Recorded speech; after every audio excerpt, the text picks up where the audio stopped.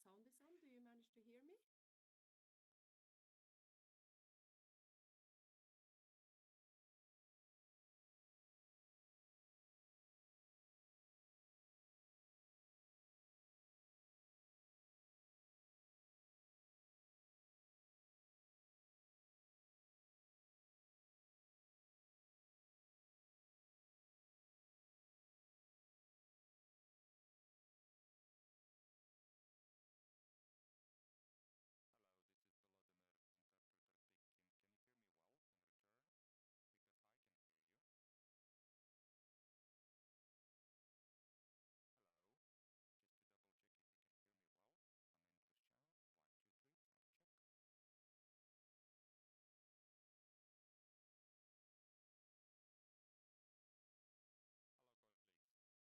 True pleasure to welcome everyone. We have been waiting for a long time and finally we're here. This is the second Congress on AMR control and we're launching our awareness week about AMR. This is a very symbolic event, I have to say. This kind of a meeting combines practitioners and also researchers. We're kind of creating a kind of a microclimate here. It will take us about 2 days. It will take us 2 days to work upon that. We're going to look into the most problematic challenges we currently have in Ukraine. We're going to look into innovative approaches. We're going to exchange experiences again and again. So I encourage everyone to be active. I really wish that the given Congress could become the source of knowledge and inspiration to you. A couple of technical things before we start. Well, probably I will give the floor first to Igor Volodymyrovich Kuzin, Deputy Minister of Health, the Chief Sanitary Doctor. Hello, Igor. Hello, colleagues. Good morning. Can you tell me if you can hear me well? Yes, we can see you and we can hear you. Good. Well, colleagues, first of all, my apologies for not being able to stay with you today offline, because I have too many other meetings, sorry. But this is my true pleasure to see that this is for the second year in turn. We see people from public health, from IPC, from medical community, participating in such an important event as a congress dedicated to a rather topical issue, which we are talking about today, which is antimicrobial resistance issue. Probably it is worth saying that antimicrobial resistance control and prevention is one of the priority for Ukrainian national policies, Ukrainian strategy. A lot of regulatory documents have been approved in the recent period of time, and we can see some achievements, some good achievements have been made at the level of various healthcare facilities. We really would like to make this platform to be able to exchange the best practices so that the regions could have a chance to look into the way how it is better to implement these regulations, approaches and recommendations at the level of their facility. But we would also like them to come up with a rather solid and powerful community of practice that uses and exchanges the best practices in the AMR field. I would also like to express my gratitude to our international colleagues, because without your support, it would not be possible to organize the event. And I'm quite reassured that the international experience and the international position will really be something that we will hear about during the Congress today. So, colleagues, welcome everyone once again. Very grateful to the organizers. Thank you very much, everyone, for coming and joining. Thank you very much for paying your attention, for applying your efforts to AMR issue on a daily basis. And I'm quite sure that after the forum is over, we will be able to even improve our job in that field. We will be able to improve the situation with AMR at the level of facilities, at the regional level, and also at the national level in Ukraine. Thank you very much, Igor. Colleagues, stay with us, and let me give the word the welcome word to the Director General of the Ukrainian Public Health Center, Volodymyr Kurpita. Please, over to you.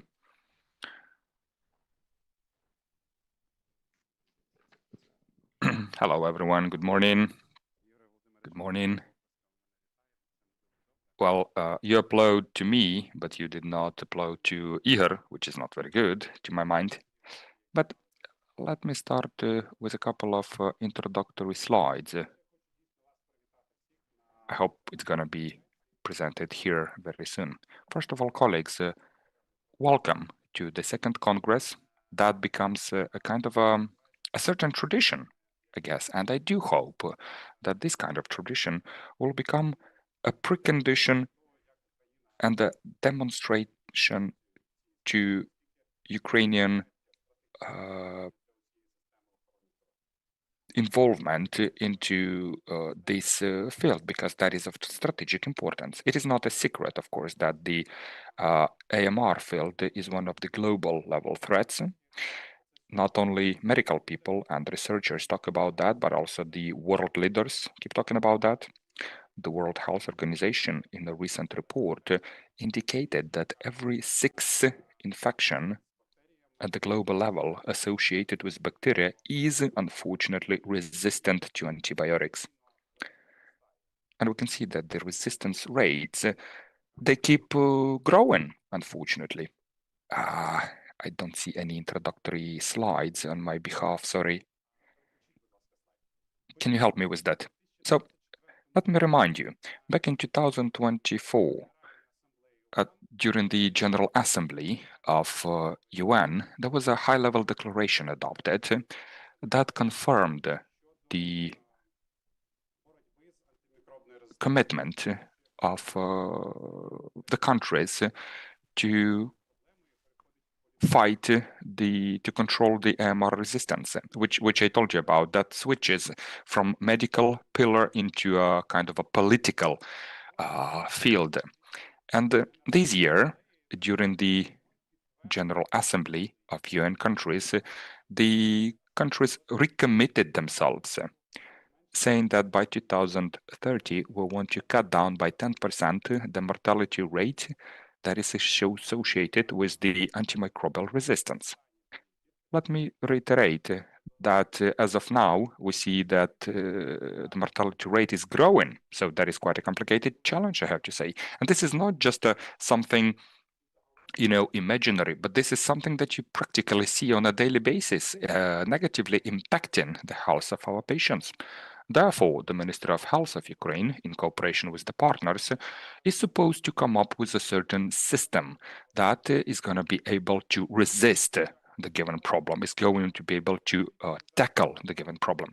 I would like to reiterate my words of gratitude to WHO colleagues, the American CDC, international partners, PATH project, as well as colleagues from the Ministry of Defense of Ukraine, State Food Safety Service, medical community, and of course the public for being proactive and supporting us with that.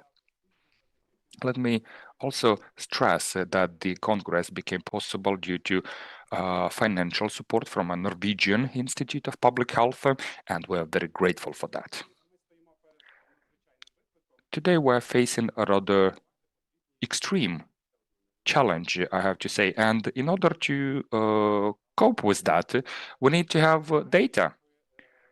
And this data should be valid to make sure that we can make reasonable decisions. I'm very happy to see that in Ukraine we have the system for Sentinel surveillance, currently available in 60 facilities all over the country. And this data, when we talk about that, and you will see it, gonna be another confirmation that we have these reliable things at hand when we talk about this. The first national level study on infections prevalence, and when I say infections, I actually mean the health-associated infections prevalence. So what we got as a result of this study We got some good figures, I have to say. The national level figures show that 2.2% of infections found at the level of healthcare facilities, these are the health-associated infections. That is lower than the European figures, but if you go to some high-level risks like ICU, surgical departments, we see the increase up to 6.8%. And the higher is the level of care, if we're talking about supracluster hospital, for example, the higher is the prevalence, which is another confirmation to the fact that at some point we underperform. And probably this would be the task of the Congress to look for solution to that. What is most important when we talk about supracluster facilities, 44.7 patients that get there, that get admitted, already have some primary resistance at the moment of their admission. Sorry, it does not work from my side for some reason, so please help me with that, Volodymyr says. So because of that, we suggest we get together, dear colleagues, and the motto we suggest for this year, which we can use for patients and for our medical colleagues, sounds like that. You can stop the AMR resistance. That sounds very nice and very easy. And let me remind you just 5 simple rules that every patient, every pharmacist, every physician, a medical nurse may stick to so that we could overcome this problem. Number 1. We remember about IPC, colleagues. And that starts, the IPC starts from your daily routine, which saves lives. An example from you, dear colleagues, medical colleagues, is the best motivation to teach the patients how to behave properly. That's about cleanness of your hands and the environment. That's about safety of patients. Number 2. Whenever we talk about prescribing antibiotics, there is a clear-cut rule saying that every physician must prescribe reasonably only when there is a clinical need and when there is a standard. Antibiotics is not something that you can do for the sake of self-care. It must comply with the clinical practices. Number 3. Well, we sometimes think that patients know a lot, sometimes from the internet, but this is not true. You have to explain the patients how to properly take antibiotics, why you should not suspend the intake of antibiotics even if you feel better, and why you should not go into self-care. Next, number 4. When we talk about the knowledge of a physician, we should keep in mind that the situation changes very quickly. Just recently, when the antibiotics were used, when the antibiotics were commonly used, well, today the situation has changed. So please keep tracking the novelties, get connected to trainings, educational programs based on different educational platforms from our partners and things like that. And the 5th rule, please remember, this is a global level problem and you cannot deal with that on your own. This is why we need to take a team-based approach. We cooperate with our partners. Please work as a team in your working sites. Physicians, medical nurses, pharmacists, and other colleagues. Whenever there is a team-based approach, it is always safer for the patient. I wish everyone really to have hot discussions, good achievements, and please remember this is a global week dedicated to awareness raising about the problem of antimicrobial resistance, and this is something that we need to keep in mind. Thank you very much, everyone. About now. Thank you very much, Volodymyr. And the next welcome word from Norwegian Public Health Institute, Ms. Ganne Eriksen Wølle, the head of AMR and IPC department. Please, can you hear us well? Yes, I can hear you. Thank you. Hello, thank you. So over to you. Thank you. And dear colleagues and friends, on the behalf of the Norwegian Institute of Public Health, I want to congratulate you on organizing this second congress on combating the spread of pathogens with antimicrobial resistance. This is a major achievement and an important step forward in addressing the serious challenge posed by antimicrobial resistance and healthcare-associated infections. As many of you know, antimicrobial resistance, AMR, is recognized by the United Nations, the World Health Organization, the G7, and the G20s as one of the greatest global healths we face today. Drug-resistant infections are estimated to directly cause 1.3 million deaths every year worldwide. And more than 35,000 of these are here in Europe. The European Center for Disease Prevention and Control have estimated that over 70% of AMR infections are healthcare-associated infections.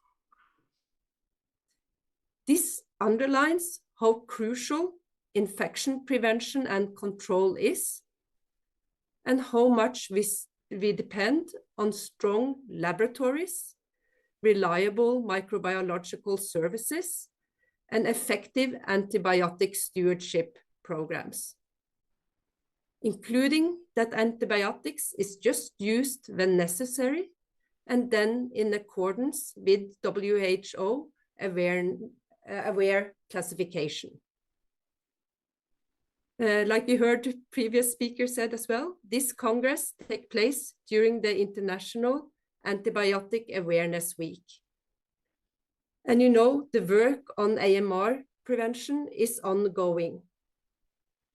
I therefore wish that this Congress will inspire you to continue the work on preventing AMR on a daily basis to ensure patient safety. And one important tool in succeeding is to have good data. As Peter Drucker said, if you can't measure it, you can't improve it. And you know, infections do not respect borders. AMR spread easily and globally. This is why international cooperation is not optional, it's essential. Partnership between our countries matters. I'm certainly not here to tell Ukraine about resilience. You have shown extraordinary strength and perseverance to yourself and to the world throughout these difficult years of war. And in time of crisis, being stronger together is not just a slogan, it's practical. We can share knowledge and experience, explore solutions, develop them together, and adapt them into local settings.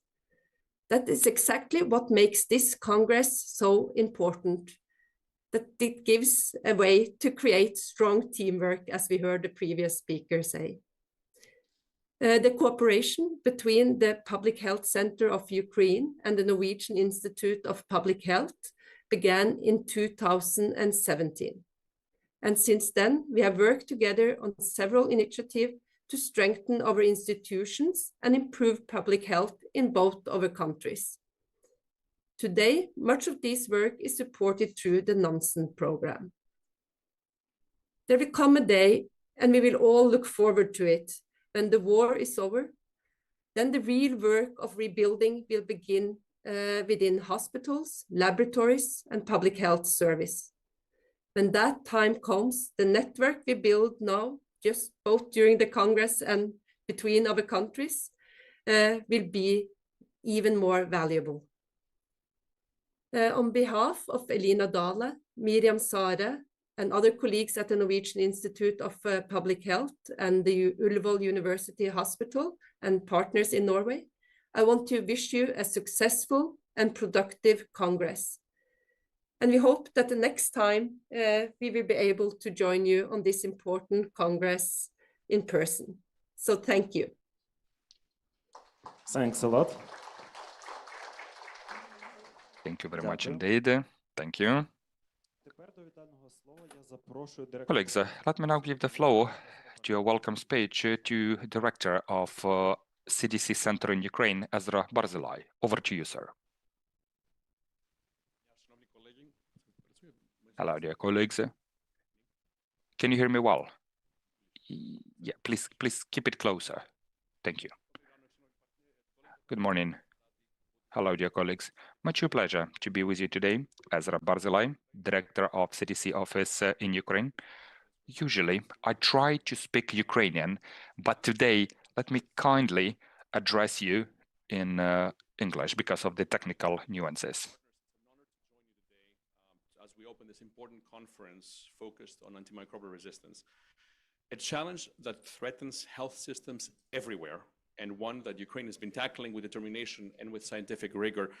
Over the past year, Ukraine has made real progress in understanding colonization and transmission of carbapenem-resistant organisms, and we now have, for the first time, a clearer national picture. And what we're seeing is serious.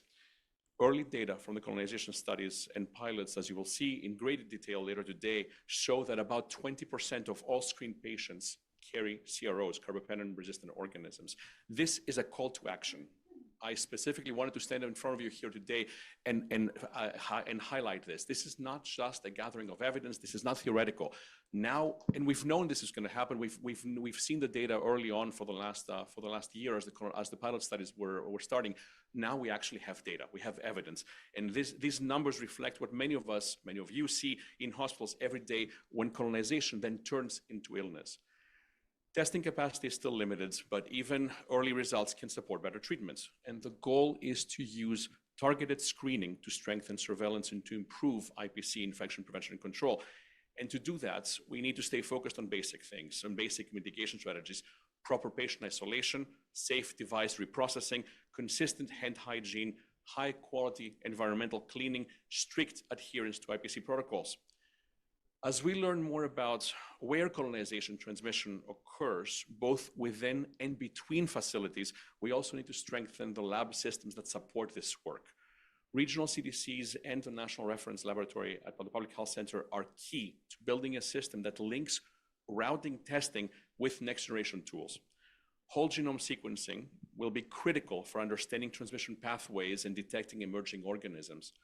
To make this work, Ukraine will need a national whole genome sequencing strategy, one that defines roles for hospitals, regional CDCs, and national authorities. We'll use a structured sampling approach and make clear how the results will guide public health action. We imagine a system that starts with a selected small group of hospitals, but eventually grows to almost nationally, that will collect isolates as required by the strategy. Common CROs, common carbapenem-resistant organisms, can be screened using PCR with the Vitex or with simpler tools like lateral flow assays. PCR-negative isolates can then be sequenced to uncover what new threats and clusters we may not be aware of.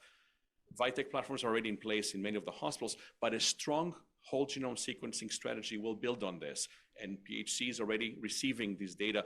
What we need now is a more coordinated, more structured approach, one that connects every hospital and regional CDC to a single national system. There are strong models of this in the US, in Denmark, in other countries, showing that whole genome sequencing can guide interventions and deepen our understanding of transmission. Today's meeting is exactly a chance to reflect on the progress that we've made so far, but to recognize that Ukraine has the tools, has the expertise, and the partnerships to keep moving forward. I will leave you with this. I'm going to switch back to Ukrainian for a minute. So, раз ви знаєте, я люблю українські прислів'я. Я сьогодні якраз доречно. I like Ukrainian proverbs very much. They say there is no water going under the stone if you do not move it. So it will not change unless you change it. So I wish everyone to have a very productive and very fruitful progress. Thank you. До вітального слова я To the запрошую. welcoming remark, we welcome the head of the health programs at WHO Country Office, Dean Cairns. Dean, the floor is yours. Добрий день. Morning, everybody. Morning. Good to see you all. Good to see some familiar faces as well. I've been in Ukraine for a few years now, and my Ukrainian should be a lot better than it actually is, but I am also Australian, so I won't make you suffer through my very poor Ukrainian this morning. I think, yeah, I'll definitely spare you that. Not enough coffee has been consumed just yet. But a big welcome on behalf of WHO to the AMAR Congress. It's fantastic to see you all here today. After seeing the last two speakers as well in terms of the content they've covered, they've definitely covered many of the points that I wanted to talk about in terms of the amazing achievements that have happened in Ukraine over the recent months and years. But something that I do want to stress that we're going to be looking forward towards in WHO over the next year or two is the ability, and that's something the previous speaker spoke on as well, about sharing knowledge further abroad. All the skills and expertise that have been built up in Ukraine over recent years, we're very keen in WHO to take this to other countries in the EU now, because there's a huge capacity here, a huge amount of skill sets in terms of what's been done. What has been achieved in the last months in terms of the National AMR Reference Laboratory has been quite outstanding. And this is something we're keen to show in terms of the lessons learnt to other countries, but also in terms of the AMR and IPC guideline updates, these are being in line with WHO standards, and that we're keen also to ensure that the message is getting out there that Ukraine is at the forefront of this conversation in the region, and we need to learn from that as a whole in the collective from the European region as such. And the National Point Prevalence Survey on antimicrobial use and resistance, which was successfully conducted for the first time, has been given valuable insights into the antimicrobial use patterns, priority areas, and also the stewardship as well. All these achievements have been very key steps towards achieving the National Action Plan for Antimicrobial Resistance and the shared framework for connecting surveillance, laboratory strengthening antimicrobial stewardship, and infection prevention. These are all key areas that we want to interconnect, ensure that we have a comprehensive approach and that we're following the strategy and that we're being able to challenge each other, which I very much hope these next days and today lead to these very robust conversations about how we take this really important sector forward. How do we ask these tough assumptions about what we're doing? Because like I said, we have some great minds in this room, and the more we can challenge each other, the more we push each other, the better Ukraine can be and the better the region can be as well from learning from you. So thank you very much, and very much, again, a big welcome from WHO, and looking forward to discussions today. Thank you. Дякую.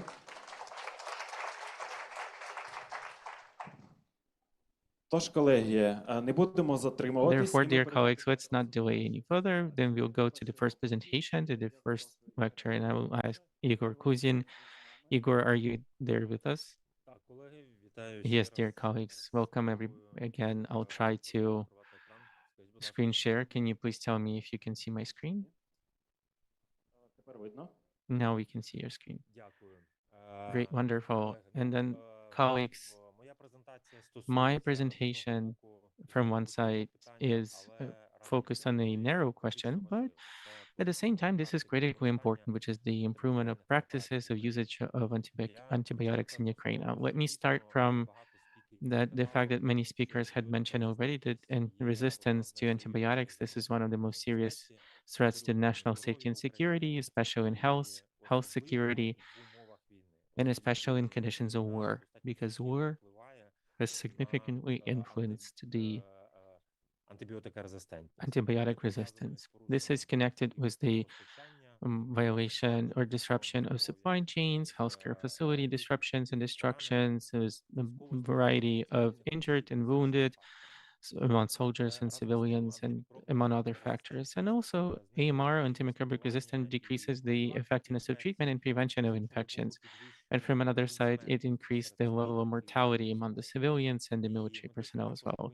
And in the same way, we need to understand that the expenditures for treatment of an infection and future complications that are being caused by the resistant bacteria, they are growing in numbers. And this is going to cause and will create additional pressure onto the restricted resources of hospital and health system altogether that are right now present in our capacity.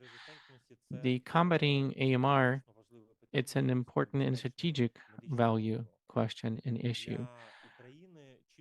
For Ukraine, we decided upon the Euro integration pathway forward. And so right now, there are active processes happening of adaptation of Ukrainian legislation to the requirements with the European Union requirements. And regarding the health sector, then this harmonization has to lay down the foundation for the improvement of our healthcare system. Therefore, the AMR matters in questions, especially on the European Union level, a separate line of attention is given to that matter. And so future approaches to the state strategy will be built on the European approaches, the best international practices. And for Ukraine, I guess one of the key documents that has become, and this is certainly the implementation of the state strategy combating to AMR. This AMR strategy has been developed to the period till 2030 and is one of the Euro integration responsibilities that we hold dear to our hearts. Let me touch briefly upon the fact, like, what are the main parameters or the main key obligations has been included into the strategy. The first thing is that the state strategy has been approved in the end of the 2024, but it demonstrates once and a time again the priority of combating the antimicrobial resistance and decides upon the key and target indicators within the strategy. It specified the main framework for the next 5 years to come.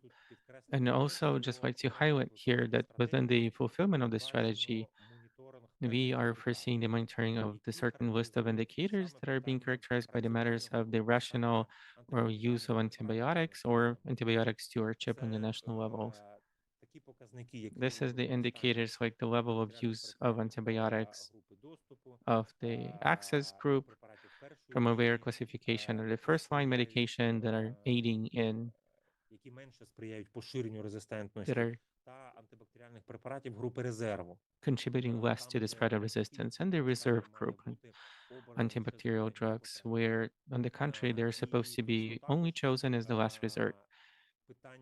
And in the same way, the bacteriological diagnostics of the hospitalized patients, they're also given a role in certain indicators related to the timeliness and completeness of bacteriological testing before the prescription of antimicrobials. And it's worth mentioning that antimicrobial diagnostics is supposed to be timely, fast, and at the same time, both of high quality. And so here we need to understand and talk to that this is provided by the having two main pillars being followed, or you can call them standards as well, which is the methodology of EUCAST and the implementation of the ISO 15189. Those indicators are in the same time and the same way as being put into the background of the strategy, and we do understand that without that, we won't be able to provide for equality and a fast bacteriological diagnostics for Ukraine. It's also worth mentioning that the fulfillment of all of the target indicators will require for all of the legal documents, bylaws to be approved at the same time, or existing ones to be reviewed and revised, so that on the level of the regions of Ukraine, on the level of health facilities, those practices and strategies would be implemented. I would also like to demonstrate here the main progress that we have achieved so far on the use of antibacterial medication in the hospitals, and also the activities that have been conducted by the Ministry of Health of Ukraine. In 2021, we have approved by the Ministry of Health the package insert or the instruction 1614 on the use or administration of antimicrobial medication in hospitals. And the list of activities has been foreseen, for example, like this work of the clinical pharmacist on the optimization of usage of antimicrobials in the hospitalized conditions. And so they wrote down and regulate the procedure for pre-authorization on antimicrobials of the reserve, the monitoring of the usage of the priority, and the list of medication and among other things. In 2022, the two big documents have been approved. closer to the order of Ministry of Health 1614 on the rational use of antimicrobials or antibiotic stewardship, and also for the perioperative prophylaxis. And also we approved on the norm and the order on the e-prescription that was targeting at optimizing the control over the prescription-based medication on the ambulatory branch of care. Even though it was foreseen already by an order number 360, but together with that, the proposed and approved regulation has reinforced the control over the prescription-based medication being sold. In 2023, taking into account the epi-surveillance data, we saw the high level of intake of ceftriaxone and levofloxacin because of their excessive use. And so by the order number 1513, those two antimicrobials have been moved into the antibiotics in the reserve. This is why, to the requirements of the 1614 order from 2021, there has been some restrictions to the use of antimicrobials for ceftriaxone and levofloxacin. In continuation of war, it's important for us to have the national regulation and prevention of communicable comorbidities that might happen during care, and therefore approximate changes have been approved into the standard of care in 2023 by the Ministry of Health's order number 1004. And as I mentioned before, that in 2024, we approved the state strategy of antimicrobial resistance, and it's going to be working until 2030. And for us, this is the main or key document that describes the framework of work that we do. In 2025, the key and useful and great thing, which is the point prevalence survey in Ukraine, since there is a portion on the consumption of antimicrobials, and in the same way, it's worth mentioning that we have already approved the working group or steering committee for the development of the standards and the national use of antimicrobials. And we have planned an update of the package insert and administration of antimicrobials. So we can see a framework or a snapshot of what do we have right now as a result of those actions and those success stories. Improvement of the regulation as the national standards and international partners, which is trainings conducted, educational facilities and events, and then aided the decrease in the use of ceftriaxone and levofloxacin in 2.2 times than compared to before. And as it was mentioned, then most likely we saw that there was the routinely unjustified prescription of those medication, and putting them into reserve, it was a signal to the Ministry of Health and from the Ministry of Health to all the practicing community on the issue was the unjustified usage of those medications. Therefore, we do have such a big advantages achieved in the system. In the same way, I would like to demonstrate to all of you that not all of the antimicrobial medication in Ukraine are routinely used. So not everything that is in stock is used. For the general DU 75 indicators being used to decide upon antibiotics that are used not frequently, which is the most frequently, 75% from all the procurements. And so it's being calculated both for oral and IV use of antibiotics. And so here we have the assessment of the nomenclature on the international nomenclature on the DU 75. You can see the variety of choice of antimicrobials in the routine practice. But for oral medication or oral antibiotics, there was 9 antibiotics, but in the hospitalized branch of work where mostly IV medications used, routinely was used the same for antimicrobials as before. So that 3-5 years ago, for most of the cases for treatment of infections, the ceftriaxone or levofloxacin has been used as the universal means but their movement into the reserve has put forward the doctors and healthcare management to procure a wider range of antibiotics. Therefore, the widening of the assortment of the antimicrobials in the hospitalized conditions is making it much more flexible, both health facilities, and also allows for doctors to take better decisions in treatment of upon given infections. For IV infections, the U75 is 8 unpatented names or non-proprietary names. I would like to demonstrate here the information, the comparison according to a layer classification from WHO. So this classification is implemented in the healthcare system in Ukraine, and the standards of the usage of antimicrobial medication is 3 groups. There is the access, watch, and reserve.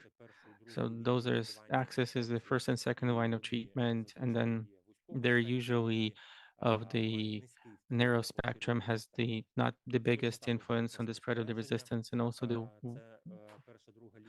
and for the watch group, this is the second to third line of treatment, has a wider spectrum and higher potential to the resistant, and the reserve groups, those are the less hope medication.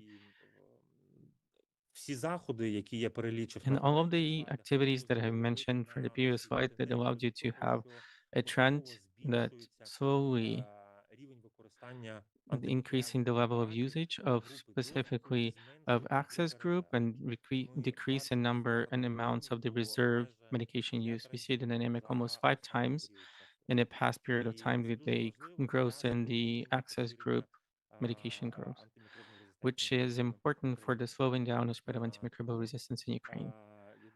This is why I think that generally known the equal effectiveness of antimicrobials during the oral and parenteral use of medication. This is why let me demonstrate the information on the pathways of intake. And in accordance with the standards approved by the Ministry of Health, the attending physician has the ability to use or to move patients to oral medication instead of the IV use. And so the doctors of ambulatory care, which is around 85% of cases of prescription of antimicrobials, they don't have to prescribe any kind of injectable and medication altogether. Therefore, the mentioned standard already allowed us to achieve the lowest level of use of injectable antibiotics for all times. And we will be hoping that this kind of trend will be continuing forward. This is it from my side. I am grateful for your attention. And separately, I would just like to say thank you to every doctor and to every leadership from the health facility that have followed the standards, not just approved by the Ministry of Health of Ukraine, but also because of whom we do have such optimistic results. Thank you so much. Thank you so much, Igor.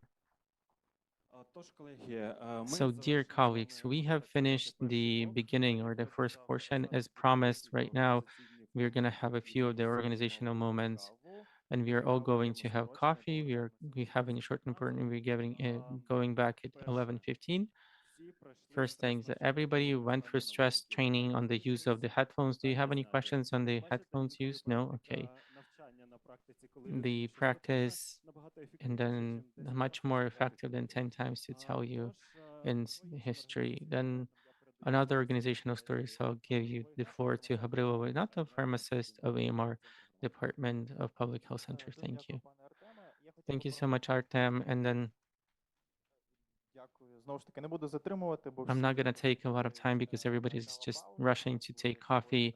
We're going to have a really saturated day today and tomorrow. Just like to say a few words about how are we going to move in today and tomorrow.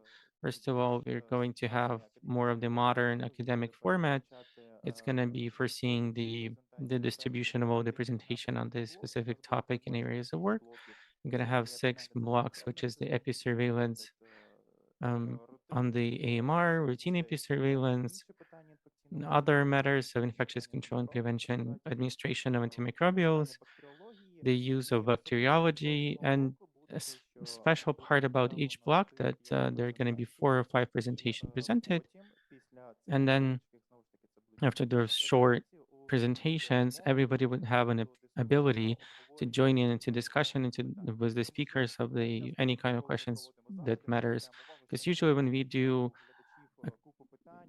we see that a lot of questions from the audience and there is no time to discuss them. For this not to happen, we will do a special stress, and after each and every block, we will have 45 minutes onto the opportunity to ask questions, to talk, maybe to have a discussion with the speakers, to even better open up the topic. Therefore, we are waiting for a future. Each and every block will have its specific specialist moderator, and moderator don't have to worry because I'll be the first moderator. I'll show you how it's working. It's going to be okay. And then everything will be as productive as possible. The next moment, I think that as you probably saw that you were given together with the agenda and pages, a small envelopes. And with those envelopes, you have 3 stickers. This is the continuation of the tradition that has been done by our colleagues during the first Congress the last year, and this foresees that you can choose one or a few, and you can put all of those stickers upon yourselves that they are wonderfully sticking to the clothes, and so it doesn't describe your specialty, it just characterizes your areas of interest. Therefore, you can all put all of them on you. This is needed so that during coffee, you would have an additional moderator to get to know your colleagues. And so we would just like for everybody would pick not just new knowledge, but also connections and getting to know each other and new experience as well. This is why we are encouraging you for getting to know each other and then talking to each other. And maybe this kind of sticker would motivate another colleagues from the same sticker to get to know you. Therefore, in the slides, it's already presented the yellow one, which is the bacteriology, infectious control, which is blue. In administration, antibiotic stewardship, this is green. So please don't hesitate, try them on. And another moment, we'll kindly ask to bring a slide on the continuous professional education point. This is not just a practical scientific event, but also an educational event. As an educational event, it foresees the ability to receive points of continuous professional education. And for that, you would need to, and also who's watching us online, you would need to go by the link, and who's watching the broadcast, under the broadcast, there is a link that you can register, and then to go for testing to receive the continuous professional education point, physical presence, physically present, they can register in the link or register this QR code. The testing will be accessible tomorrow. Please finish it before the tomorrow evening, but not rushing. For us, it's important to have absorbed the knowledge, and to do that, for you to be motivated and more interested in to follow precisely, especially who's watching online. We are foreseeing the motivational system of the key words. What does this mean? That in some unexpected moments, we are not going to tell you, but specifically highlight, there's going to be a specific word mentioned, day 1, and then there's going to be a keyword for the day 2. And so you'll be needed to enter it during the testing so that the assessment will be done and received points only by those who actually listen to us. Therefore, we encourage you to listen to the broadcast as much as possible. As Artem had mentioned before, and you familiarized with the system with interpretation, we're going to have a few presenters who will be broadcasting in English. Therefore, it important is to timely have your headsets with you, and also please present the slides on the round tables. In the continuation of the first Congress, we didn't want to the sessions and for everybody to run away and go back home after the finishing after the main session. This is why we encourage you not. This is also depending on what kind of timeline of you're going home for you to join us after the finishing of the second day of the Congress to the roundtables. Roundtables will be separated into two different areas of work. The issues of the episurveillance are going to be with the Maria Panastiuk and also with the administration of antimicrobials as was not. And most information you can get on the link. Therefore, I will be finishing and have a great coffee. And oh yeah, another thing I would just like to give on the photos. Так, будь ласка, колеги, наскільки це Colleagues, as much as possible, please get back to the stage so that we can make a joint picture. Thank you so much.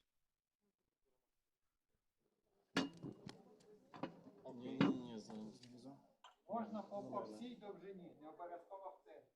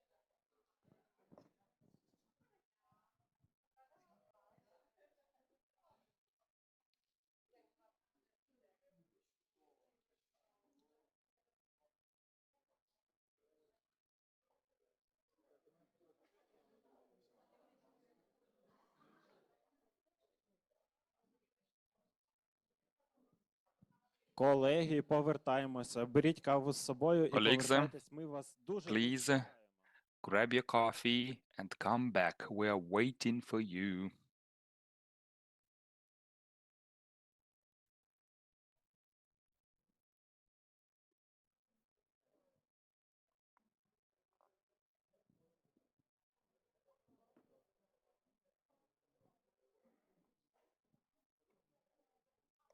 Окей. Тож ми розпочинаємо перший блок. So, Я let's запрошую continue. Block number one. I invite the speakers of the first panel of the first block. The first one is going to be moderated by Ignat Gavrilov. That one is going to be dedicated to the modern solutions in infections control and rational use of antibiotics. Please, colleagues, come to the panel. And Ignat, over to you. Thank you very much, Artem. Colleagues, please take your seats. Please come back from your coffee break.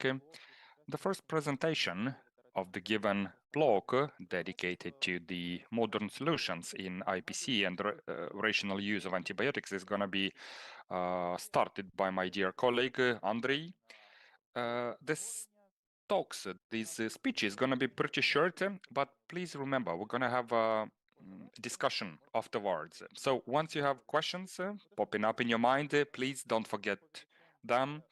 And the first speaker is going to be my dear colleague, well-experienced doctor, infectious diseases doctor, Andrei Husakov, head of IPC department and antimicrobial resistance department. And he will speak about the behavioral and cultural factors in sticking to the local protocol of choice and timing of perioperational antimicrobial prophylaxis. Hello, colleagues. I hope everyone had a chance to drink coffee because the presentation is going to be pretty dynamic. I will speak mostly about behavioral and cultural factors as a tool for change, not only in perioperational antibiotic prophylaxis, but everywhere. So I changed the title of my presentation just a bit. So let's start. Mexico, 2014. One of the highest rate of sweet beverages consumption, 160-170 liters per person per year. 70% of adults obesity, 100,000 mortality rate per year with from diabetes. Well, solution is taxation. So introduced 1 peso per liter, 10% to the mid-level cost. It was declared as a tool to fight for your health, not just to close the budget gap. 6 to 10% was the global drop in the consumption rate in 2016. Moreover, not much, but nevertheless, they also increased the rate of selling just common potable water by 5%. The obesity dropped down among young girls. Was not observed among young men, by the way. And the models demonstrated that the diabetes rate, stroke, infarction over the period of 10 years, well, could be prevented. So they decided to put it even higher. So when it works well, you need to copy that. In US, 2017, they decided under the similar condition to perform something similar. Illinois, Cook County, including Chicago, with about 5 million population, they decided to introduce a sweet beverages tax, and they obtained even more interesting result. It cut down the consumption rate by 25-27%, $61 million additional income to the budget, and 83 million ounce per week. That was the drop down. Then, after several months, they got back to the previous situation. And why? This is because they started buying from other counties. So basically, they lost about 140 million less money in the budget. with only return of 60. And that led to around a 30% increase in the consumption rate. So what are we going actually to speak about today? We're going to be talking about two tools. I like it very much. We're going to be talking about COM-B, which is capability, opportunity, motivation, behavior. This is something that explains why the person starts doing something or stops doing something. This is a tool that explains that. And we have a TDF, which is more into understanding why that develops and what are the reasons. So COM-B is about what prevents you from doing that, and the TDF, the theoretical domains framework, is why it prevents you from doing that. You remember we started talking about research. So a research was conducted. What prevents us from sticking to the local protocol for perioperational antibacterial prophylaxis? Where, well, imagine, because the study goes on, imagine this is a cluster level healthcare facility, surgical department, orthopedic and trauma. Who does that? Well, surgeons and orthopedic trauma. Probably you're not going to ask about, some other specialties about that, though we did ask some other specialties. Why? This is because if you analyze the collected data, the perioperational antibiotic prophylaxis complied with the protocol requirements only in 31% of cases. How? Well, using these COM-B and TDF tools, we developed a questionnaire for 57 questions, open and closed questions. We have analyzed 625 medical records before and after.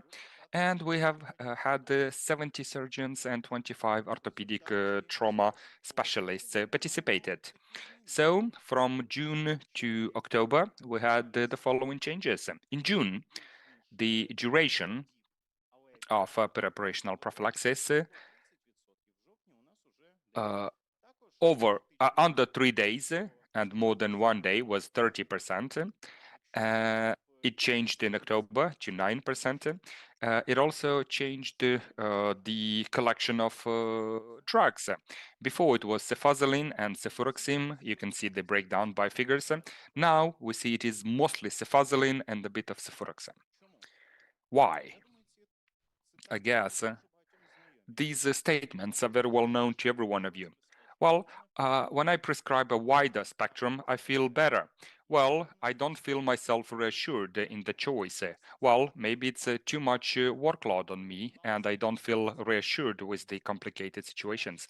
And the two others, the senior colleagues, neglect the correct choice, and my other colleagues regularly do not comply with the regulations. Well, this is something that, hints you what the situation is. So how we decided to focus on that? We had some individual talks to 23 surgeons and 8 trauma specialists. Availability of anti-leaders among surgeons. We keep talking about leaders of change and stuff like that, but how about anti-leaders who push incorrect practices? We had some joint meetings, joint rounds. Many of them have been conducted, and we decided to, with the IPC people, 31 like that, and we decided to simplify the approaches. We used the unified drug of choice, and what worked well with the target audience were the young surgeons, the young orthopedic trauma specialists. They felt uncomfortable and that they were, afraid sometimes to ask their senior colleagues. But this Ouroboros works also the other way around. Sometimes the senior colleagues do not give you the correct answer. You remember this anti-leaders concept I talked about just now. So we talked about behavior just a bit. Let's now talk just a bit about culture. Annually, it's around 117,000 children dying from diarrhea under 5. This is about 22% of the global pediatric mortality from diarrhea. In 2006, the economic losses from these improper sanitary conditions was 53.8 billion, which is 6.4% of the GDP of India. And there is a distribution why and how it happened. What are the reasons? What was the solution? How do you fix these poor sanitary conditions? Well, 90 million toilets installed in the rural area. Yes, I understand. Someone had to make a joke about one country and lack of proper sanitary conditions, but I'm keeping myself in my hands. But before the installation in 2014, 70% of rural population actually did not use it. In 2018, after they were installed, 40 to 50% of rural residents still did not use it. Well, the economic impact, well, let's not talk about that at the moment. And there is another example of cultural related approach. Iceland. In 1990s, they had a really high, exceptionally high level of alcohol and tobacco consumption, especially among younger people, among adolescents. They conducted a survey asking, have you been drunk? Have you used anything like that in the recent days? And 42% responded, yes, yes, we smoked, we drank alcohol and stuff like that. So what was the solution? Well, you could have prohibited that, right? Or you could just, I don't know, fine people for doing that. Yeah, there were some limitations, this is true, but simultaneously they conducted some good awareness campaigns, some sport activities. They engaged the parents into this campaign, which was important, and they also kept monitoring how it worked. It was not just a one-time campaign, it lasted for about 15 to 20 years. As a result, when they conducted the repeated study, they found that the alcohol consumption rate dropped down from 42% to 5%. I think that is the key point and most interesting point. The same situation was observed in tobacco smoking and other problems. Well, I still have 5 minutes. So let me ask two most important questions. Who is to be blamed and what to do? Well, on my presentation, you will not find much about the medically related issues, and I do hope, colleagues, you will have enough opportunities to listen and to speak about medical related issues today. But I just want to change just a bit the perspective that you have. When you bump into the problem, I want you to take a different perspective. So Ukraine starts from you. So every of those situation, there's somebody at fault, but this is not what's interesting. It's interesting what to do. The first one is the creation of the system. So why this isn't working in the US, but worked in Mexico. Mexico had the tax for all of the country, and the US in only one part. And I could go somewhere buy without the tax. And Mexico knew about this issue. There has been an info campaign. Everybody mentioned this, and everybody agreed because there is no nobody went against. In the US, there's no information campaign, and people perceived it as just a close hole in the budget. But and also we need to build a system. The Iceland, it happened for 10 to 15 years. This was talked with the parents, there was the analysis, and then another thing. So the development of the system. Don't try to fix people, fix the system because they're working within this given condition. The second thing, the system is not being built by itself. Sometimes you can just pick the initiative and then responsibility. And then the second thing, to search for the source of the issue. If we are to give an incorrect decision on what is the problem, then any solution will be wrong. As an example, in India, what was the issue was the toilets. The culture was that they didn't analyze it. They saw that you just need to provide the infrastructure or to change the attitude to that. The other great example when we are changing the vision in the context of the culture, which is Finland and Sweden, they had wonderful research, the Vision Zero, when they start to perceive the deaths in car crashes something okay. This year or last year, the Finland has reported that in a year they had zero mortality in car crashes. People just went to that. They stopped perceiving this as okay. корінь проблеми був не в тому, що погане постачання. In our facility, the issue was not that the supply was bad, something was lacking. People were just not sure. They were lacking knowledge. They didn't have people to ask to. This is the search for the core of the problem. So the empiric instruments. Не все, що спрацювало у когось, працює у вас. And not everything that worked for somebody will work for you. We're all different, heterogeneous, and then therefore you need to, Ви не можете копіювати you can't copy achievements, but with the great achievement, you can copy somebody's mistakes because you didn't know all of the specifics. And so in the same way, it's worth mentioning that there's no universal solutions, but there are universal questions.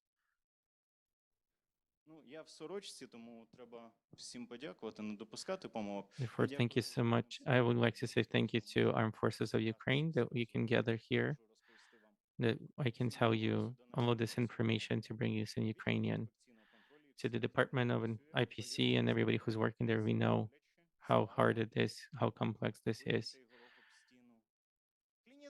To all the clinicians, because without the clinicians, the IPC department, they're not as needed and not so interesting. To Centers for Disease Control and Prevention, that are really our hands in the region, and all our international and national partners that helped us to organize and are now helping us to Ukraine. And separate line of gratitude to Diana Kochegara, Maria Rousseau, and Ignat Havrilov, who helped me in this research. Дякую за увагу. Разом до перемоги. Thank you for your attention. Дуже дякую за чудову презентацію. Thank you for a wonderful presentation. We'd like to move to the following one. The following presentation will be from Haley, the Chief Specialist of AMR and IPC, our new colleague, a clinical pharmacist by training. And Haley, can you hear us okay? Can we check your microphone? Because unfortunately, Haley could not join us physically, but she has prepared a wonderful material and presentation. And also before the presentation, we'll ask Haley to stay after for the discussion of questions and answers. Therefore, Haley, the floor is yours. Hello, everyone. Мене звати Хейлі, я клінічний фармацевт. Я з Австралії, або зараз я працюю у Києві. Я працювала у 6 лікарні в Україні. But that's enough now in Ukrainian. That's been my standard phrase now. I'm pretty sure I should learn more Ukrainian. But can you see my screen? Can you see you can see my presentation? Yes, it's working. Okay. So I've been a clinical pharmacist now for over 13 years, but I've had a special interest in how to make change in the hospitals, and how to change the system. I have this strange thing that I really like to work in a system that is working, and I like to fix broken systems or systems that are not so efficient. And I really like innovation. And so today I thought I would talk about how to implement innovation, because everyone in the crowd today is implementing innovation. So the idea of implementing infection prevention control teams and antimicrobial stewardship teams during a war has never been done before with any country in the world. So what you are doing is really incredible, and you should feel very proud of yourselves for working in this very, very, very difficult environment. I've been in Ukraine since December of 2022, and I have visited hospitals across 13 oblasts, and I've worked and registered as a clinician in Ukraine. So I understand the challenges that you have, but also how optimistic and also how innovative Ukrainians can be. But it is still hard to implement change, and that it's hard to implement change not only in peacetime, but it's extra hard in wartime. So I guess the extra study that I've done is in implementing change. It's something that can be learned. if you feel like it's hard to implement your programs in the hospital, it's not a natural skill that we're taught when we go to university and we learn how to be a clinical pharmacist or epidemiologist or infectionist. We don't learn how to implement change in a big hospital, in a big complex hospital. So I want to teach you or share some of the skills that I've learned through my postgraduate training. And I've also studied philosophy. And philosophy is how it helps you to understand people's motivation to change.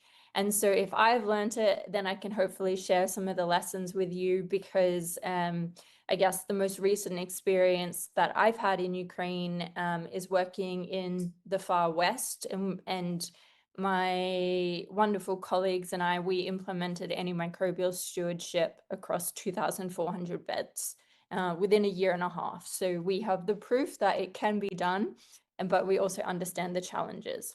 So when I was quite young, as a baby pharmacist, a baby hospital pharmacist, the chief of surgery saw that I liked innovation, and he showed me a short video, and this video really inspired me. And so I thought I would show it to you because it really changed the way that I communicate with any stakeholders or anyone that I want to motivate to change. And I don't want to take the credit for the lessons that I learned with this very short video. It's only 2 minutes, but then we can talk after it again. Probably the world's simplest idea. I call it the golden circle. This little idea explains why some organizations and some leaders are able to inspire where others aren't. Every single person, every single organization on the planet knows what they do 100%. Some know how they do it, but very, very few people or organizations know why they do what they do. By why, I mean, what's your purpose? What's your cause? What's your belief? And why should anyone care?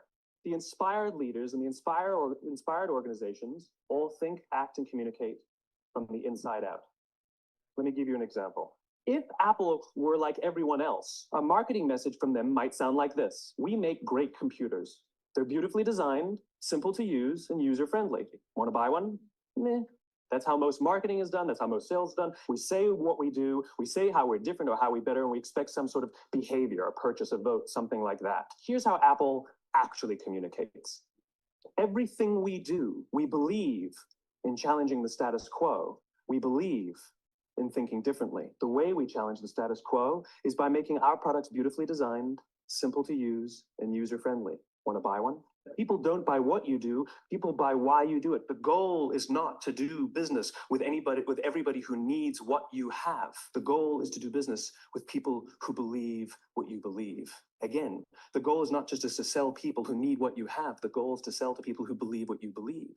If you hire people just because they can do a job, they'll work for your money. But if you hire people who believe what you believe, they work for you with blood and sweat and tears. Something called the law of diffusion of innovation. The first 2.5% of our population. So that really inspired me. And I think that's really, really important lesson that everybody should take away from this is always make sure when you're communicating or you're wanting anyone to change the way they do things, you are telling them or teaching them the why they need to change. Not the what they should do to change, not the how they should change their prescription writing or how they should change what they prescribe, but the why they need to be doing this. And the why actually can be very hard to define, and it's very personal. So is the why because we have this Ministry of Health order 1513 or 1614? Is that the why we are doing what we're doing? Is the why because we have really high rates of antimicrobial resistance in Ukraine and lots of multi-drug resistant organisms? That's a statistic. Is that the why we are implementing these systems? Is the why because it's costing our hospitals a lot of money to be treating patients with really, really resistant infections? this is just some information I found about when the Iraq and Afghanistan war was happening, and the Americans, they did a study of those who fought in Iraq, Afghanistan, and they were taken back to America. Those who were infected, approximately 1/3 had multi-drug resistant organisms. Now, and a majority of those were Acinetobacter baumannii, and we all love and know Acinetobacter here. So then now, even in 2022, 70% of the Acinetobacter baumannii in the United States is multi-drug resistant. Before the US war, it was only 15%. So it's definitely the war contributed. Those few soldiers contributed to huge impacts on the American healthcare system. And now every year, the US pays $1.64 billion to treat those carbapenem-resistant Acinetobacter baumannii infections. So is that the why we're doing what we're doing? Or is it the why of the patients or the casualties that we're seeing? So I'm sure that everybody has seen a microbiology lab test that looks like this. So 3 gram-negative infections, gram-negative bacteria, Klebsiella, Acinetobacter, Pseudomonas, resistant to absolutely everything. This casualty actually, he was in the International Legion. So he fought, and this was back in 2023. This was him at the beginning of the evacuation pathway. You can see here he has X fixes. You can see he has a lot of contamination, very dirty wound dressings. He underwent 30 operations and he still lost his legs because of infection. And you can tell there that if he had a traumatic amputation because of the war, his legs wouldn't be there at the beginning of the journey, but his legs were there at the beginning of the journey. He lost both of his legs because of the infection, and he is only 19 years old. So is that the why we're doing things? Well, it actually kind of comes back to Aristotle, and perhaps you're familiar with this very ancient philosopher. And he tells us that everyone has a balance of the motivators of why someone will change. And if you imagine like a DJ and you have all those little switches that go up and down, so some people are more motivated by other things, for example, statistics. Some people, and that's called the logos, the data, they're motivated by data, surveillance data, facts, reports. Some people are more motivated by patient stories, and that's the pathos. And some people are more motivated by the ethos of authority. So some people just need to be told what to do, and they respect the authority, and then therefore they're willing to change based on this Ministry of Health order that comes out, or the chief of the hospital will tell them, you must do this. And so they will say, okay, I will do this. But everyone is a little bit different. And so it's important when we're thinking about the why to know that, firstly, you always have to tell people why you want them to change, but also recognize that people have a different why. And you have to be a bit clever and try to understand what motivates that person you're trying to change. And I'll give you a few hints here, because everybody has a little bit different why depending on where they are in the hospital. So these are the 3 main groups, I guess, that you have to motivate to change. I know that it's very difficult at times, especially if you're frontline clinicians, to motivate people who are at the top of the hospital, the top of the hierarchy, the administration. They may seem very scary. In general, they have really short amount of time and they're very, very busy. And in general, what they're motivated by is the sense of authority in that they're told to do it from the Ministry of Health. And they're also motivated by statistics, the statistics or the data of how much you are saving them in money and also potentially making money for them. And then you also have the chiefs of department, which have a different kind of ratio of what they're motivated by. And then you have the frontline clinicians. So if you have the opportunity, if you're saying to yourself, I'm having a lot of trouble with my administration, they're not supporting the implementation of my IPC team or AMS team, or I can't do it as one person, I need more members in my team. Here are some hints, I guess, to talk to them. So I know all of you are collecting data about the DDD and you're doing audits about what antibiotics are getting prescribed in your hospital. So what is a good idea? If you can look at all those antibiotics and you will have a big list of what antibiotic, what dose, what frequency, how long they're getting prescribed for, you call up your pharmacy department or you look on Tabletki even, and you look at how much that drug costs. If you can have a look at what the cost of all those drugs, for example, in a department before you started versus now after you've started, that will show that you've saved money. That's interesting to the administration. You telling them that you've made 5 presentations to the surgeons, that's not interesting to them. Don't tell them this. This is your business. What is interesting to administration is to tell them how you've saved money or how you've made money. So one really, really important thing is also to look at and to understand the concept of bed days.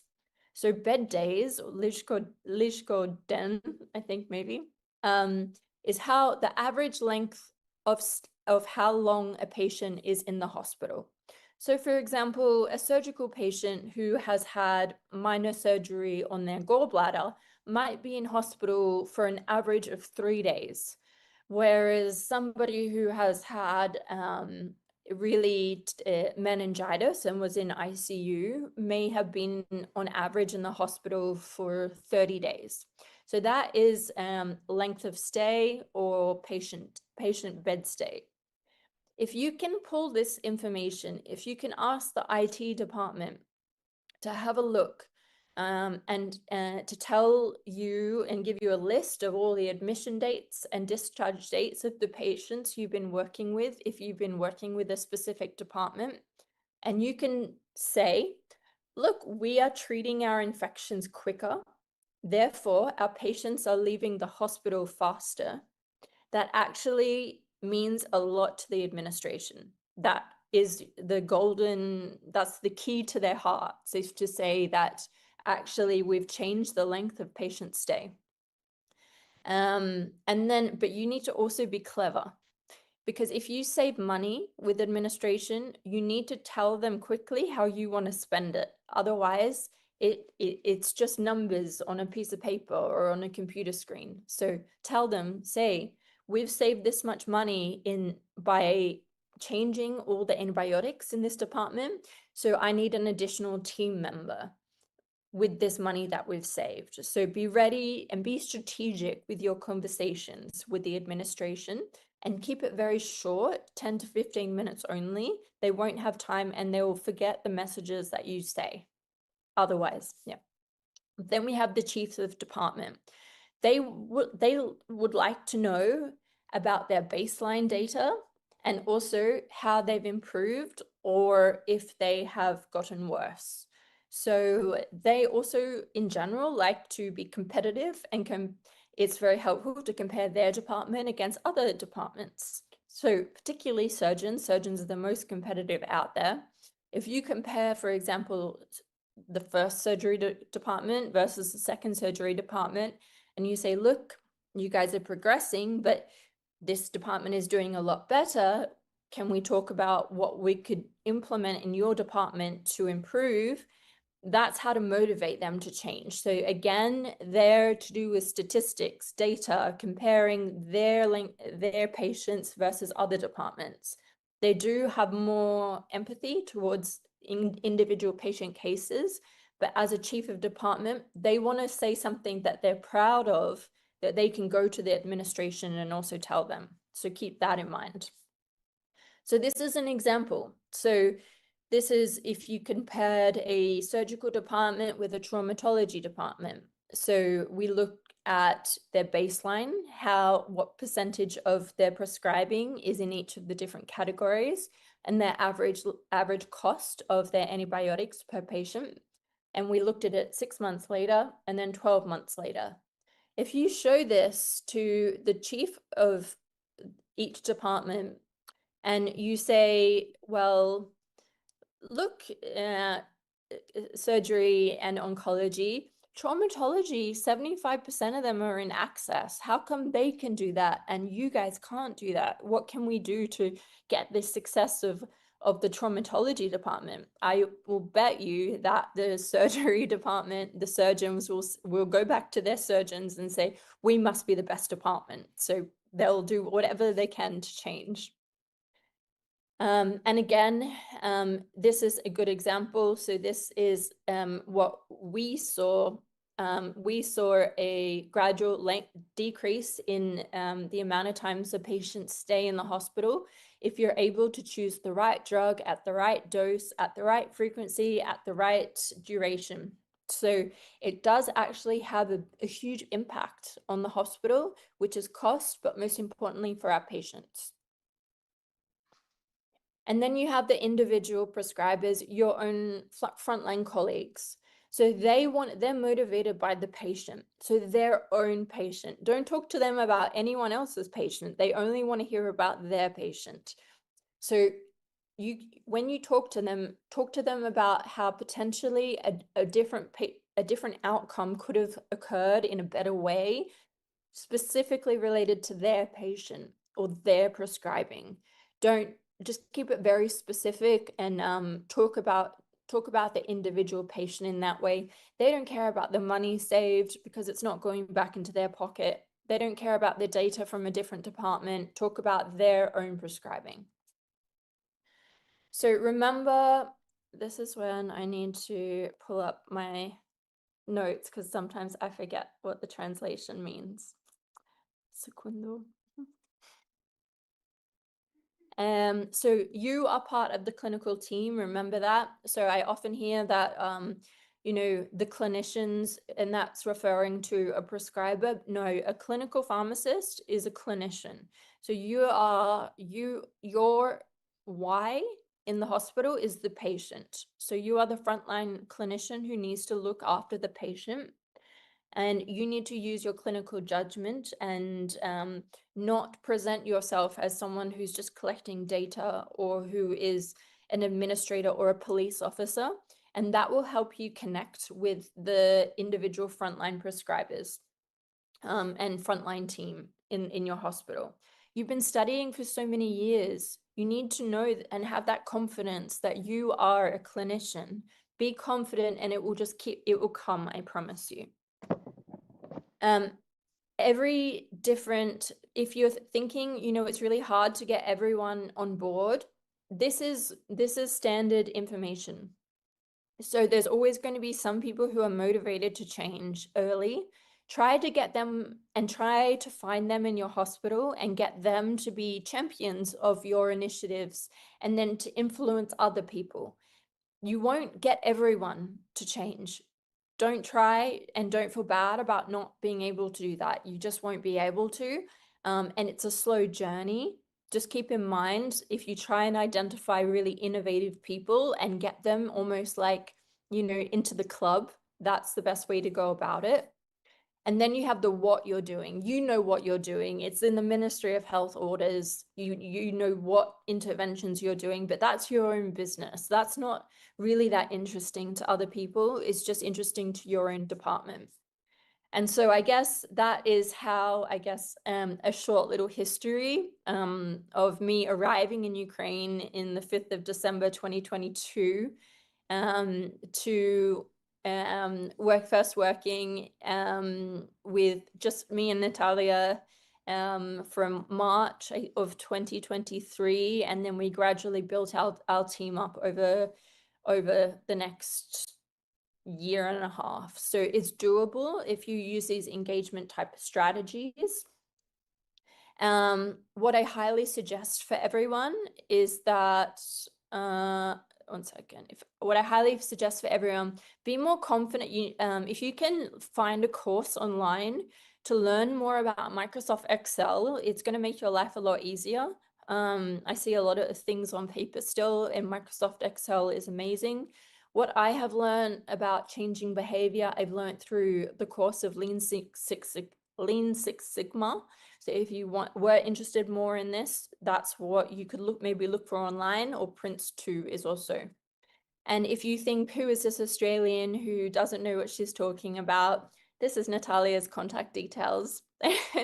She will hate me. And she doesn't know I put her details on this slide, but you can ask her what it was like to have to influence all these different stakeholders in the hospital, and what the journey looked like. Because as far as I understand, the ability to implement an antimicrobial stewardship team over 2,400 beds during a wartime, it wasn't ever done before in the world. And Natalia was the first, I guess, clinical pharmacist who had to suffer through my mentorship. and she and the team of Elena and Nastia have achieved so much. So if you don't trust me, contact Natalia, because she understands how scary it can be. So, дуже дякую. Слава Україні. Героям слава. Дуже дякуємо Хейлі за чудову презентацію. And only one simple question: will you be able to join our Q&A session in 35 minutes? Okay, great, thanks. No problem. Ми продовжуємо. Наступна презентація від колеги з Okay, and we continue.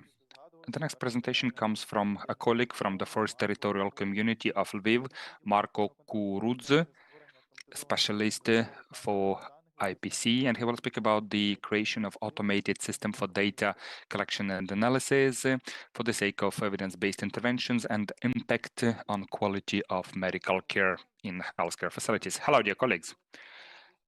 Well, with that presentation, I would like to speak about a success story of implementing such an automated system into our clinical processes. And I would like to speak about the way it worked in our facility, with a focus on AMS and also on IPC quality. During my PPT, during my presentation, you will see different figures above the slides, and that will help you visualize better the steps that have been taken. So why the idea popped up? This is because we came across a challenge. Here we see the increase in the amount of medical data. So on average, it is 36% plus every year. Another problem that we faced was the switch from paper-based to electronic-based system. There were two items to that. Number one, for the majority of physicians, that was a rather painful switch, I have to say, that requested additional validation, additional retraining. And the second aspect to that problem is that not all the templates and all the documents have been unified. And that means that the IPC department was forced to develop and implement these documents into the electronic health system. Another problem that we faced is that the system was not flexible enough, and we, of course, lacked proper staff. That means that, as of today, our healthcare system has other priorities that they need to focus on. So the automated data collection is not considered to be a priority. And as a result of that, the IPC department, if they want to have proper quality data, they need to develop such information processing tools by their own. Well, number four, there is a big problem to collect a lot of data in a limited amount of time. Well, of course, we can try to step away from our problems and we can collect it manually, just like we did it before from paper-based documents. And this is what it looked like in our facility. Here, we have only three aspects of routine data collection and analysis. developing of a local antibiogram. Well, that is a very lengthy and very requiring process. We have around 26,000 bacteriology tests performed over 1 year period of time. The next aspect here is routine analysis of surgical site infections. We need to take into account at least different 9 factors into that, and the number of SSI infections during 1 month is around 5.5 thousand cases. The second component to that is the AMS analysis with a, aware recommended framework from WHO. A lot of different approaches need to be taken into account, and well, that poses a lot of workload. So that clearly tells us that if you want to have the proper amount of information and you want to implement changes into the healthcare system, we need to have proper tools for that. And let me try to be more specific. Now we're talking about the creation of an automated system for data analysis and collection that will collect, we call it Dr. Alex. That one will collect data from laboratory system, from Terra, Hunet, that will work with Google Forms, Excel files, gonna transfer it by means of Power BI tools or maybe some other tools into the documents that we want. So what that allowed us to do, that allowed to collect data and come up with a structured database, semi-automatic or automatic way. We now have a chance to do the data analysis based on pre-assigned algorithms. We can identify indicator cases or events and to immediately inform staff. We can inform about outbreaks, emergency situations, routine failures. We can do some analytical reports, dashboards, and graphs and schedules. And the most important thing is that when we have this structured data, high-quality data, we can implement changes which are based not on your intuition, but which are totally evidence-based. Let me briefly update you on the stepwise approach which we took in order to do that. Step number one, unification of documents. That was about developing a series of templates that would help the physician to avoid mistakes during the work and would simplify the work of a physician.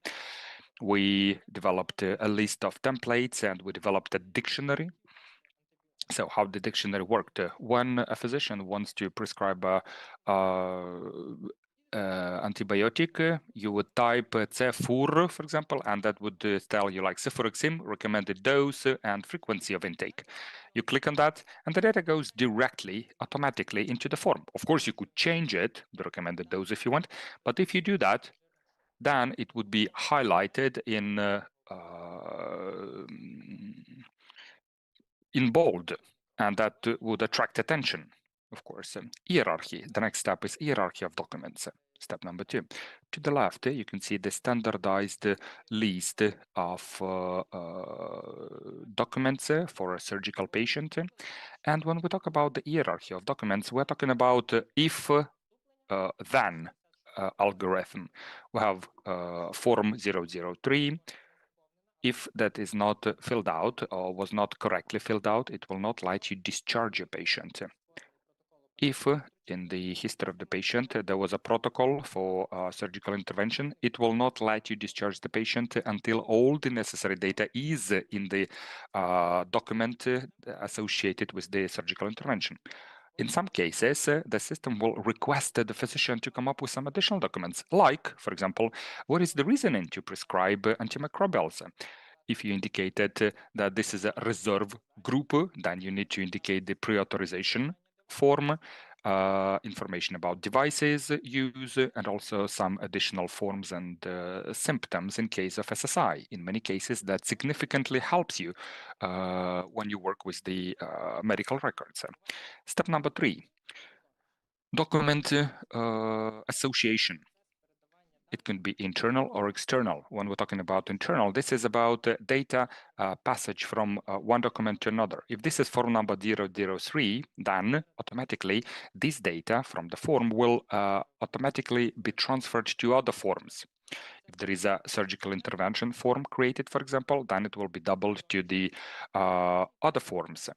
when we talk about external association, by using the indicator event, data may go for the sake to other physicians for the sake of informing them about some cases or events that happened to the patient. Once you have it all at hand, you can come up with a primary report. The primary report is the main tool for epidemiologists that allows you to obtain a lot of data at the same time, very quickly.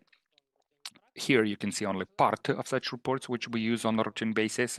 And most importantly, it does not only provide you with some aggregated figures, it allows you to select whatever information you need, like family name, first name, second name, what is the managing physician name, what was the most recent antimicrobial test performed, what was the result, what was the intervention performed.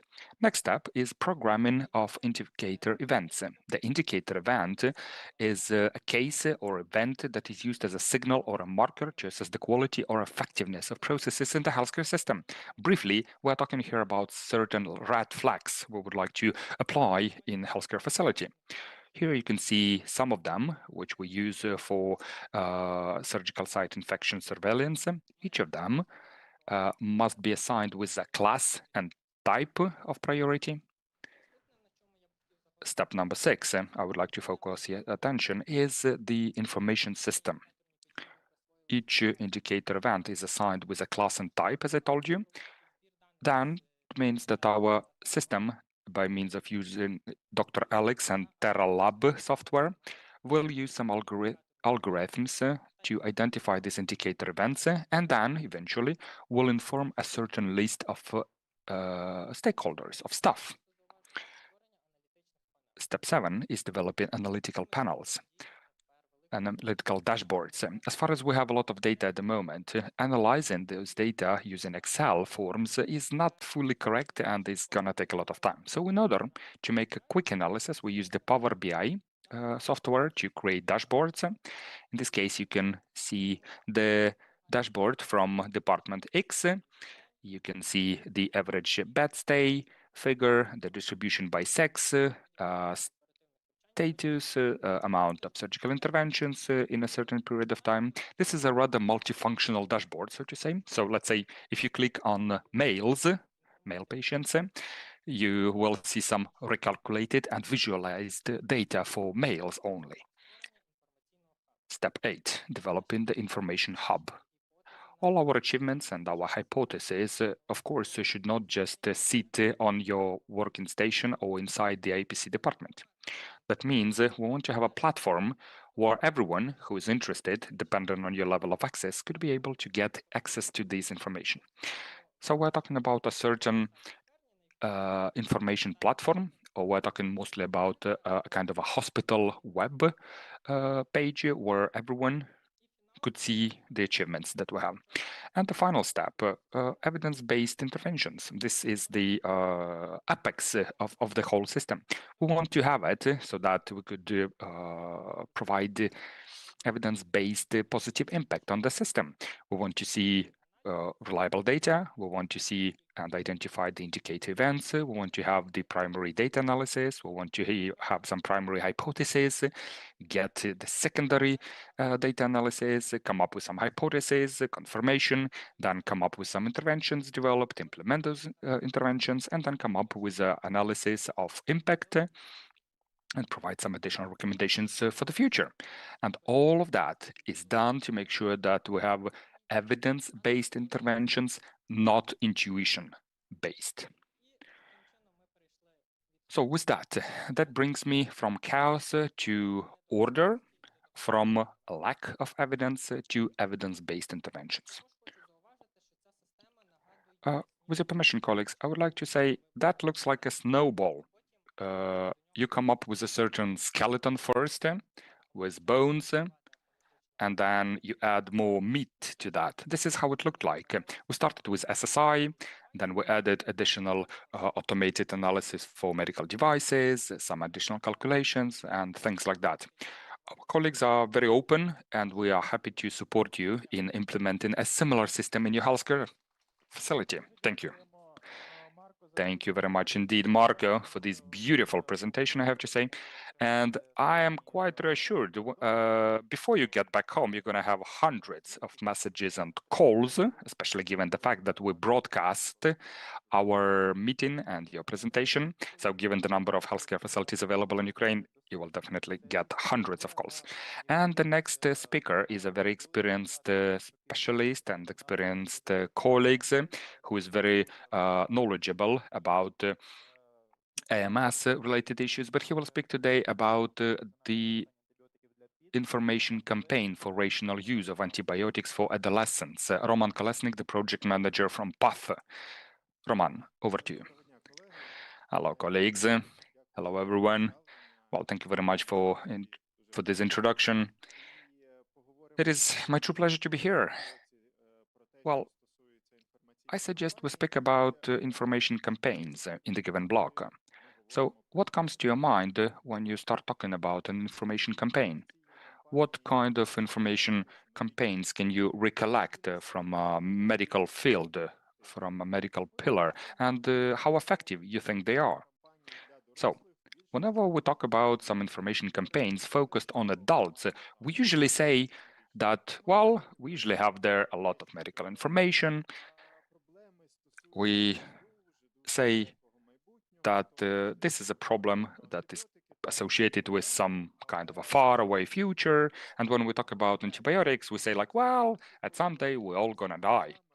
But then when you talk to specialists, when you talk to people that consume these information materials, so to say, you sometimes come across idea that people provide you feedback like, well, probably it is still going to be enough for my age, for my life, because people think, well, it's not about me.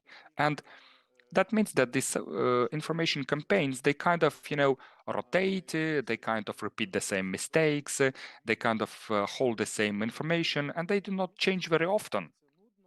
And in the majority of cases, that is not very interesting, that is not very exciting, especially when you are not talking about medical fields. Let's say, colleagues, are you interested in oil production problems?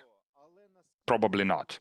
Of course, that is important. Of course, that is, very interesting. But to what extent that is necessary and reasonable for you in the context of your everyday clinical work?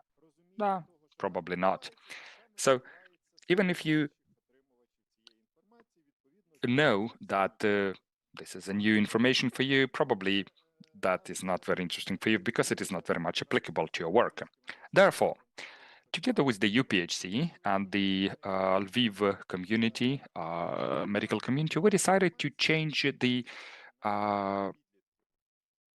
perspective of this information work, and we decided to shift the focus of attention just a bit more to adolescents. Why adolescents? This is because in a bit of time they're going to become adults. And the aspects I'm going to be talking about today, after a while, these young people, they will be discussing, they will be talking about as adults very soon. So when we talk about the AMR-related issues in Ukraine, please don't forget that these are the children, these are the adolescents that are very often prescribed with antibiotics. And the decision is often taken by the parents because children are not allowed to make these decisions at the moment. Though, I have to say, they started teaching kids in Ukraine now that they need to be responsible for their own health. And often the case, what parents do, they request from physicians, and the physicians agree. They ask for antimicrobials prescription to the kid when they have some respiratory conditions. And of course, something needs to be done to that. So what we decided to do and how we decided to focus on that. What are the changes that we wanted to do? Of course, first we decided to talk to the adolescents. We wanted to look into some international experience, and we wanted to implement this suggested approach in a pilot community.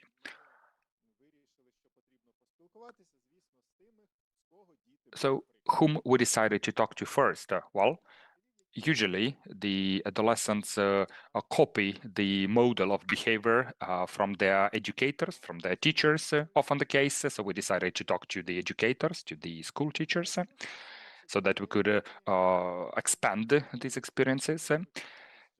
Speaking about kids, by the way, we decided to refuse from paper-based sources of information because they are not interested in that.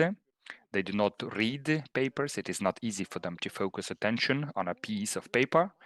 That is almost next to impossible. So we decided to visualize this information as much as we could in schools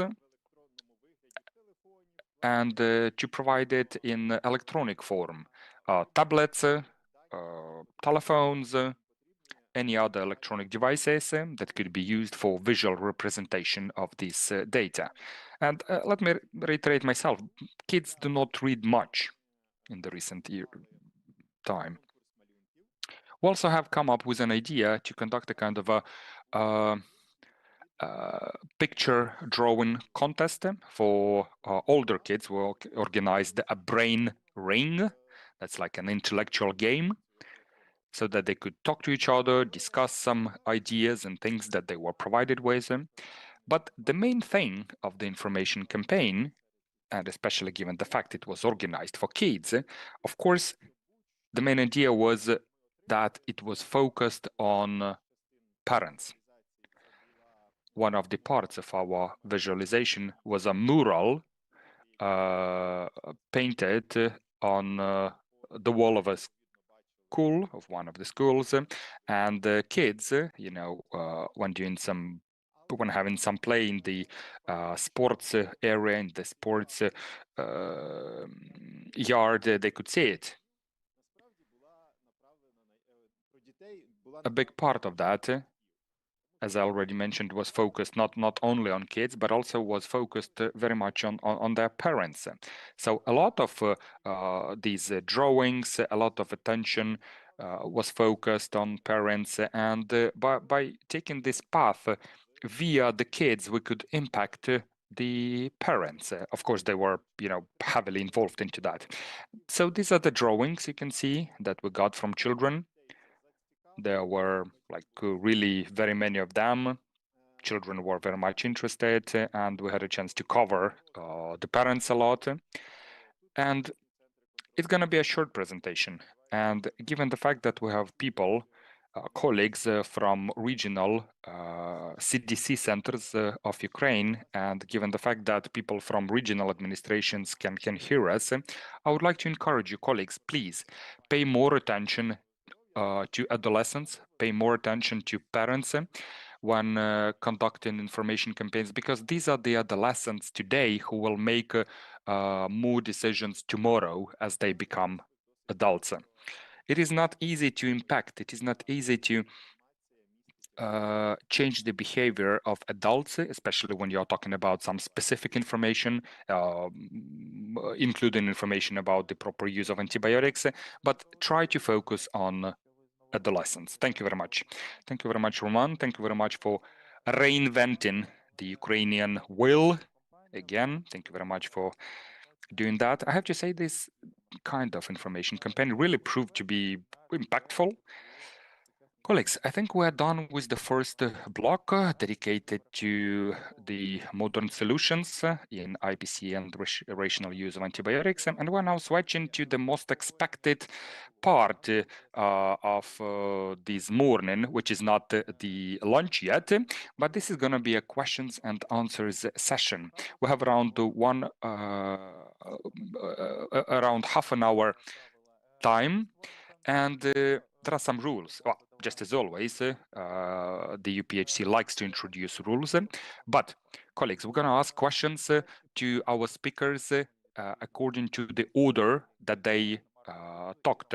So we're going to go with Andriy Husakov, Hailey Uran, Marco Kurudz, and Roman Kolesnik.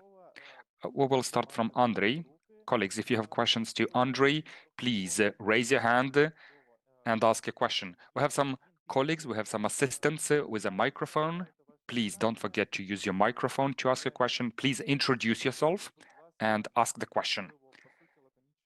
And colleagues, speakers, try to be laconic so that we could have these 30-40 minutes of productive discussion. And if somebody wants to continue, by the way, if some of the speakers want to complement the answer, you are most welcome. So Andrei Husakov will start. Colleagues, do you have any questions regarding the presentation from Andrei Husakov from Antimicrobial Resistance and Infections Control Department from the Ukrainian Public Health Center? Colleagues, don't be shy, please. Questions? Olena?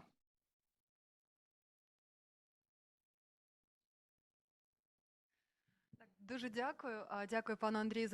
you very much indeed, Andrei, for a beautiful presentation that looked like a very inspirational one with some really good summary. And that brought me to a question I would like to raise for discussion. Did you conduct, or maybe somebody else conducted elsewhere in Ukraine, something like an audit for antimicrobial resistance? Because you were talking about habits, and from literature we know that the problem and the peculiarities of antimicrobial resistance associated things, well, they could be very different depending on the local context. Let's say hot countries, cold countries. So we're talking about a potentially hospital-acquired infection, ESBL, health-associated infections, and stuff like that. But do you have any understanding what is the main source of antimicrobial resistance, especially when we talk about reserve drugs? And is there any idea, any ideas about how the situation could be monitored with regards to its improvement when we get down to some steps to improve it? Thank you very much, Elena, for this question. Well, that looks like a rather complicated question and a rather broad question. I'm afraid it is not only dedicated to the block of perioperational prophylaxis and AMS topic, but the data about the consumption rate for antimicrobials over the last 10 years, this is what we have. There are some reports following the Order 403. There are some studies of health-associated infections. And let me rephrase it probably. The AMR problem is a rather comprehensive one. And I cannot even imagine what kind of audit could be conducted to cover all of that. I'm afraid it will not be possible to have some kind of one unified audit, because you're talking about prescription, you're talking about resistance, you're talking about IPC, and many other aspects. So, in a nutshell, I think we have to continue our investigations, our studies to look for these bottlenecks, but I cannot imagine at the moment any single audit or monitoring approach that could cover all these aspects at a time. So I think it's about a comprehensive approach. And as of now, we see, well, quite a number of gaps in the field of AMR and AMS that we still need to bring to light. Well, thank you very much, Andrei. Let me add, with your permission to that, I very much agree with my dear colleague, saying that AMR is a rather comprehensive issue caused by multiple factors. And we're now at the stage of developing the structure or the system or the framework or whatever you call it, and we're only starting to get the proper data for that. And the question is quite correct, I have to say. We started the monitoring for the antimicrobials consumption rate. That means we're going to need some additional, more extended data collection about pathogens. We will speak about AMR as a result of combat wounds, because the situation has changed significantly as a result of that. And that will bring us to better understanding of what is happening. There was another study conducted by the Norwegian Institute of Public Health, which helped a lot. That is about the experience of Ukrainian Public Health Center about the use of antimicrobials in Ukraine. You can read it, it is published. That gives you a lot of insights on what is happening, what are the internal factors of the medical staff working in different departments that impacted the IPC. Colleagues, I saw probably another question hand was raised. Please grab the microphone and ask your question. As the microphone is still traveling, can I quickly respond? I just recollected that the tree-cycle study just recently was started that assesses the IMR with regards to environment and veterinary issues, because that was a complete terra incognita for us, I have to say. And as a summary, I have to say that is very new. That is a novelty for us, so to say. We're very new to that field, so to say. We need some time to compile some data so that we could better understand the situation. Thank you very much, Andrei. And the next question is coming from Artem. Hello, everyone.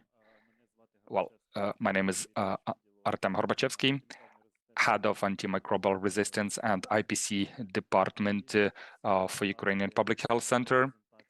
And let me remind you briefly of Andrei's presentation and what has been done. So the question is, as far as I understand, the study you talked about is over. And do you have any positive, effective outcomes that could be further implemented at the level of healthcare facilities? And if yes, how many departments do you plan to engage? What are the specialists you plan to engage? What is going to be the practical usefulness of the given study you talked about? Well, thank you very much, Artem, for this beautiful question. The answer is yes. The study is almost over. It has mostly been processed and analyzed. There are lots of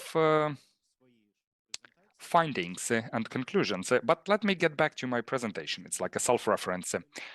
I have to say, for every disease, you have a dedicated treatment. So the problems you found in trauma, ICU or surgical department, they will probably not be applicable for gerontology, anesthesiology, or some other departments, which are going to be very different, of course. But on the other hand, the purpose of my presentation was to get you interested into the given tool, because in just 10-15 minutes, I can hardly tell you about everything, but I can only tell you that there are some other tools available to work upon that challenge, to work upon that issue, and that may be used for further, solutions. Without proper diagnosis, you can hardly prescribe the correct treatment. And I'm truly doubtful that some practices that have been found during the given study can be expanded to the whole territory of Ukraine or to the national level. I very much doubt that. But one of the key points that I got for myself, and I saw it myself, is that we're not now at the stage of medical universities, medical schools. We do not talk enough about antimicrobial resistance and antimicrobials prescription, especially when we talk about surgical specialties, operating specialists. That is the insight for myself. This is something that we need to, keep in mind. If you take the United States, for example, they have a situation when they copy some practice and they may lead to comparable results. Then the last question from me to do beg your pardon, but it's a really interesting. So I usually deal with this, how correctly mentioned by. Oh, we do have questions from the audience. And Olena Bachinska. I would like to. Olena Bachinska, head of the IPC department in Tasana Clinic, professor, doctor of medical sciences. I would like to ask both from Ignat and to our presenters. I would like to ask the following. What is, in your opinion, is there a need to register patients that have risk of decolonization So we do know that frequently patients are being moved from one clinic to another, and then their source of infection that we mentioned, so HAIs, which they bring from one facility to another. So maybe we can create a system like risk group for HAIs on TB or maybe on other high priority infections when there are people that have to be screened at the entrance. And then that way, our protocols of empiric prescription of antibiotics would be different to such patients, which is in addition to the order 1513, but a national level registry of such patient is absent. But in my opinion, it has to be there because such patients, for example, in our clinic, they're coming in annually and a few times the same with the same bacteria, essentially, to simplify this objective to everybody. And I understand that those patients can be circulating throughout the country, but at least within the city or within the region, maybe this registry of patients has to be established. Thank you. Thank you so much, Elena, for the question. This was more so a comment to our part than the question. Do I understand correctly?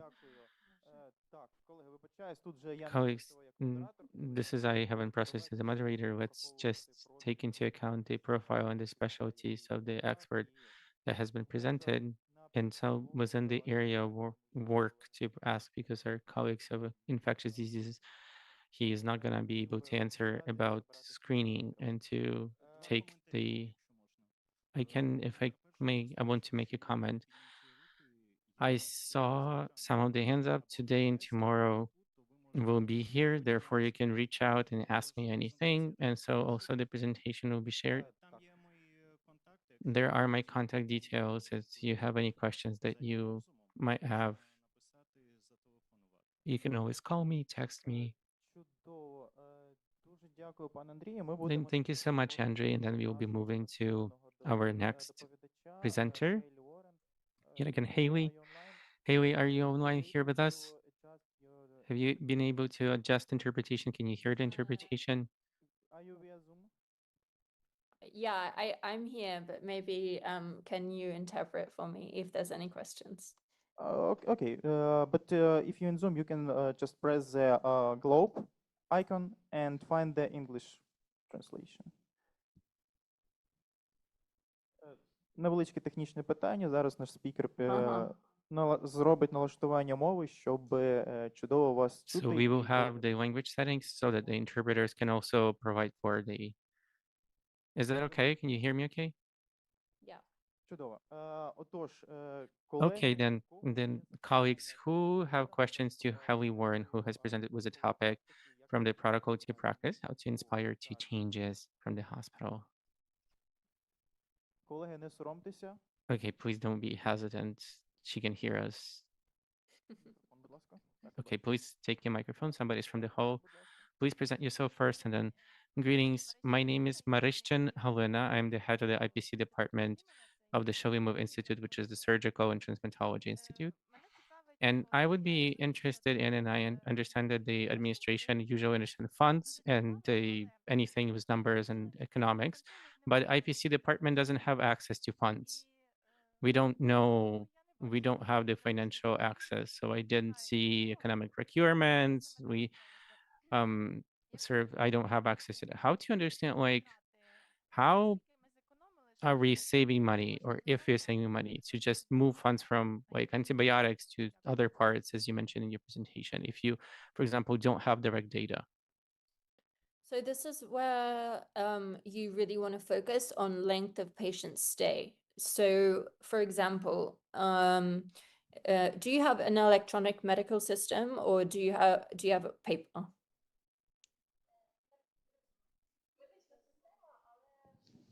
Digital medical system, but Я маю доступ до We медичної do have системи. access to medical information system, but that we don't have access to financial expenditures. Those are different levels of access.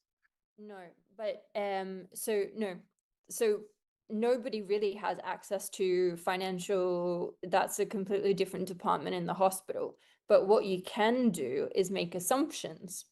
For example, if every so many years, they publish online the average cost of the average cost per day of hospital admission per country online. Now, this, you can search it, just Google it, and I think it's a WHO document. And for example, if you can show that there's a decrease in surgical site infections, or you can show that if you can ask the IT department if there has been a change in how long a patients are in the hospital because there's a decrease in infections, you can get that change in length of stay and times it by this average cost per day of hospital stay. I guess it's hard for me to explain without it being in front of me, but if you go onto Google and you search average cost of patient bed days, and they publish this, and so that's your financial information that you need. So just use this information. For example, I think for Ukraine, they put it as $50 per day, and then in ICU it's a different amount. So that's the financial number that you can use to make your calculations, and then you can just reference that document. And also what you can use is literature. So for example, if you search on PubMed, how much does it cost for the treatment, like I showed you before, for carbapenem-resistant Acinetobacter baumannii. If you can show that there's been a decrease in infections with crab, you can look at past journal articles and say, well, actually, so it costs this much. Someone else has done this work for you. You don't need to do it yourself. Literature shows that it costs this much money per patient if someone has carbapenem-resistant Acinetobacter baumannii. We have now less because we have a decrease in transmission. So then you times it by what you found in the journal article. So you find the numbers online. You don't need access to the hospital financial system. There's biostatisticians that have done that work for you. And so you just use the literature to your advantage. Дуже дякую за вашу відповідь, пані Хейлі. Well, thank you so much for your answer, Haley. And so for myself, I would just like to add a few words because you really don't need access to financial data. This would be perfect and ideal to have number from your hospital saved or not saved and to have a report. But unfortunately, this number have to be calculated first, even if you have access. And so if the pharmacy is functioning and if the accounting office, you can always reach out to the accounting office or to the pharmacy. Oh, how many did you procure medication or given into that department? And then to track the dynamics, or depending on the monitoring of usage of antibiotics, because you can track the use of antibiotics. So if there is a difference, then it's going to be noticeable, even in such a cases. So if last year, like Department X consumed 1,000 flasks of meropenem, and this year they used the cheaper medication, and meropenem has only been like 500, and in any case you are saving, right? And quality of care increased. And then we are speaking about the optimization. And we can open Pharmacopoeia, and then it presents you the general pricing, so not the it's price per active ingredient. So you can take that number or reach out to the accounting. So how much did we spend for procurement of that specific antibiotic last year? I think that number you can get. And then numbers to the market representation you just need to count, but like you just need to find out like what kind of results are you looking for, and then seeing what you have and what you can get. Then yes, another question. Oh, please present yourself. And okay, this is not to Haley, but to the colleagues. I would just like the experience and where can we dig the data. It's more so than answer. My name is Mikhailenko Marina, and I'm a clinical pharmacist from Vinnytsia. I would just like to say that if you have a clinical pharmacist, then you have a formulary, local and IPC analysis that you conduct. So it has the data of all the financial operation on the procurement of your medications. And so this is the greatest thing that you can calculate and count regarding, as you said, the open pharmacopoeia, look for medication. It's much many more. You have this pricing. Your accounting can give you, clinical pharmacist is supposed to make you the P&L analysis and see what kind of expenditure has been there. If you're working with an HSU on the dashboards, you are applying the pricing for bad days, essentially patient days. So this data are open, and so you can have an access to them. So thank you so much for the comment. As the colleague had mentioned, you just need to be friends with the accounting office. They have all the numbers, and then. Okay, Yulia. Greetings. I am a clinical pharmacist as well, and thank you so much for your presentation. I would just like to find out for myself, maybe what are the actions as the clinical pharmacist if you in your hospital, in your country, in Australia, for example, have multi-resistant patient, and on your cumulative antibioticogram of what is happening in the department, almost no medication is acting on Klebsiella. Like it's resistant to almost everything. So as a clinical pharmacist, what do you do? Haley? We don't really have that situation. we have our bacteria is still sensitive to penicillins. I had to learn about how to dose colistin when I arrived in Ukraine. But so my experience of treating patients who have pan resistance or who are multi-drug resistant organisms, the whole experience has come from Ukraine, because in Australia we use amoxicillin still. So we have dosed, and being at the end of the trauma evacuation pathway in the West, where I've had most of my experience, I think it has, in general, the most regional, the most resistance out of the whole country, just because of the movement of people across the trauma evacuation pathway. So I dare say that we had the most resistant patients, well, that I'd ever seen, and I was shocked when I first had to see them. So this is a really interesting topic, and this is where you have to kind of rely on international literature and theory. And Ignat and I have had a lot of conversations about this, and maybe Ignat can share some of what have our conversations been. But and he can also describe more carefully than I can about how you can utilize international literature in your decision making for such pan-resistant bacteria if there's not existing guidelines in Ukraine. Just what's really important is to document where you have got your recommendation from. So what we used a lot is the Infectious Disease Society of America. They have really good guidelines for pan-resistant bacteria and using synergism. What is really, really important is that you are reading your microbiology lab reports properly. So this is essential. If your microbiology lab report is showing you that there's synergism between two different drugs, that is inaccurate, because there is no validated synergism tests that UCAST provide. So what you have to do is to utilize theoretical synergism or theoretical information. So where we get a lot of our information was up to date when we had it. The BMJ best practice, that's a free resource that we utilized, and also the Infectious Disease Society of America, their guidelines are very, very useful.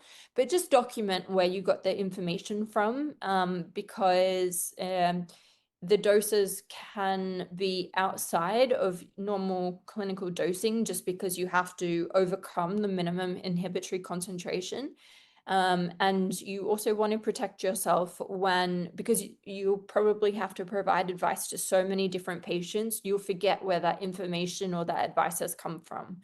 So just make sure you document where you have found the information. Don't pull the information from, I guess, maybe somewhere random. Just try to choose high grade literature and then just reference it. But for example, you know, for the pan-resistant Enterobacterales, the ceftazidime, avibactam, aztreonam, that works really well. That is a like we could not test that. You cannot test a synergism through diffusion in our lab anyway. And then for Acinetobacter, for example, we used colistin or polymyxtin, which has had the exact same scope of the spectrum of activity, and a sulbactam component, and we use that from literature. So we have to heavily rely on literature where, unfortunately, there are no internal guidelines, but Ignat, perhaps you'd like to add more commentary to that. Дуже дякую, Хелі. Oh, thank you so much, Haley. And since you've mentioned me, there has been many useful things have we discussed during our discussion. And Haley, for many times, mentioned that her experience in working in Ukraine as a clinical pharmacist, it's usually been down to finding something new. Pan-resistant, it's a challenge made because of the war, and there's no national guidelines. And so we had to research to the up-to-date whatever there was. And I was fascinated because Haley had opened 10 different tabs on her computer and tens of different sources, and mostly it was in English. Therefore, and what was Haley highlighting, taking into account the realities of work in Ukraine, it's important to, yes, really document where did you take this information, and then to separate and to have your back covered, essentially. And then the clinical pharmacist is fulfilling an important role in the context of assisting, cooperating with the bacteriologist. And so it's important to interpret something correctly of bacteriological testing, especially when we have such complicated cases of pan-resistance, and then to control the dosage. And so what was Haley shared from her experience at the time, and this is outside of the package insert of what the manufacturer is telling you, and outside of the protocols, usually, because it's a high dosage of high expensive medication, and it's usually or in the international sources. So it's not that she made something up, it's that we took different sources. And then right now, clinical pharmacist has a hard job because we have polyresistant cases.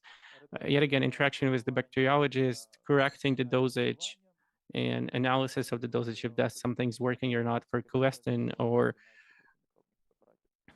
other options as well. This is just what was Haley mentioning in our time together. Colleagues, do you have any other questions to Haley? And I think we can ask one, and then we need to move to another presenter. Thank you so much. Can you present yourself? Greetings. Titarenko Valentin from Cherkasy TB Hospital. Haley, I would have the following question. Can you hear me okay, first of all? Yeah, I can hear.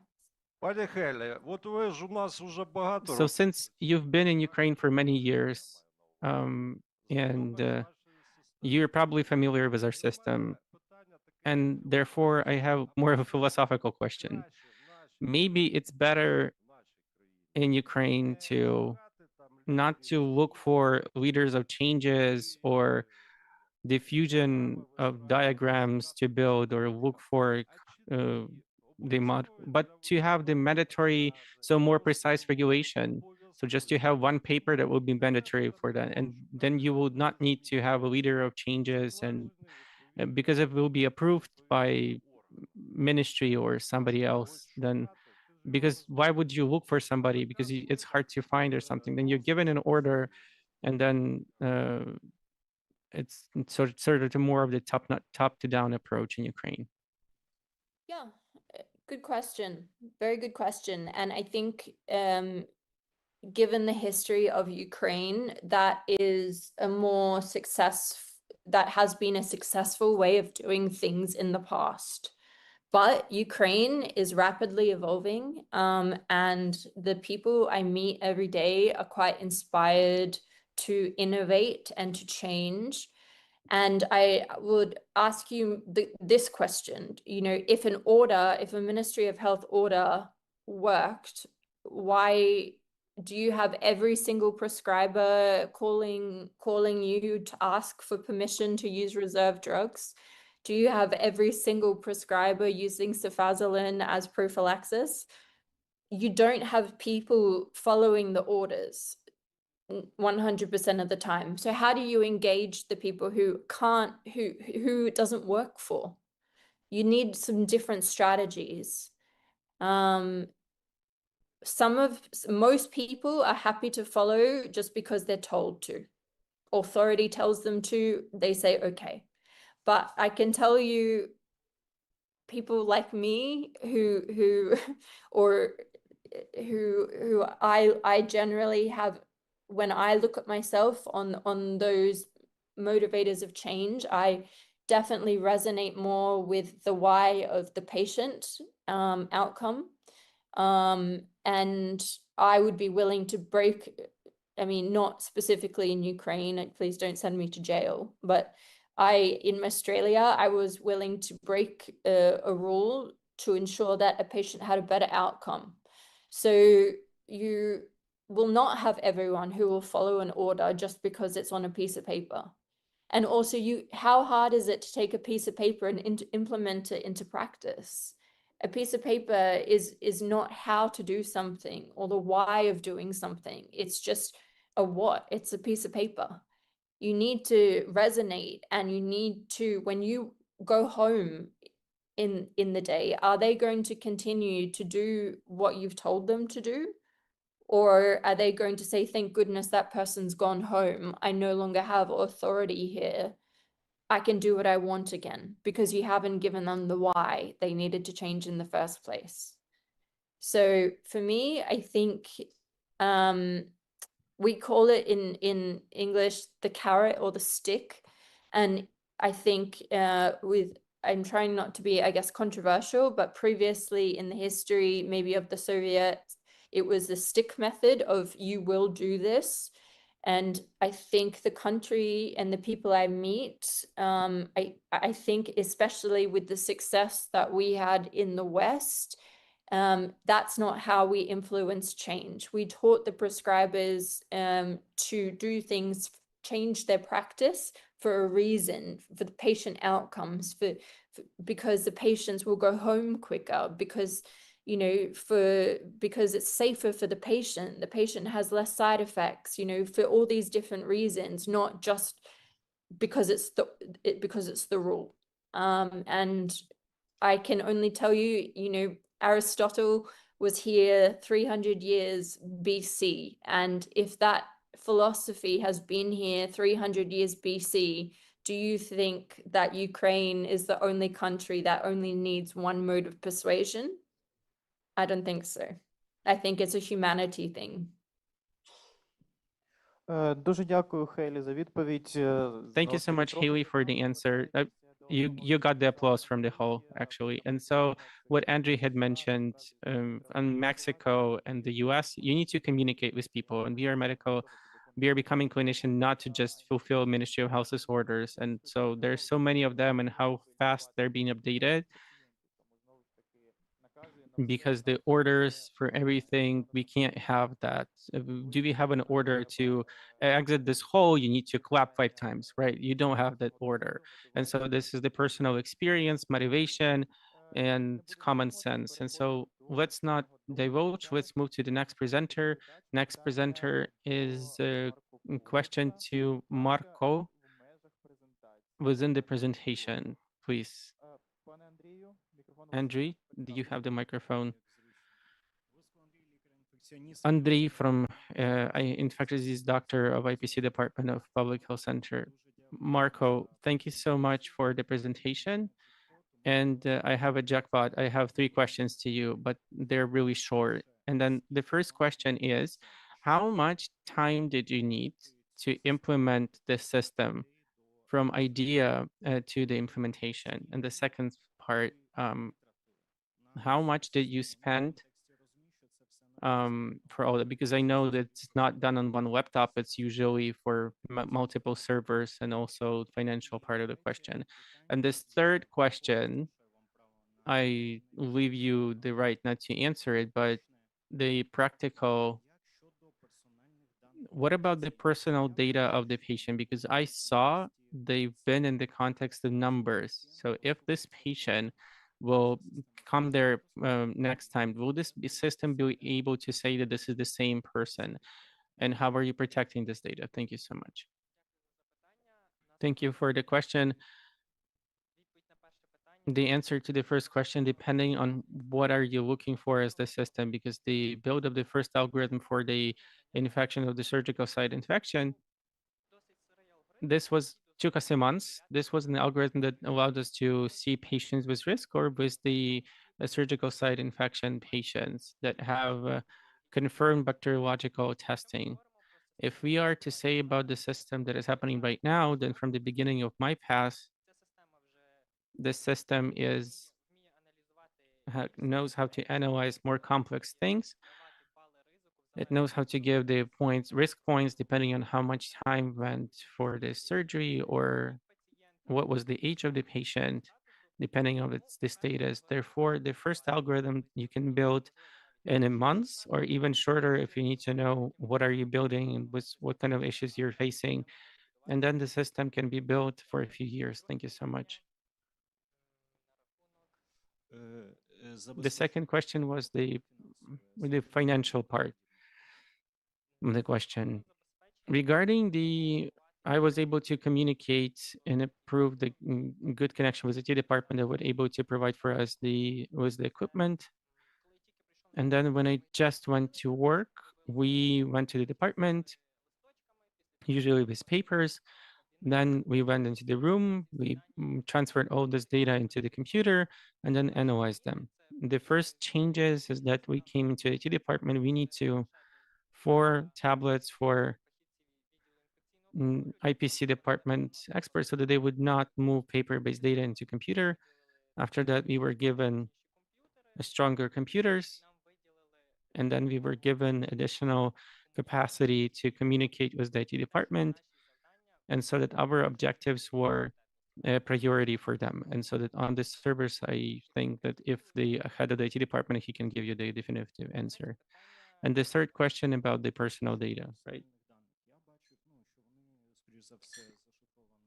They usually encode it with the coding, and then first of all, how are you storing that?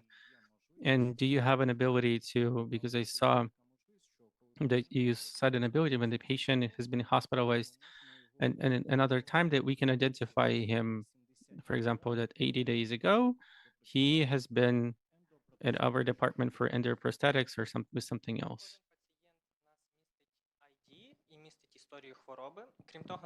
Well, each patient has a patient ID, and there is a medical record available. And if I want to open any analytical system from here, I will not be able to do that because there is a special connection that I need to have. It recognizes me on my on our Wi-Fi. It basically tracks my IP address. And using the system, we can check what has been happening to the patient before, when the patient was last admitted, like 6 months ago, what was the situation, lab test results. And one of the indicator events we use, if the patient was readmitted, if there was a repeated admission, or if there were any things in the follow-up 90 days period. Colleagues, any other questions you would like to ask? And then we switch to Roman. Zachko Igor, IPC department, Pulmonary Health Center, Lviv City. Colleagues, we know each other. I know Marco very well. We communicate a lot. And probably I would like to ask this question. just to make sure that other colleagues who are interested in this beautiful work and beautiful accomplishment performed by my colleague could hear about that. I was very positively impressed by that, and I hope for further active cooperation. So my question is, I know that the territorial medical community #1 of Lviv region, they have a very powerful IT department. And you said you were provided with some additional equipment.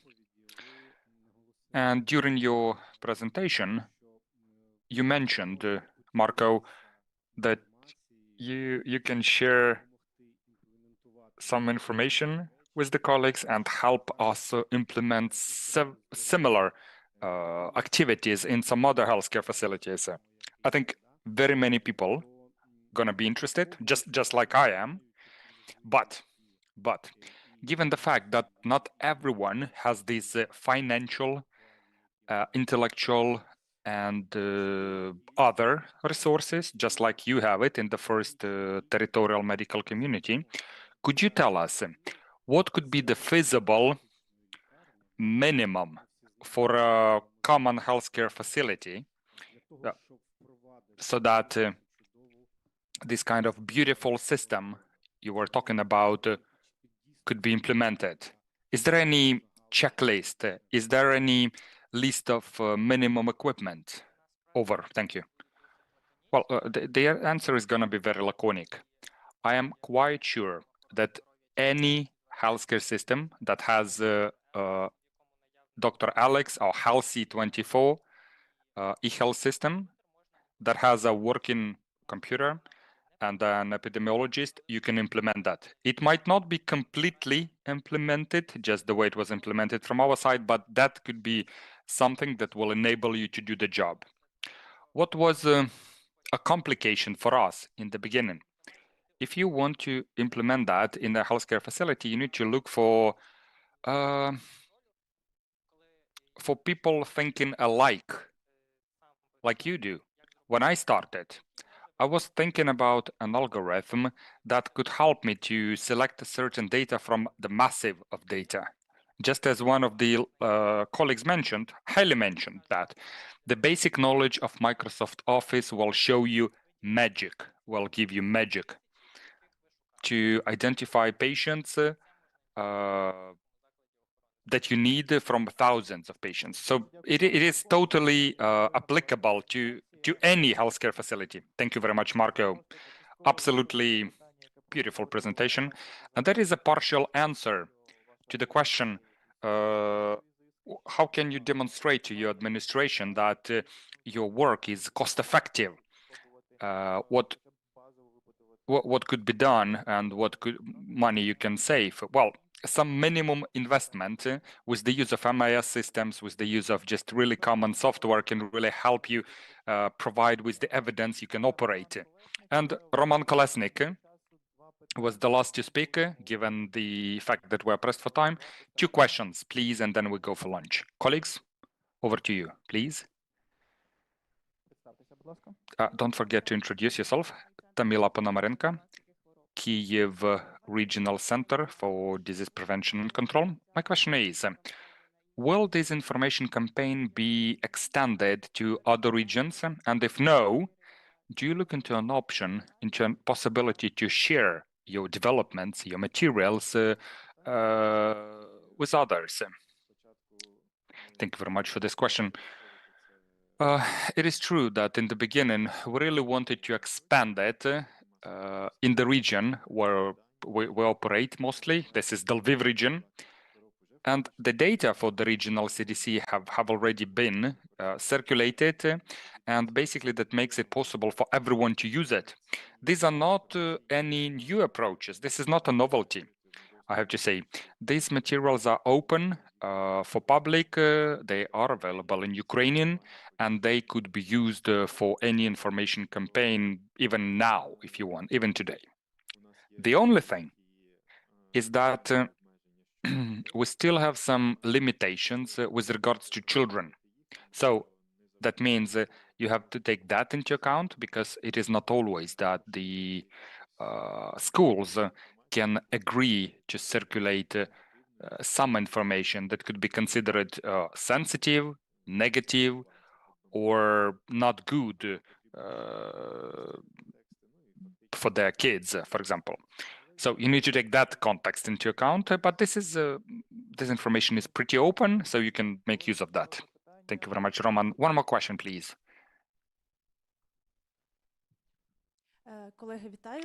Hello, colleagues. Diana Kochaharova, Research Department, Ukrainian Public Health Center. Speaking of these information campaigns, I have to say that is a very topical thing. We also conduct some studies with regards to understand to what extent such kind of campaigns could be effective. So, do you have any effectiveness assessment? How much it impacted the level of awareness, the level of knowledge? Thank you very much for this question. This is the next step, so to say.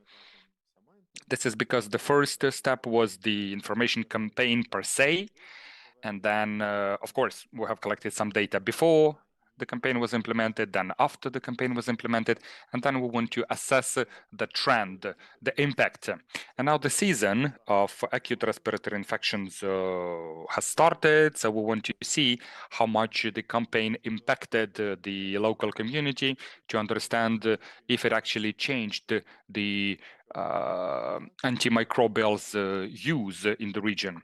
And we want to demonstrate that the campaign effectiveness was in place. But as already mentioned, it is not a novelty. This kind of campaign's effectiveness has proved to be effective, multiple times before, but we want to assess it, of course, in the local context, according to the current Ukrainian realities. Thank you very much, Roman. Thank you very much, colleagues, for participating in this block number 1. So this session is over. Let's hear it to all the panelists. Thank you very much for your answers. We're now taking a lunch break. That is going to be over at 14:05.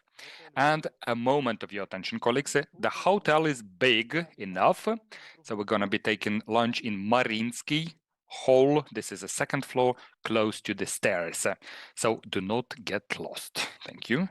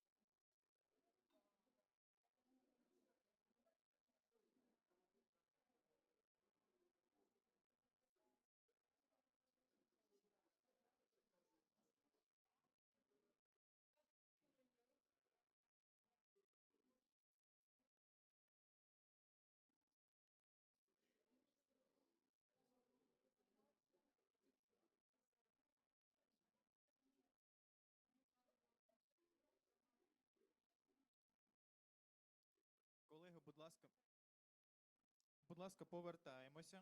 Colleagues, we're coming back. І займаємо свої місця. And we're resuming our seats. Please come back, everyone.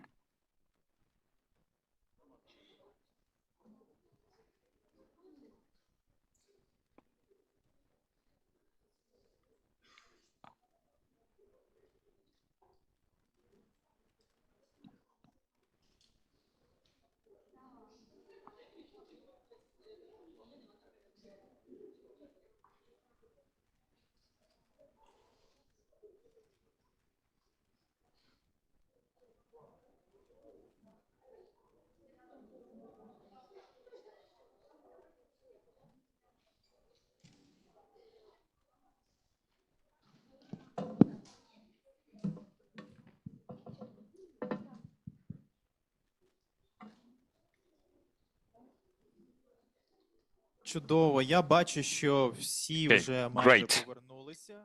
I can see everyone is back here. So I suggest we continue the next part of the first day. The next block is dedicated to Модератором цього великого блоку буде завідувач відділу антимікробної surveillance for health-associated infections. And the moderator will be Artem Horbachevsky, head of antimicrobial resistance and IPC department of the Ukrainian Public Health Center. Artem, floor is yours. Well, it is kind of a coincidence. I'm going to be the moderator and the presenter and the speaker, just like a common working day at the Ukrainian Public Health Center. Okay, let's make a good start. It's good that everyone is full. Everyone is not hungry anymore. And this is now the due time to speak about sentinel surveillance results that have been conducted for the first time in Ukraine in this topic. And the national level results, I have to say, gonna decide and gonna outline the national level steps in the future. You already got some spoilers, so there are gonna be no global level intrigue anymore, but I will reiterate on some things and I will focus on some things. I also want to discuss with you why it happened like that and what it shows to us. Because if you look into dry figures, it feels like we now have outmosted the national strategy, and it feels like the Ukrainian medical field is now, the healthcare system is even safer now than the European one. So we're going to speak about infectious diseases. We're going to speak about sentinel surveillance for health-associated infections conducted in 2025.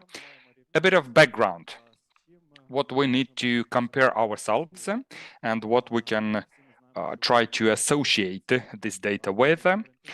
Probably everybody knows that Ukraine is moving into the direction of European integration, and that means we can use not only the European guidelines, but also we can use the model of their system so that we could improve Ukrainian system and to make sure that it complies with the European approaches. It was 2022-2023 when the ECDC conducted the General European PPS survey. They call it the point prevalence survey. It is quite possible to use a wording like that. We call it surveillance, sentinel surveillance for health-associated infections. And it was not one country involved, but that was like a total European survey. So 31 countries participated, almost 1,300 healthcare facilities, almost 300,000 patients. So, results. The health-associated infection prevalence was in the range from 3.1 to 13.8 in different countries. You can see in some countries, this percentage was much lower. In others, it was much higher. The average was around 7.1. I want to focus your attention to the number of cases, around 5 million cases annually. This is what they have with regards to health-associated infections in European region. That is a huge number. And definitely that needs to be reduced. And that means all our steps need to be focused very much on developing the safe conditions for patient stay in the hospital. The most common health-associated infections are respiratory infections, UTI, SSI, SSI infections, blood infections, and you see it on the slide. I will circulate it to you, so don't worry. So, having that in mind, what we did in 2025, we decided it would be nice to identify the prevalence of health-associated infections of selected hospitals of secondary and tertiary level. And we hoped it would show us the national level, not the regional, not the specific facility situation. You can't take the situation in one hospital and say, oh my God, it's terrible, one health-associated infection case was found and now it's terrible. No, this is not true. The sentinel surveillance on the PPS is conducted for the sake of understanding the national level situation. Ukraine needs it. And we also wanted to assess the situation with the consumption of the antimicrobials. So we wanted to identify that rate for Ukraine in general. So we did not interpret it for regional or health facility levels. Additionally, one could take one dedicated facility, analyze the turnaround time, and then inside the hospital we could use it for the sake of improving the intra-hospital practices. But again, let me reiterate, the PPS or the sentinel surveillance is used for the sake to understand the situation with the prevalence at the national level. Over. Technique, methodology, and process. Very briefly. So we use the standardized protocol from European CDC Center. We have additionally developed the survey protocol that was approved by the Center for Public Health of Ukraine. We have engaged in total 60 medical facilities, healthcare facilities. The list was approved by the Minister of Health, Order 245.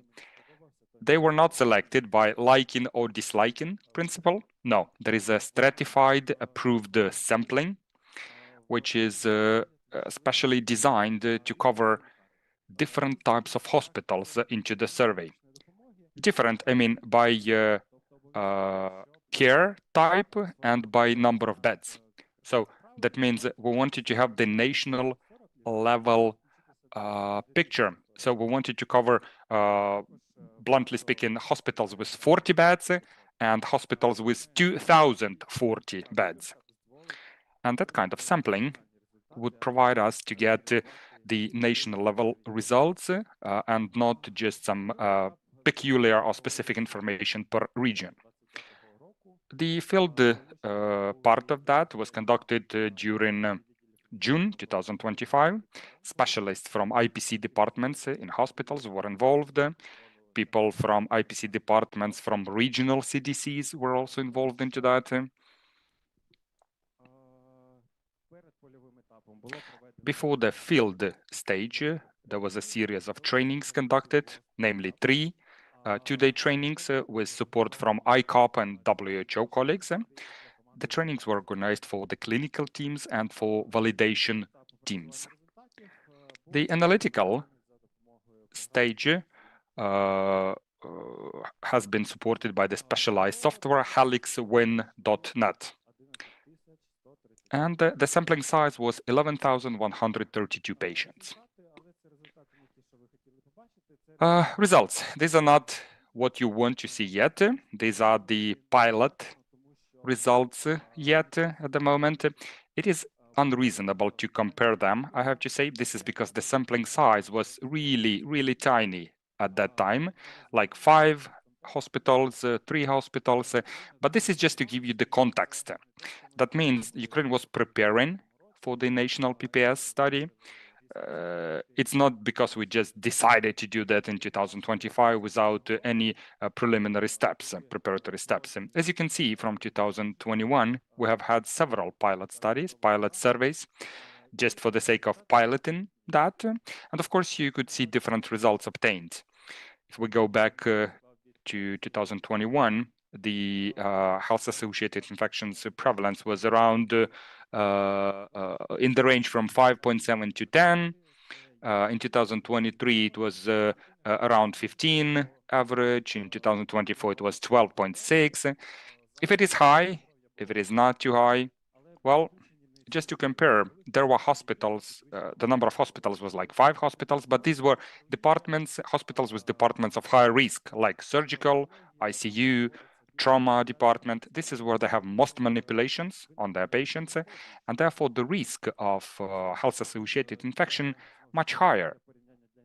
It is not for the sake of information in this case, but this is for the sake of comparison. The European PPS results in 2022-23, the average was 7.1. Let me also focus your attention to the following. The microbiological confirmation back in 2023, the rate of that was pretty high. Like half of health-associated infections found that they had the microbiological verification, confirmation. A couple of words about validation. The protocol includes the data validation part. That is done for the purpose to understand to what extent the clinical team collected the data in a proper manner. So it looked like a random work of validation team the same day in the same hospitals, in some of them. So 30 facilities have been included into these validation activities, as well as 682. Why so few? This is because the validation team only worked for 1 day in one department. And these were the departments I talked about, the higher risk departments. And the results which you already had a chance to see today. So we can see here the validation, the clinical data. So the prevalence rate, validation 6.8, clinical data 2.2%. Please pay attention about the prevalence of antimicrobials use, validation 37.7, and clinical data 23 point something. Let me pay your attention to the following. Almost 72% based on clinical data were health-associated infections that were contracted beyond the given hospital, meaning the patient was already admitted with a health-associated infection. And the estimated number of health-associated infections per patient was 1. Pay attention that the share of health-associated infections with microbiological confirmation was 60% according to clinical data. That means we have good understanding of the profile of their resistance and the sampling is good. Breakdown by specialties. I think it's not news to you that majority of health-associated infections, they fall on ICU. Well, this is because they have the most severe patients, they have most manipulations performed on, and actually the patients get to the department after they have been treated elsewhere, all over other hospitals. Top 2 is surgical department, which is quite logical as well, because if you take purulent septic surgery, for example, well, this is where they have lots of interventions. And you see health-associated infections after surgical interventions, especially when we talk about SSI. Speaking about the types of health-associated infections, well, the top common one is SSI. That is the biggest amount of the total with up to 50% in total according to clinical data and 60.9% based on validation data. Pneumonia is top 2. Pneumonia is 15.3 and 17.4 respectively for clinical data and validation data. You can also see, and that was a surprise to me, for example, that circulatory infections were not found during validation, and during clinical data collection it was 4.3%. I have some personal ideas why it happened like that, and I'm open to listen to yours. So, speaking about these different microorganisms, and as you can see now, a big share is covered by enterobacteria and gram-negative enterobacteria, with a respective breakdown by percentage. Klebsiella, focus your attention on that. That is not a novelty for us. We knew it is very active, very resistant, and very often detected. Now this is the data that has been verified and very representative for Ukraine. Acinetobacter and Pseudomonas aeruginosa. Bless you again.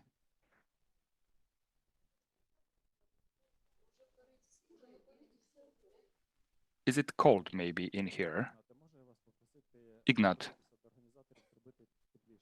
do you think we can make it just a bit warmer? We don't want to contract any health-associated infections during the Congress. Thank you.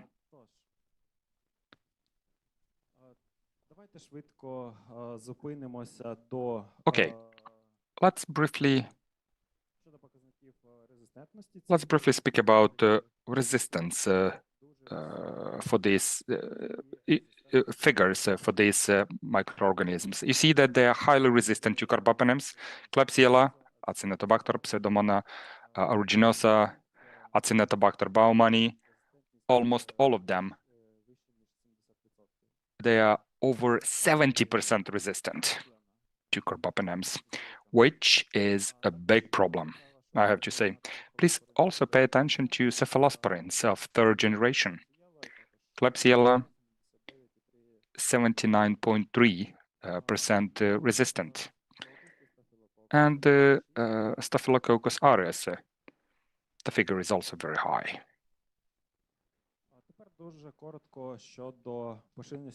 And now, very briefly, about the consumption of antimicrobials. As of the day of survey, the prevalence based on clinical data was 23.5%. Based on validation data, it was 37.7%. Here, on the table, you can see the number of antimicrobials per patient.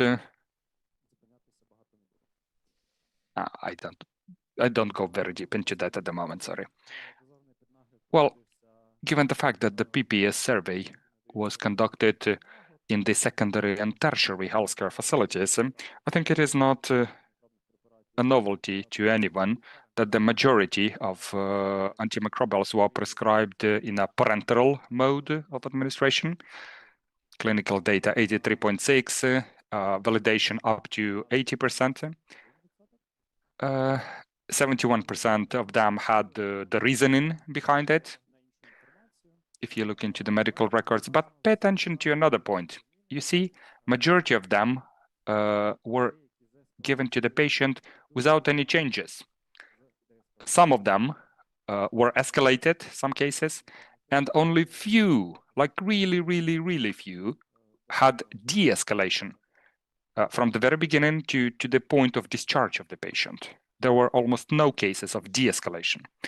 Most often, the use of antimicrobials was observed in ICU, almost 60%. Surgical department is top 2.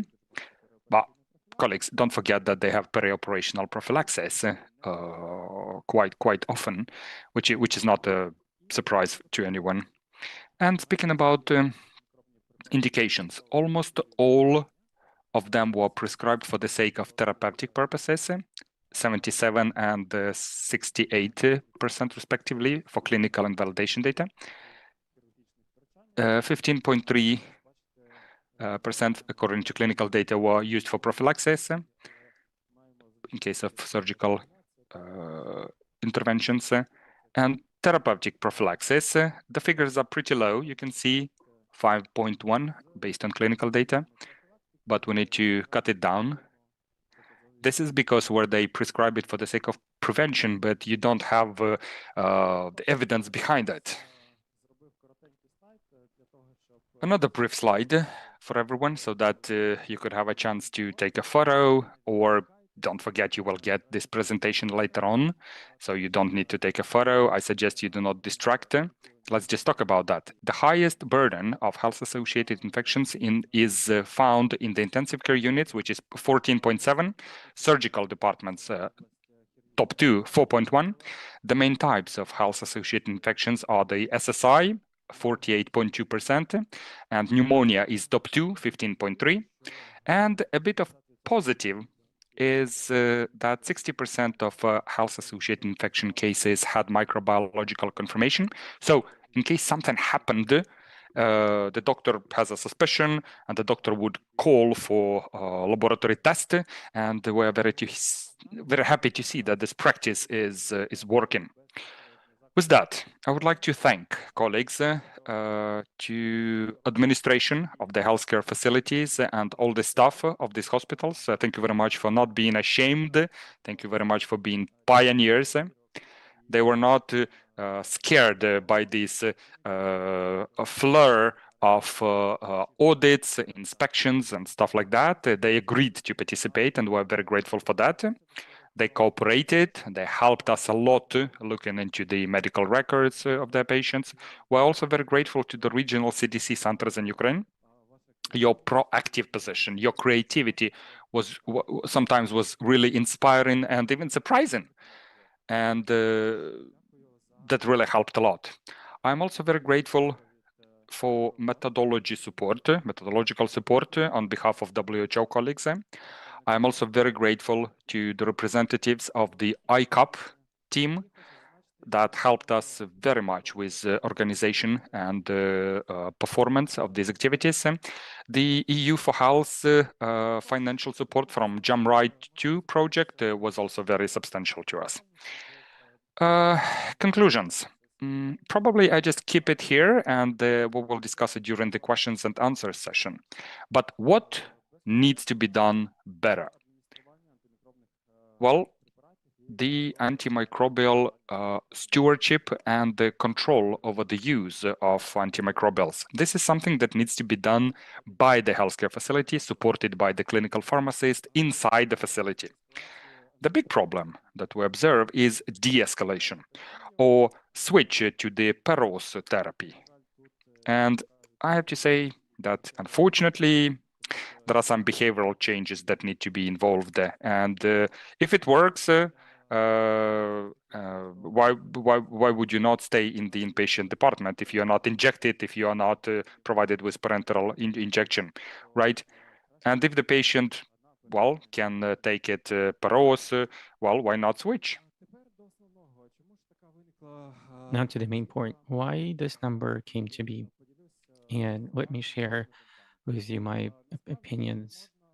So you can't really say that here there is an influence of one singular factor to this low level of HIs. Even though you can't extrapolate it, we are saying correctly that sentinel surveillance, it is conducted to note down, not to explain something's bad, something's good, but just stating the fact. So this is the number, we noted it down. We are making the conclusions and moving on. There are many reasons for that. And one of them, which is the policy for hospitalization, by working for a long time as a clinician, the other clinicians that are in the whole support me in saying this, in admissions department, there are many to spend some time clean vessels or whatever the unproven facts they want to do, or every season that they come, seasonal recovery of the body or something. So after you often before the May holidays or after the New Year's. Unfortunately, this is happening. The hospitals are supposed to be having patients that require urgent treatment, and they're supposed to be the patient in the patient condition that are being treated there, and that cannot be treated in ambulatory conditions. Other people are supposed to having ambulatory treatment under primary care. Remembering the awareness on HAIs, unfortunately, all of the doctors and patients and experts do not know the methodology on awareness on infectious connected with the healthcare services provision. And this is something that we need to improve. This is the movement that we need to, step that we need to make, just to do training, and then for doctors not to be afraid to put this diagnosis, to note this down, because nobody is being punished for that. There's no punishment. This is just helping to understand and to create a safer treatment for patients if you get in depth of why this disease came to be. And this is the redlining at the last point, and everybody remember about this. And I also mentioned with workforce potential in the context of Ukraine, not a lot of time has passed so far before the reformatting from Sanepid station to the buildup of IPC system. This is, if to be precise, it's 4 to 5 years that we started this process. Some countries needed 20 years to achieve the levels of a bit better than Ukraine. Therefore, at the end of the day, I'd just like to say that we are all moving in the correct direction. We are not assessing this as the good or bad result or great result. We just seen what is happening. We understood that where to improve. And then on that, I would just like to thank you for your attention. Thank you so much. Так, добре. В мене хтось забрав мою програму. So somebody took the agenda from me.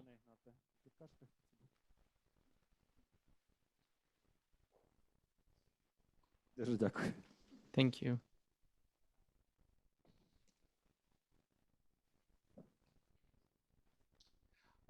Так, я дуже багато часу So забрав. I took a lot of time. Beg your pardon. I would like to welcome to the floor Roman Kolesnik, Project Manager of PATH, with the presentation topic, new approaches to the implementation of the routine surveillance on communicable diseases connection with provision of care. Дякую, Артеме. Тепер я трошки в більш звичному, так би мовити, для Thank you so себе. much, Artem. I'm more regular, so I will be telling you about what is concerning the communicable diseases connected with the provision of care, and then what's concerning the implementation of the routine surveillance and the issues that are present right now in Ukraine. And just a few words about the changes and approaches. На сьогоднішній день пілотуємо. And then that we are piloting in the health facilities.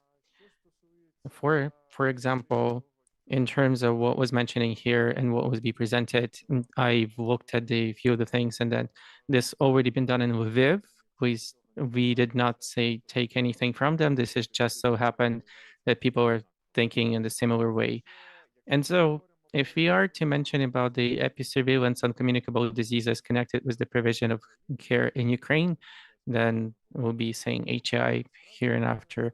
Then we understand that there is a lot of issues that is connected with the routine surveillance, and then which in its own way, unfortunately, we can't change drastically, even though we do have to work on that.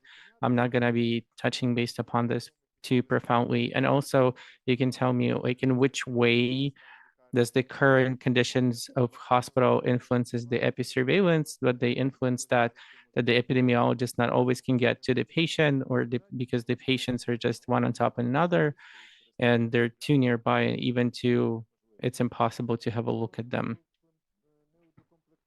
Regarding the workforce potential isn't fully there, and I can't really the ones who'll be telling you this, because you can see yourself that the personnel is lacking, and therefore in our area of work as well. And all of the other things you more than sure, I'm sure that you know of. So the main requirements that we would have needed to achieve them to implement the epi surveillance system, not everything is possible for us to do, especially the budget-wise. Unfortunately, not everybody have enough funds for that. And so even the basic of things that were mentioned in the previous section, that the epidemiologist needs a tablet or an assistant of epidemiologist would need a tablet. Not every health facility can actually afford that. And then we are still basing on the paper-based forms, and then the matters that are connected with the data collection. The e-commerce, or not the e-commerce, rather e-document management system, what was implemented in the Lviv Territorial Medical Union number 1. This is supposed to be implemented at the national level for many, many years. And hopefully the general document management system, considering the HAIs, would also be there. And as usually in the context of the epidemiological surveillance on HAIs, I cannot forget the microbiology labs, because without them, it's impossible to do anything if you don't know why this disease is, what is the causing factor. There is no point in improving episurveillance, because if you don't know, you don't know. And in all of that portion, preliminary, we were trying to do in any shape or form to correct it in the pilot health facility so that we can start our line of work. And of course, that all fully we can't provide for, but even though some portion of that we tried to cover. And then the future notes, the health facilities would like to implement everything all together and at once. It doesn't happen like that. And also we went along this path. And then we have a list of clinical departments where routine surveillance has been implemented. And then we conducted training for those who will be doing data collection and with our approaches for the data collection. So, since as previously mentioned by Artem, in some of the cases and HAIs can be used so that we can have a look at what is the basic level of spread of HAIs in the health facilities. And then the situation is slightly different from all the national research, but like we took departments of high risk that was mentioned, and you see in the ER, there's 50% spread, which is once again, might not be a surprise to all of you. And please don't look at neurology, 6.3%. This is the stroke department. The patients are there for a longer time. Therefore, there's a higher level of spread. We received this kind of general result, and we started not from all of the infections and not from all of the HAIs. We started up from the surgical site infection. And so this is more of a simple HAI for the implementation, but we changed the form a bit. If you can see that this form you can't use in accordance to the regulations in Ukraine, this is just for piloting purposes. The form is simplified with the movement into the point-by-point system where there is no mentioning of care. And if you would open the current existing forms that exist in our regulations, then there's many data about care. And because of that, you can analyze the data, what has caused the appearance of the incommunicable disease. We have simplified the form to as much as possible, and we put here only the things needed for epi-surveillance. And in accordance to that, as you can see that here, there is a mandatory side, the bacteriological testing. And in that form, there's only those signs and indicators that it's a HAI or there's no HAI. And then in de facto, if there's 4 points, then the patient is receiving diagnose a surgical site infection, and then you don't need any kind of additional intervention from the epidemiologist side or from the attending physician, and you're just leading this case yourself epidemiologically as an HAI, which simplifies the line of work that you do. As you can see, the health facility is small. There's not many surgeries being conducted, and therefore, accordingly, we are continuing to do our line of work on the processing of those forms, but still, the results on the main indicators that are of interest to us as epidemiologists, if you're speaking about the episurveillance, we can get also from those forms. And as you can see here, that we can decide specifically on the incidence, on the number of surgeries conducted, so that the prevalence of HAIs in the health facilities. And then there's many other indicators that we can calculate and assess, but the main thing is that the incidence that is of interest to us and the traceability in time. And therefore, if you're mentioning the 3 months of the observation, this is the period that we can not yet assess, that you need to have half a year or the year worth of data, but we see a movement and trend. So we started to implement measures in July on the improvement of care for patients. And so we did not assess the care itself, but still we see an improvement in number of cases for surgical site infections. And the second thing that was of interest to us, and then not just to us, but also for many times we spoke about the financial expenditures, and then how the HAIs are influencing the number of bed days, and then we can show to our leadership or to structural subdivisions, in that case, in the surgery department, that every case of surgical site infection is hospitalized for twice as long. It's simple, it's straightforward, and then it's easy to show specifically for surgeon. If when they see this, they are starting to think, and then it's easier to you, and then in continuation, that your activities are effective. And in accordance to that, that is the simple indicators that is easy to use for the health facility interventions. The work is being continued also. It was the piloting of those forms, and we're hopeful that the e-document management system to be present. But colleagues, if for some reason you would want to implement a routine surveillance, start to do it now, because the even badly implemented epi-surveillance would give you data. If you have the data, then it's much easier to operate with, and then to go and approach clinicians with something. If you're not doing epi-surveillance, then we will be sitting still, no data, no information, no results to be achieved in the IPC department. And therefore, please, to improve something, it's much easier than to create something from nothing, because when you have nothing, there's nothing to speak of or about that we are effectively or not effectively implementing. Thank you. Дякую. Thank you so much. Добре. Тепер я запрошую пані. So now I'll ask Nadia to present. Please, there's microphone and a clicker. Тема рутинний. The topic, routine epi-surveillance on HAIs, connected with the AMR pathogens and epidemiological investigation. Thank you. Я вас попрошу, вибачте, Я мікрофон. перепрошую, так. Шановне панство, So, dear colleagues, I'm so happy to welcome all of you, and I'd just like to say that right now, to present after our biggest people in the epi-surveillance and implementation of HAIs, it's going to be hard, but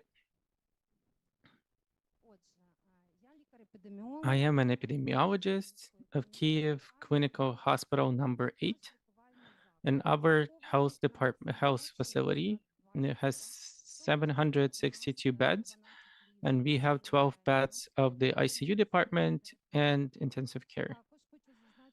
And so the annual indicator for the specialist care provision We have 16 specialized departments for more than 30,000 people. Apart from that, 12,000 annually is we have surgeries conducted. And then despite the fact that our health facility does not participate in any pilot projects or anything, so the beginning of the full-scale invasion, in our health facility, daily medical care is being received by 170 to 212 military personnel, which is people with trauma, wounded, and also military personnel that have conditions or diseases. So we've treated, as of today, 9,600 military patients. And so if you see in October of 2023, our health facility, we finally created the Department of Infectious Control. And here are the specialists who are part of the department. So what did we decide to do was that we didn't decide and create a bicycle or invent the wheel, but as Roman mentioned, we decided to start working. So we've used multimodal approach. This is why we decided to put the routine epi-surveillance on infectious connected with provision of medical care, local microbiological monitoring, and so the implementation of IPC was the stress on the hand hygiene and the antibiotic stewardship program. So on the resource assessment. At the moment when we have created our IPC department, I would just like to say that the administration of the health facility was set positively, and then we had support from all of the sites and regarding the financial and tablets. So here we didn't have those. Unfortunately, we didn't have those, but the management were interested in us existing. Therefore, all of the SOPs, everything else have been approved, developed, and they were there. And the plans for the prevention for infection has also been there, developed and ready to use. And as you can see, the department has been created. The epidemiologists did not have any assistance, which is important because we have 762 beds. So what did we use? And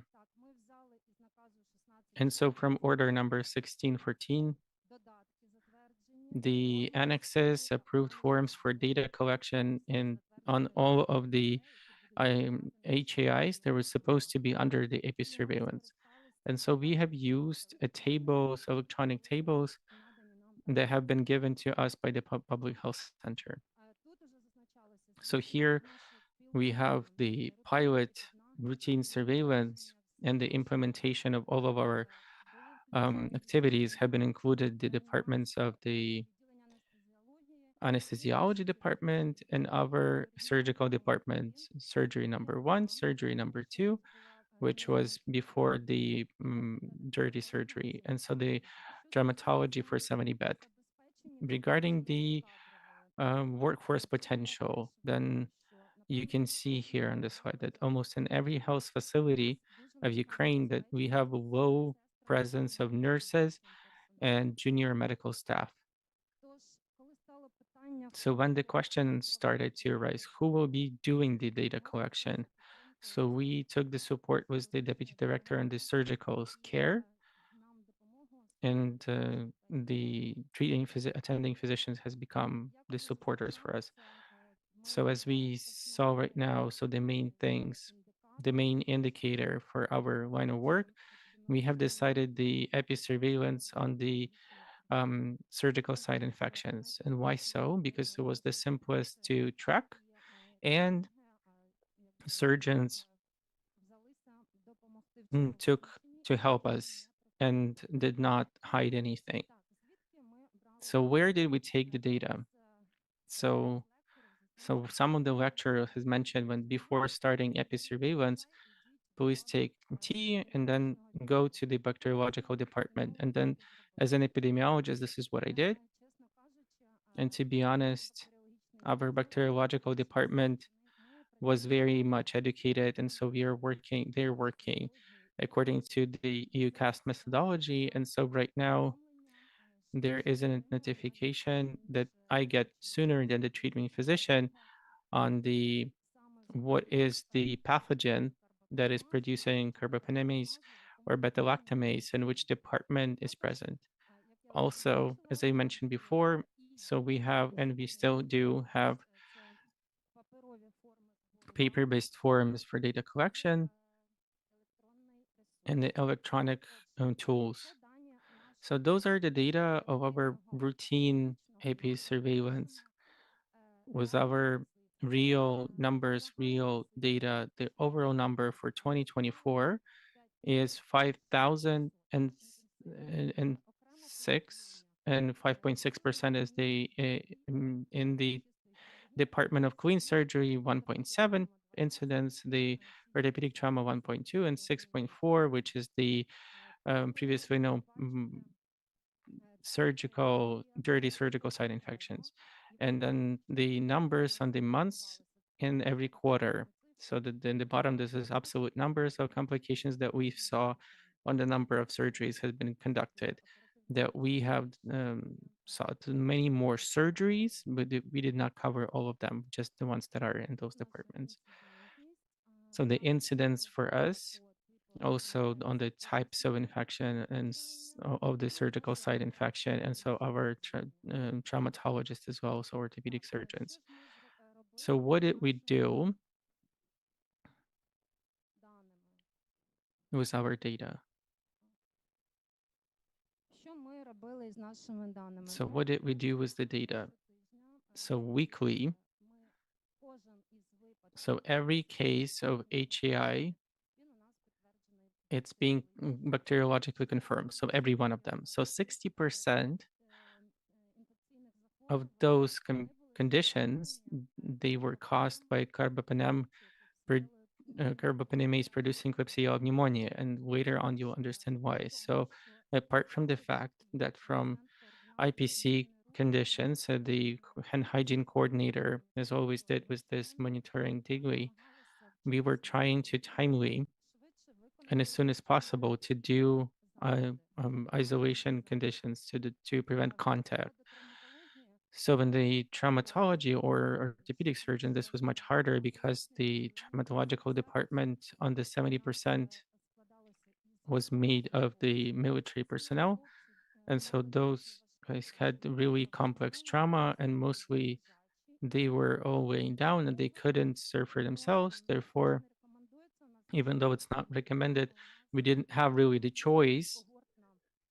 And we used cohort isolation of such patients. And one wing of that department was allocated for such patients that have resistant flora found out in them, and specifically Klebsiella pneumonia, carbapenem resistant. And also, apart from that, episurveillance cannot exist just for the sake of having numbers or reports or anything like that, but for the source so that we can change something. This is on that we can't see something that we can measure, and so we can influence something. So if everything is great, why would we need episurveillance to do something, or then procure additional dispensers to procure the isolation gowns or PPE, so you'll be able to see. So this is the line of work that has been conducted monthly. So all this data I have analyzed and then provided to the heads of the departments monthly. And also monthly, we have implemented the meeting of the surgical profile where we've discussed the most complex cases. So this is the data for 2024. And so carbapenem maize producing, we have 129, and even one pathogen has been fully resistant to colistin. So in parallel with this line of work, we have implemented the local microbiological monitoring. And as everybody else of all the bacteriological labs, we have joined the HUNET system. It's that it's not updated to a point that we can only pull reports on the military personnel. To see an interesting picture all over the treatment facility, we have a simple Excel table where we can see all of our pathogens that are carbapenemase producing, we see all of the sensitivity and resistance, and we can analyze the dynamics of any department that we work with. So here we have the data of the first half of the year and the second half of the year, which is the activity of our department, where we can see that from the positive things, which is the fact that the surgery number 1 in the second half of the year has started to much frequently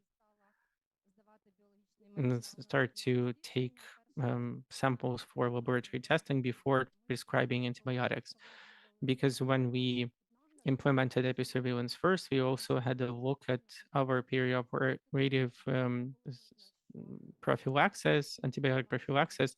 And as everybody before, we have the stewardship programs on the first number 1, the cefuroxime, cefazolime, was not used a lot, and also cephalosporins of third generation was still taken, being the ones in the majority. So this is regarding I put the numbers and the absolute numbers, but it's the first and the second half of the year, we have mostly 26% of overall case was Klebsiella pneumonia taking. The second place was Escherichia E. coli, and so it took 28 something percent. And sorry, the second was the SRL was 22, 24%, and then E. coli also been the third place. So regarding Acinetobacter baumannii, Pseudomonas aeruginosa, so they were at the level of 6%, and they were throughout the first and the second half of the year. So quite intensively during the first and the second half of the year, we were taking the biological material and actively tested the wounds, but blood, as in general all over the country, it was less than 2% for blood cultures per 100 patients. And so regarding the testing for catheter sampling, and then we had only 11 tests from the catheters. And if you look at the data for 2025, or the first half of the year, then we have 73 catheters have been tested, and then for the blood culture, 2.4%. At this slide, what you can see is the isolates of Klebsiella pneumonia and its sensitivity. So in this way, we are looking for information so this is the information, the report on all of the escape a group of pathogens. And so also in 2025, we did the selection on the sensitivity of Klebsiella pneumonia and separately isolate from the wounds and isolate from the sputum. And we also like to mention here that going out of the data that we have, ceftriaxone has still high resistance to, Klebsiella has resistance to ceftriaxone. Avibactam, it had more than 80%, has most 80% of flora is sensitive, probably the only medication. But then by looking at the data for sensitivity, that all of them less than 40%, and we are also trying to stress to clinicians that because of the low selection of medication for empiric antibiotic treatment, the main thing is to follow the preventative measures for infection and IPC as well, to follow the hand hygiene and to follow the timely isolation and contact measures for protection. Moreover, our department looked into retrospective audit of antimicrobials consumption rates, and these are the results that could have been measured by means of our activities. And I'm talking here about epidemiological surveillance, IPC implementation activities, implementation, and to what extent they have been associated with the consumption rate figures. In the second half of 2024, we investigated the situation with colistin. And here is our Klebsiella that produces carbapenimases and that only sensitive to colistin. And we can see by means of these studies in 2025, we will see reduction in the colistin consumption rate by almost 5%, 5 times. Levofloxacin, 1.5 times less. Tihecycline, 1.9 times less. Ceftriaxone, 1.4 times less.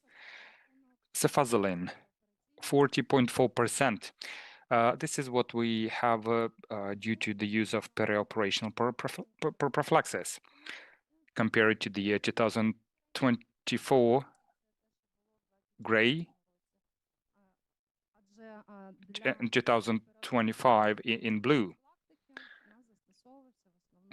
For perioperational prophylaxis, we use cefuroxime mostly.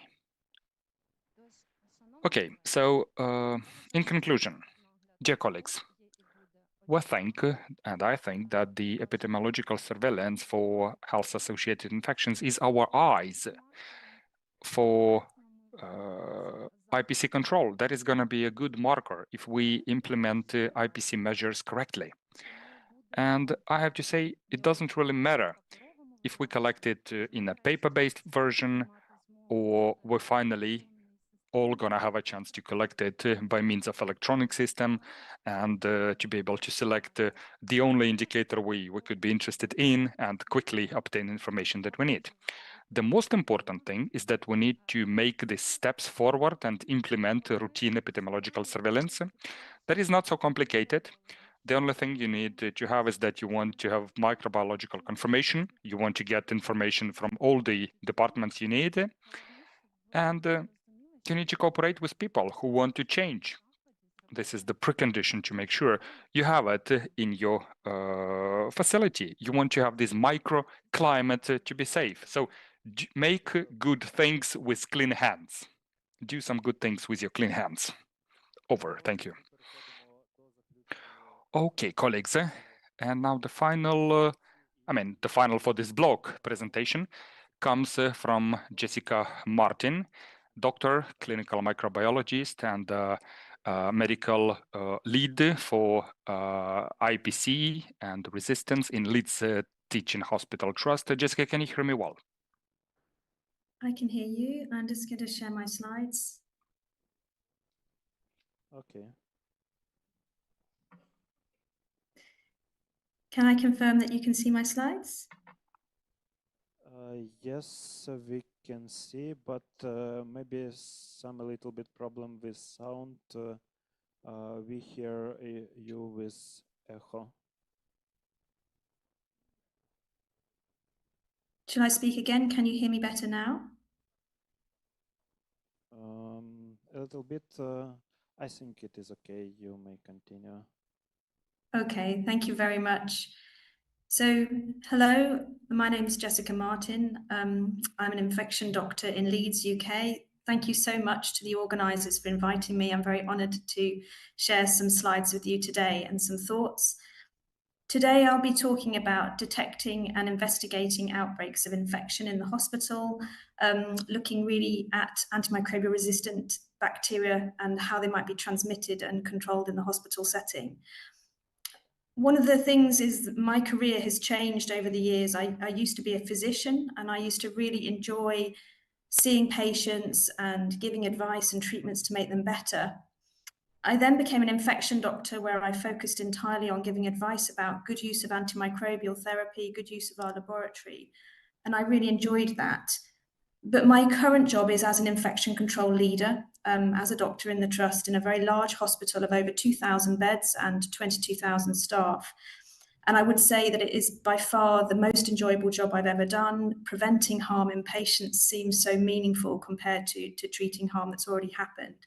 So just to echo what the previous speakers said, I can see there's so much work is going on in Ukraine and so much good data. And it's just really about how we work together with our colleagues out on the wards to get the changes to keep people safe from infection. So today I will just talk about how do we define outbreaks of infection related to antimicrobial resistance and why is it so difficult? I'll talk about how we use the data we have to map our problem and how we can use some visuals representation to map the problem. I will be looking at patient sampling, environmental sampling, and then just a little bit about control measures. So why are healthcare-associated infections so important?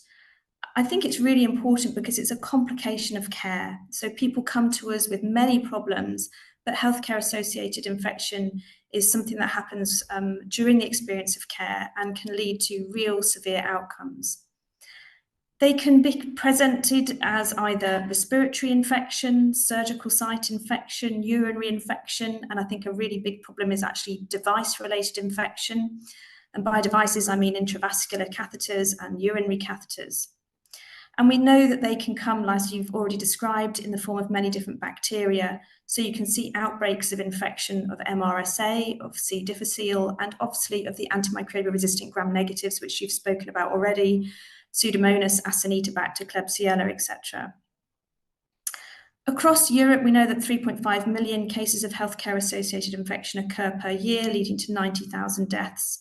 And we know that a lot of antimicrobial resistant infection is acquired in healthcare. So although we all support the One Health approach to antimicrobial resistance, looking at community prescribing, looking at agriculture, I think it is very important in my mind to recognise that a strong driver of resistance is the care provided in hospitals and the very high levels of IV antibiotic use in hospitals. And again, as you've already, I think it was Artem already described, outcomes are a real problem. So HCI leads to long hospital stays, long-term disabilities, high costs, increased mortality.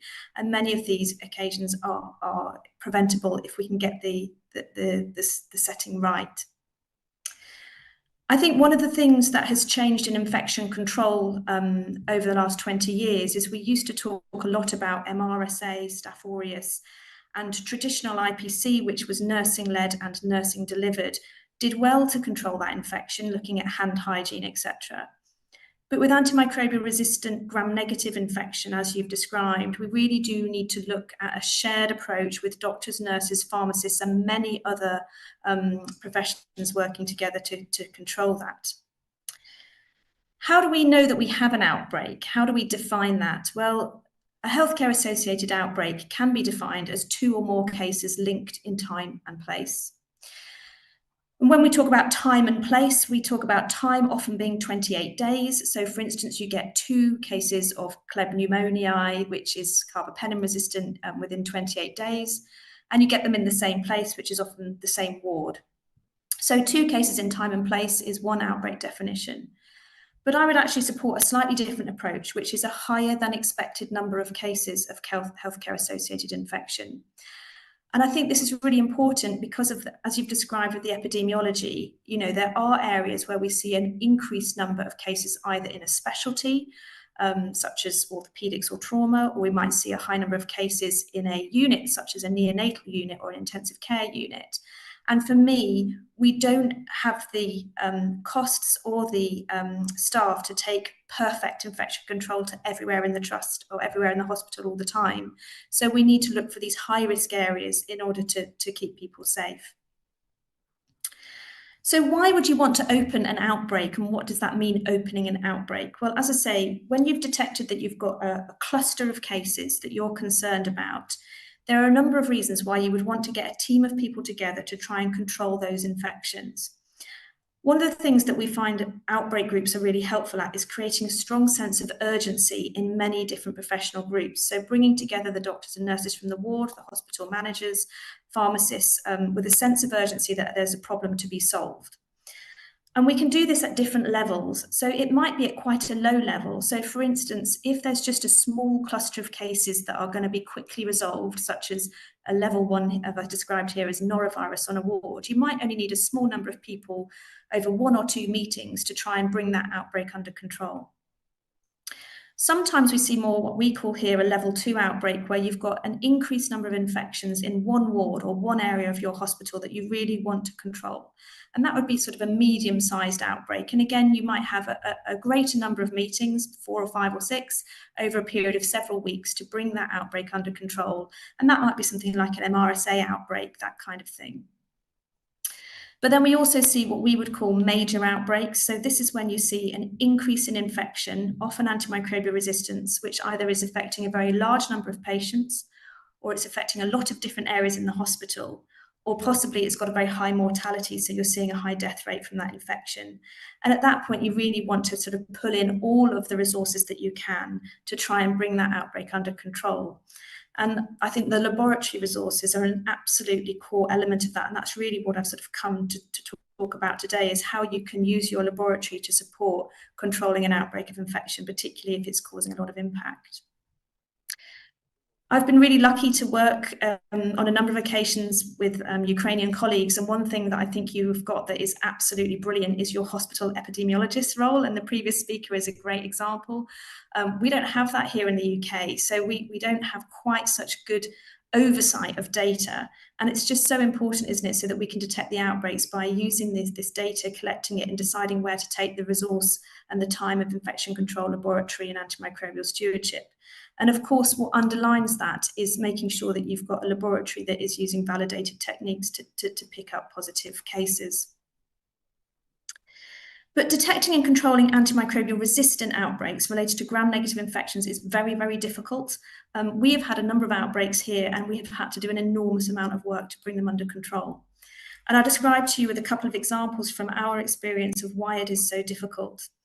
And I know that you know all of this already, but this is just an example in very simple terms. So this is a KPC Klebsiella pneumoniae, and that's the kind of rectangle. Within it is the circle, that's the plasmid, and the red dot, which is the genetic element, which is the KPC. And this will replicate within a patient and might spread to other patients on the ward. But it also may jump. So what you can see is then the plasmid moving from Klebsiella pneumoniae to E. coli, and then you've got two different bacterial species positive with KPC, sometimes within the same patient or within the same outbreak or ward setting.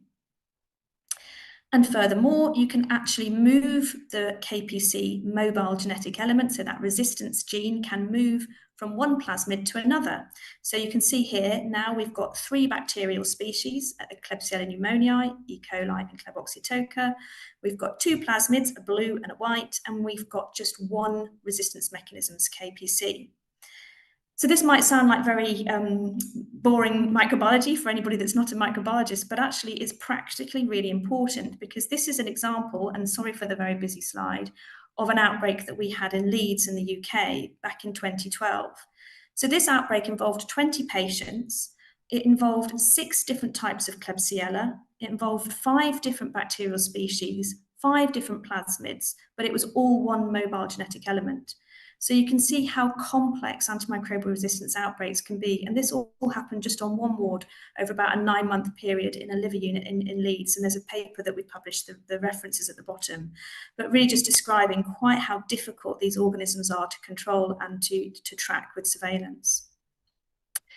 The other thing that we have done a lot of work on here really is about the routes of transmission of AMR bacteria. And this is obviously Staph aureus as well as the gram-negatives and CPE. So we do worry about patient-to-patient transmission. We know that that will occur, particularly if you've got very full and busy wards, particularly in places like emergency departments where people are very close together, and that's the case here, and I'm sure with some of your hospitals. We know that staff can transmit infection by not adhering to good hand hygiene or not using the right PPE. But we also have really focused here on the environmental contamination and transmission by AMR organisms, and that might include equipment, beds, kitchens, and I'll come back to that a bit later in the talk. And there's an awful lot of publications now, if you look in the literature, about the role of the built environment, the ward environment, in the transmission of AMR gram-negatives. This is just a selection which really focus on water and wastewater, which we know are a risk, but there are actually other publications looking at other modalities.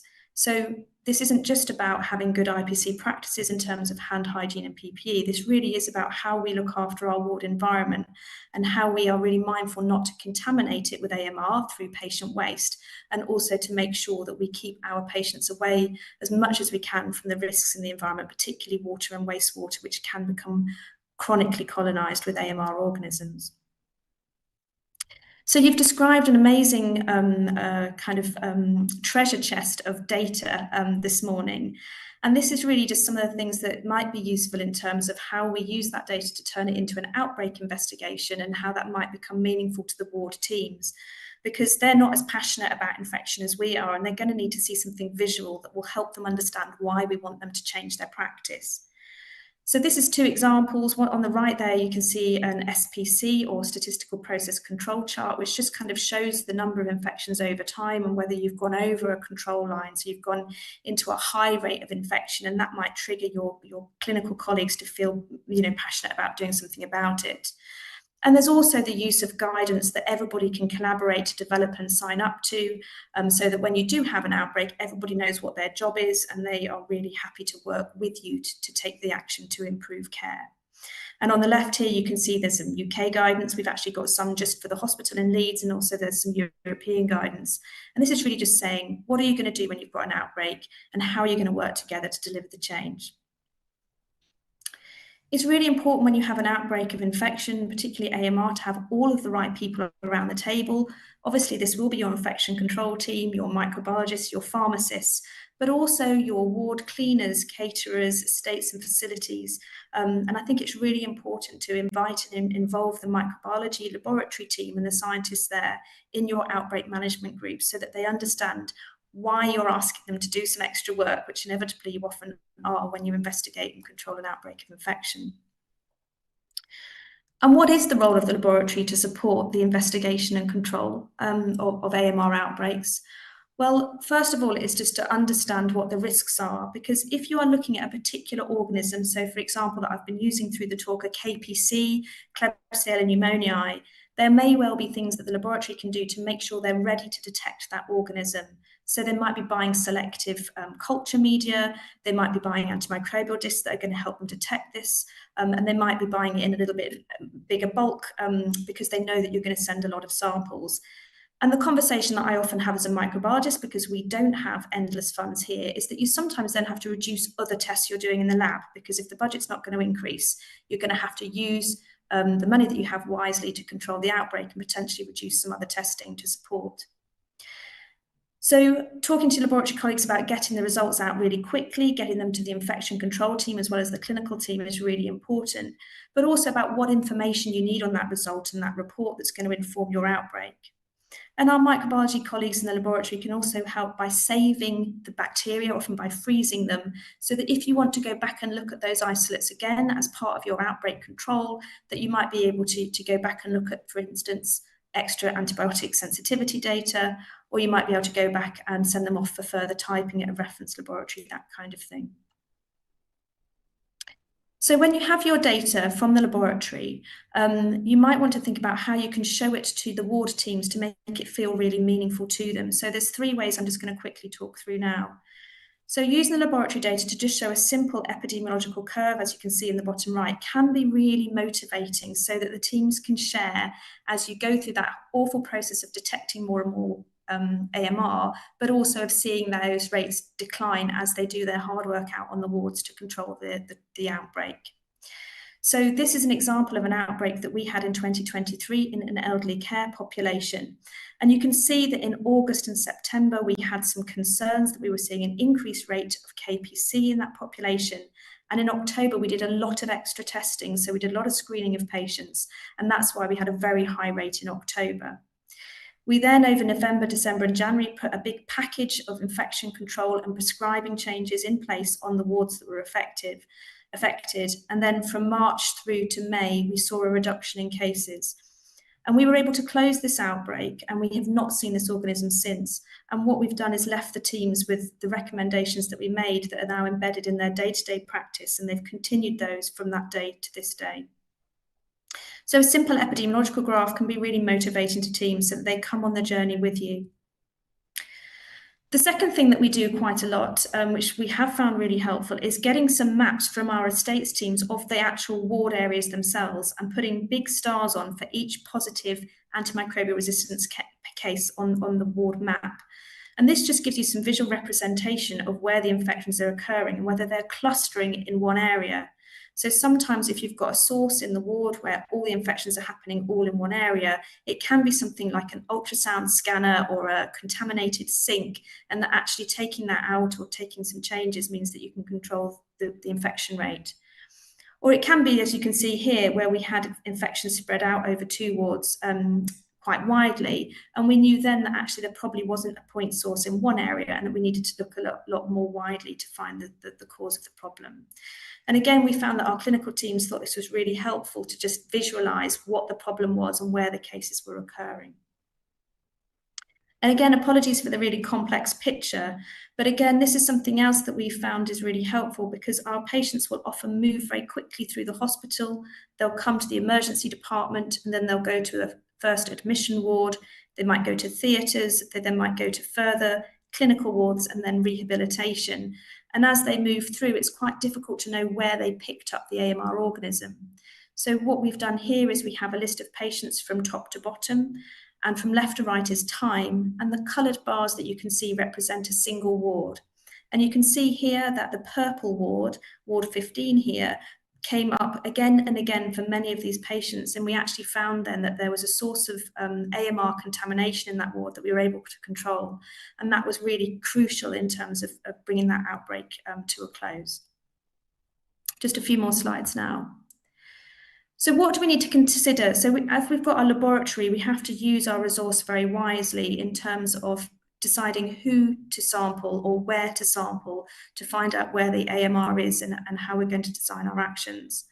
So it may be useful to think about whether you're going to just use laboratory samples that are already taken, such as blood cultures, urine, tissue swabs, wound swabs, or whether you're going to proactively screen your patients using proactive swabs of either wounds or rectal swabs.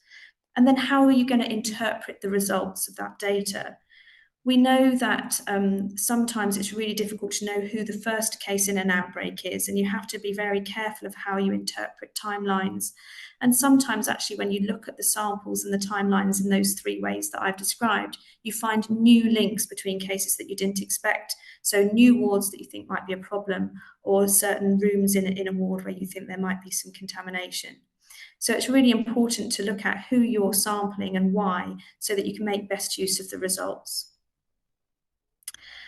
And sometimes when we do proactive screening of patients, we can use different modalities, again, to do that in the most effective way. You can do point prevalence screening, where you sample all the patients on the ward on a single day, and then put some interventions in for a few weeks, and then do another point prevalence to see if you've got a lower rate of antimicrobial resistant infection.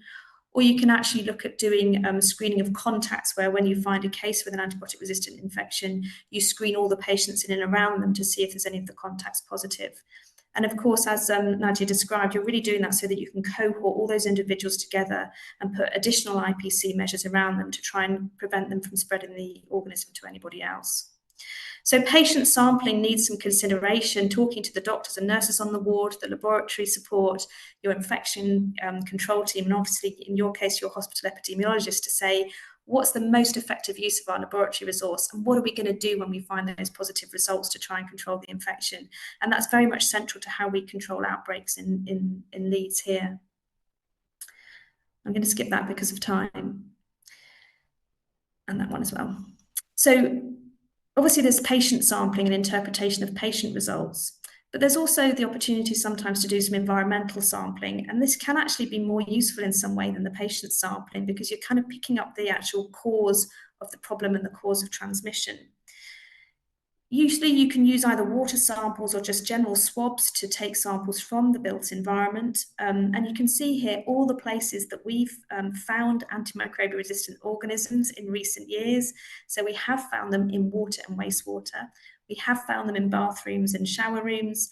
Sometimes in cleaners' buckets and mops can have contamination with antimicrobial resistant organisms. And on the left there, we've even found antimicrobial resistant organisms in a kitchen. That was where the KPC was, on that purple Ward 15 that I showed you on the other map. When we had a lot of looking around, we found the organism in Ward 15's kitchen. And actually, we just retrained all of the catering staff, and we closed the outbreak following a complete change in how the work occurred in that kitchen. So environmental sampling can lead to really focused action that can be really effective in controlling the risk from antimicrobial resistance. Once you've gathered your outbreak group together and you've looked at your patient sampling, your patient sample results, and obviously any environmental sample results, you're going to obviously create an action plan of how to control the outbreak. And I don't have time to talk about that today because I've nearly finished. But there are good guidance recommendations on how you do that. And as Nadia said, the key is taking everybody on the journey at the right pace so that your hand hygiene, your PPE, your cohorting, your cleaning all comes together to the point that everybody is on the same page. And there's an enormous amount of work and development of relationships to do that. And it's difficult and different in every place that you have an outbreak. We find in Leeds that each specialty has its own culture. So it's different in orthopedics from critical care. And we really have to learn about those clinical cultures to work with teams to get the action plan complete to bring the outbreak to a close. So it's really a people job rather than a microbiological job. And it always is, as I described earlier, a combination of infection control with changes to prescribing. And we always do the same together. We don't just do IPC and we don't just do stewardship. We put them in a bundle together in order to control outbreaks. And you can see here a photograph of me with a team from our hematology unit. None of these are infection specialists. We've got estates, cleaners, consultant hematologists and senior nurses, and they're my infection control team for hematology now. So they go out every month. They use the learning that they had from their outbreak about infection control and about improved prescribing. And even though their outbreak closed in 2021, a long time ago, they continue to go out every month and make sure they train their new staff and they make sure that they use all of that knowledge from the outbreak to keep patients safe. So again, just in terms of why would you open an outbreak, that hopefully when you put all of that extra effort into a particular team to solve a problem, what you'll leave them with is some expertise that they will continue to work with every day. So Duji Diakiu, and I'll take any questions. I'll stop sharing. I hope you could hear some of that okay. Yes, thanks a lot, Jessica. Thank you very much, Jessica.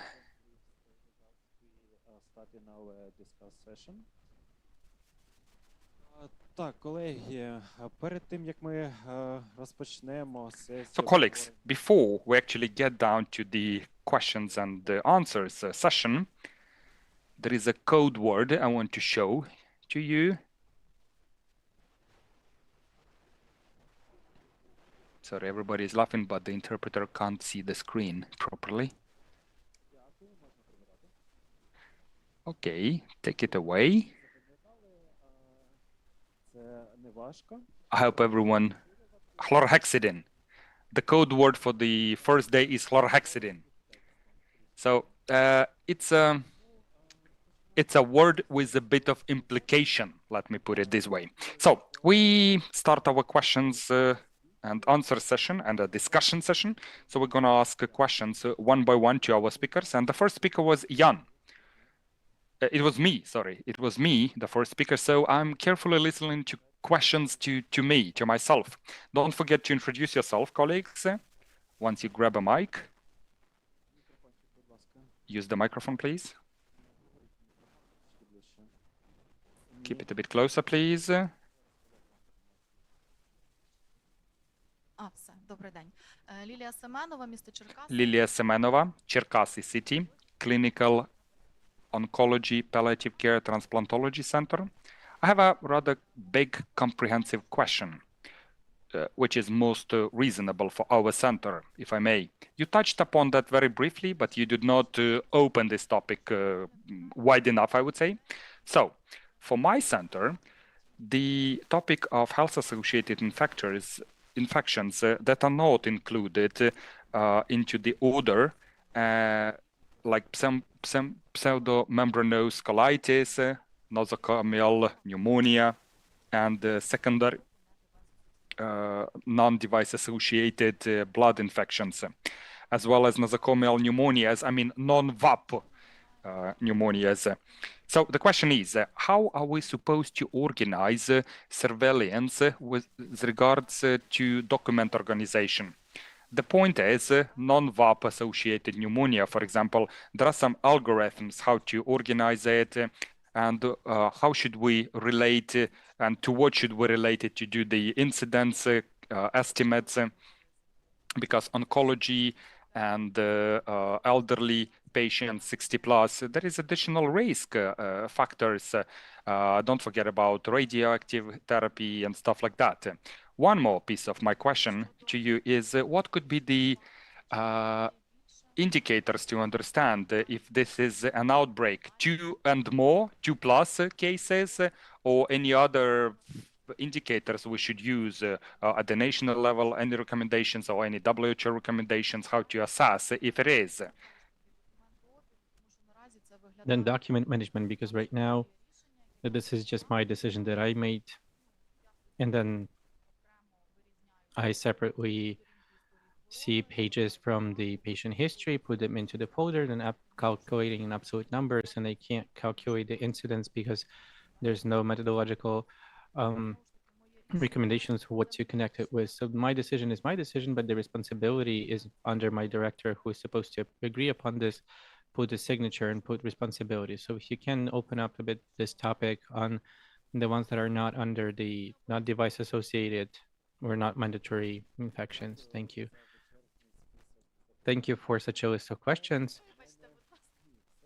No, it's okay. So I value your interest. Let's get back just 3 minutes ago into the past what I mentioned, that we will be asking questions on the topic of the presentation. And the first question was to me. My presentation was, let me remind you, the sentinel surveillance in Ukraine and for 2025. Therefore, I'd just like to remind you, the questions addressed to me on the sentinel surveillance, I don't have regarding sentinel surveillance. Then okay, we will note down your question, and as we move into the part of the discussion of routine surveillance, we will get back to you. Good, good. Так, пані Наталя, зараз вам мікрофончик, колега вже несе, зачекайте. Waiting for the microphone. Greetings, dear colleagues. I am the head of the AMR department and IPC of Kyiv City Center for Disease Control and Prevention. I would have a short question.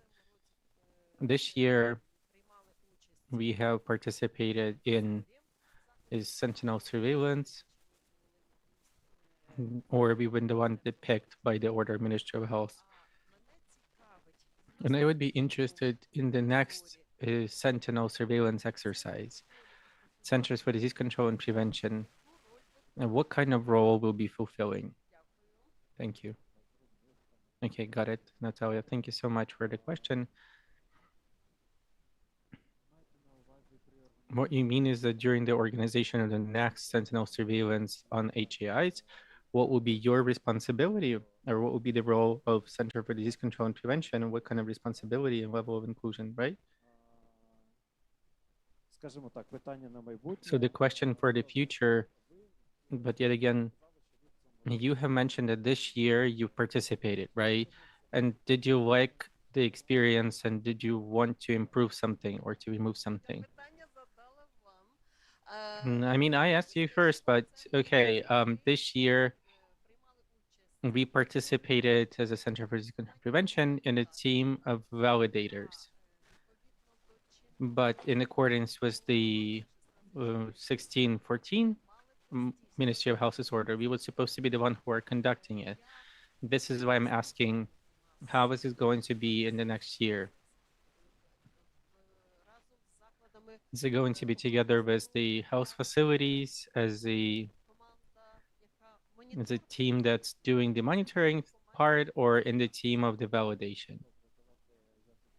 Then let me do a few clarification. Clinical data collection, it's being conducted inside of the hospital, and then this person responsible is somebody in the hospital. So you just physically, if in your region there's 9 hospitals, you're not going to be able to separate yourself and then to go to 9 hospitals and to collect all those data together with the clinical representatives, right? So we have the whole team that is, I mean, I do believe in you, but then you might be out of your regular job, right? Because you're going to be dedicating all your attention to that. But you're right that this year, the Center for Disease Control and Prevention has been included into the validation and to the data collection on validation. And in the same way, we've included them into the paper-based form, into the electronic system. And so I think this part in the future we will remove. And then we will more so actively involving you, the Center for Disease Control and Prevention, to the data collection during the validation process only. Thank you. Any questions?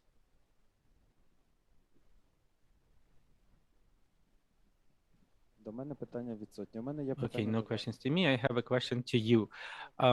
If I mentioned in the slide that during validation there was no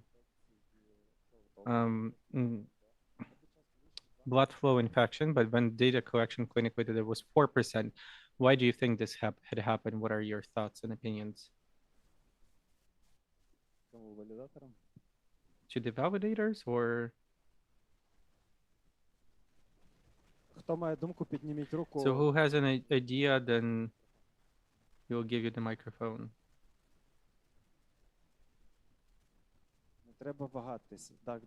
Don't hesitate. Regarding what there was such a diagnosis made. So there has to be like, so we are speaking about the infection connected with the healthcare provision, about the criteria of, and then is it all of it, not all of it, but during validation they were not noted down? But when the clinical data collection, they have been noted down. And so here it's clear that the clinical stage has covered more of the bigger selection of patients, and it's have been through bigger number of hospitals, and then the data have been collected by the clinical teams. And in your opinion, the validator, why was this? Was the blood flow infection or circulatory infection? Because there was no bacteriological confirmation, maybe. It is correct, but during the validator, when he's going over patient history, he didn't find any confirmation that this was the blood flow infection. But why?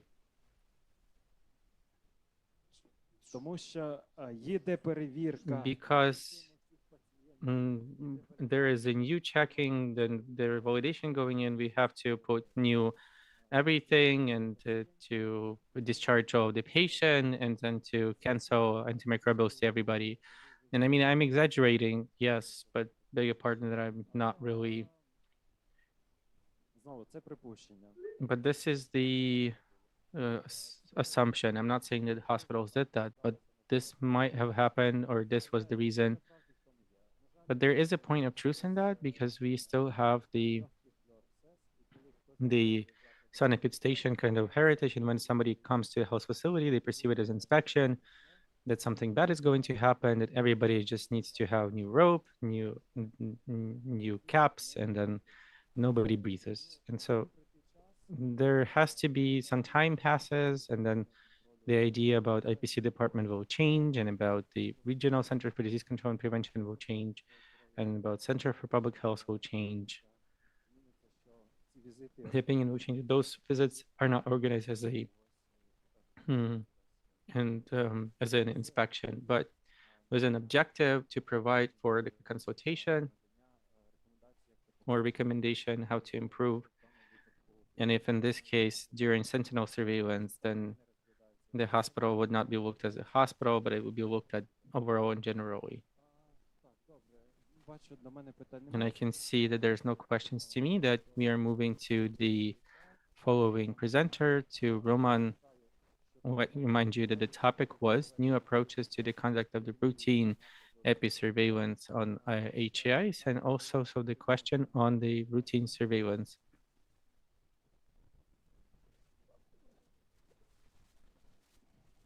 Sorry, his microphone is inaudible. I found some web results. I can show them if you ask again from your iPhone.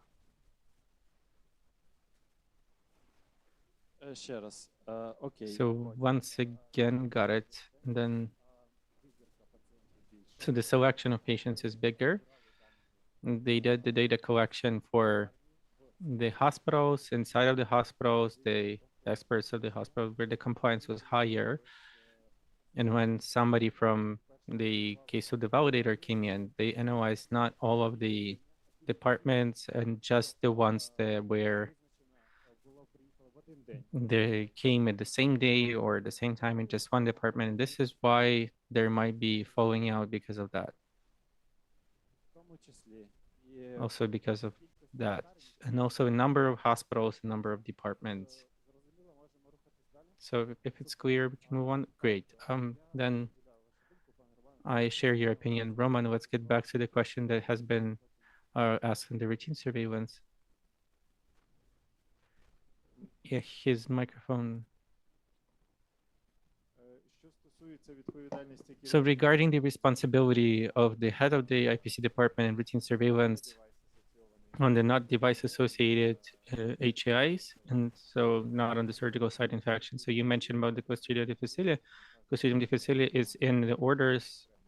There isn't a separate form, but then the form is not really needed. So what's considering the other infections and the implementation of the routine surveillance on them, then you can implement the routine surveillance on any infection that you consider as of a threat or importance. There's no restriction, and leadership of the hospital will still be responsible for anything that is being implemented in the health facility. So if you're seeing that, for example, you have a spread of, in the context of oncological condition, that you have your own pathogens. In pediatrics, their own pathogens. You can implement this as an epidemiologist, and so you have to recommend this to the leadership.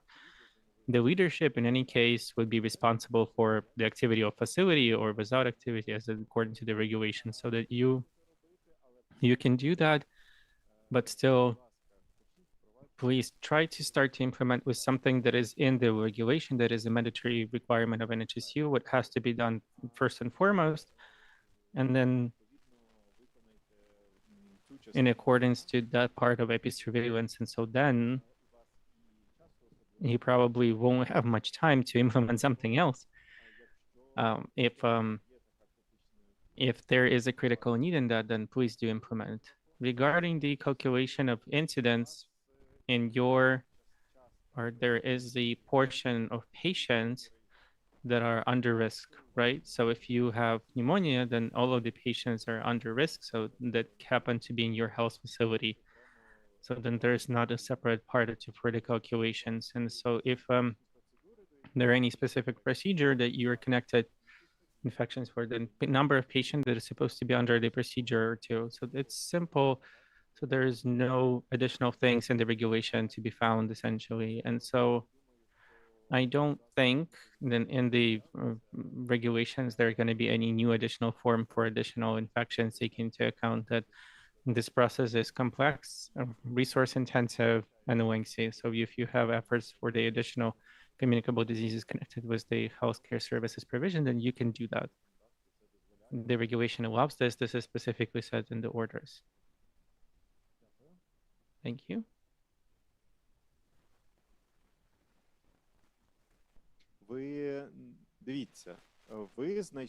So you have found a communicable disease connected with the healthcare services provision. You're a clinical epidemiologist, so you have to inform about this your leadership, since you're subordinated, right, to them. And so if you're a head of the IPC department, then you need to inform the healthcare facility lead. If you're a clinical epidemiologist, then you're supposed to inform the head of the IPC department, and they have to pass this to the leadership, and then the leadership is supposed to make a decision whether to implement some additional activities as well, routine surveillance or not. This is the responsibility of health facility.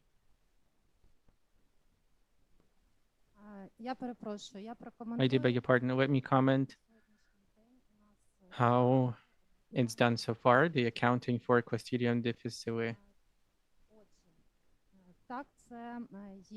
Yes, this is a part of the criteria for the definition. And yes, our health facility, our bacteriology lab is using our rapid test for the glutamate hydrogenase and toxins A and B for Clostridium difficile. So not to allow the spread of Clostridium difficile, we have a department of gastroenterology, and we have a complex severe surgical patient. We want to see the picture of what is happening. So a special form we don't have, but the patients that we are finding out in the same way we have developed for ourselves just an Excel table where because we want to see all of the data very interested in, we want to see what is it connected with, this Clostridium difficile, or is it the any kind of recurrence, or maybe this is connected with the health facility, or maybe this is not Clostridium difficile, or just being a carrier of that. So it's not an infection by being a carrier. So the department would not have overlapping with other patients. So from this year, we have start the surveillance over Clostridium difficile. And so we are doing that in that way in the Excel table. And so we are putting there all of the information that might be of interest to us. Thank you. Мене чути? Добре. Наступне запитання. The next question is the microphone, please. Доброго дня, я Людмила Микуляк. Greetings, my name is Ludmila Mikuliak and I represent the Lviv Prenatal Center. I would just like to add to the colleagues on the spread out of the spectrum of the surveillance on the surgical site infection and HAIs in general. So I would also have, this is important to me because many HAIs that are under the mandatory surveillance for us are not really needed. For example, the observation on the catheter, urinal catheter. So we don't have regular catheterization to waste resources on something that is never being noted down. I don't think that this is needed. Another point, we've spread our surveillance. We made a criteria for the case definition as a complication and postpartum period. So I had the same question. So thank you so much for the answers. And then the next question that I would have is that, are you planning a system for data exchange between health facilities on the case of the hospitalization of patient with the HAIs? So what am I interested in? For example, the observation over HAIs in a surgical site inspection is 30 days, but they can be hospitalized again. And we don't think that it's going to be in our facility because I'm registering HAIs connected with the previous hospitalization, not with our facility. So how do we exchange the information and how do we calculate these cases? Because they make an additional load to us of HAIs, but how to inform the facility? Thank you so much. Thank you so much for the question regarding the documentation on devices. If the devices are not used and the routine surveillance, then you will not have. Regarding the system for data exchange, then here the question is more so to the National Health Service of Ukraine that is a holder of the electronic health system and all of the data that exists in the health system in Ukraine. And then, in my opinion, when this e-health system will be fully integrated and fully implemented, then this kind of data will be present in your desk because this is the needed data when where have been the patient spending the time, what he's been infected with, and so what kind of test has been done with the list of the mandatory testing or important testing. Therefore, here is the development of the e-health system of Ukraine rather than the matters of episurveillance, but hoping as well that this will appear. Thank you so much.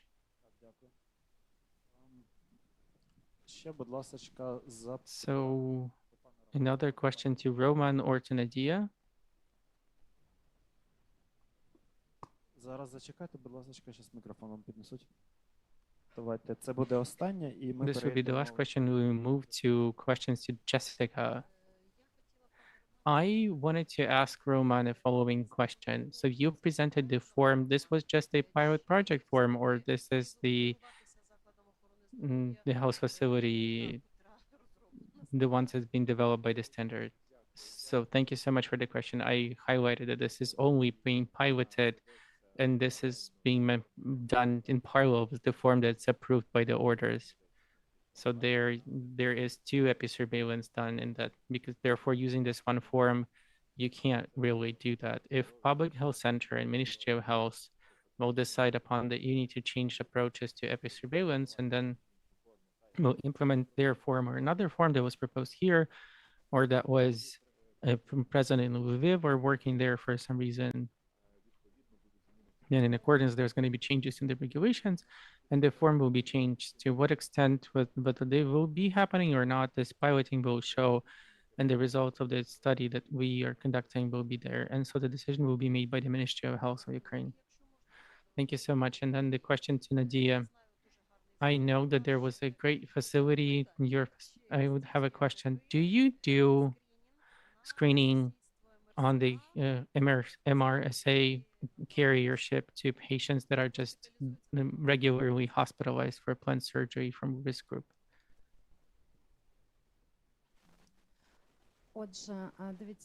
Thank you for your question. So that we are conducting local microbiological monitoring, and so that from the January 1st of 2024, and the passage of our pathogens is changing constantly. So if the first half of the year of 2024, 26% was Klebsiella pneumonia,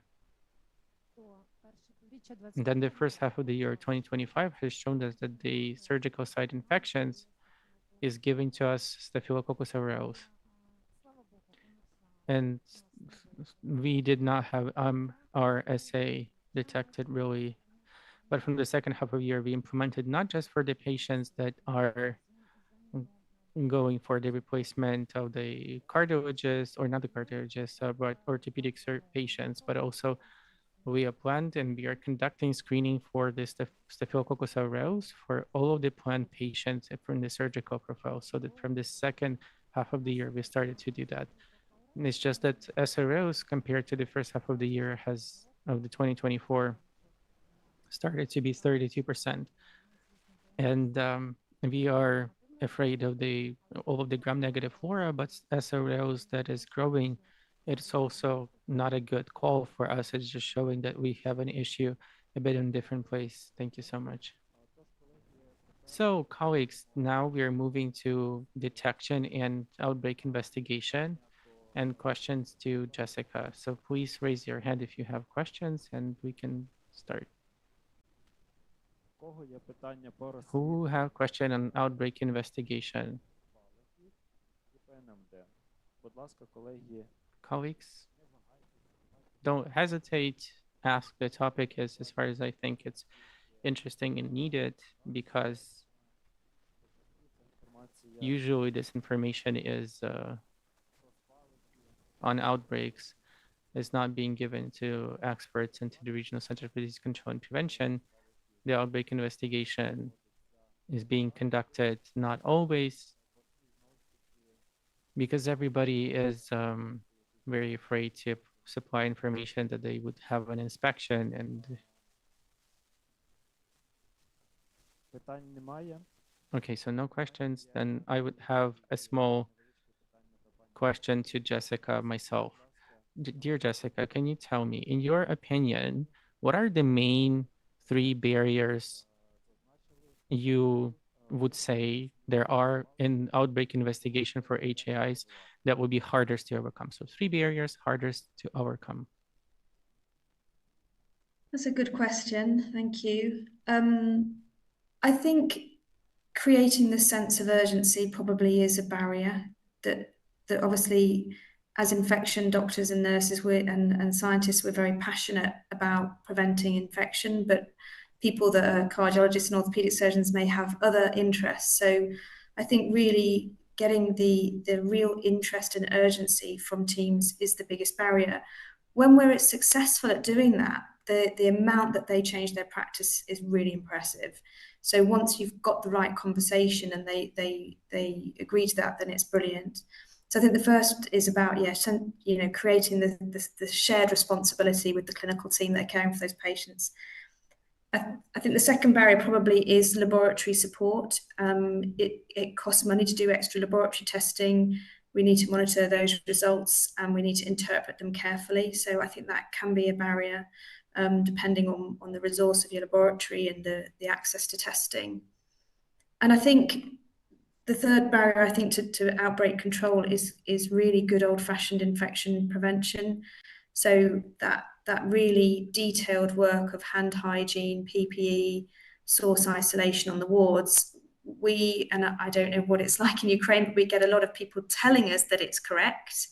But when we go and have a look, it still isn't correct. So it's really about making sure that the practice is absolutely right, and that's every day, at the weekends, in the night, and making sure that we've got good data about practice that's believable, not just lots of people are telling us that it's all good. So I think those would be my 3 things, if that that's okay. Thank you for the question. Yeah, thanks a lot. Так, колеги, питання не виникли. Okay, so no questions or...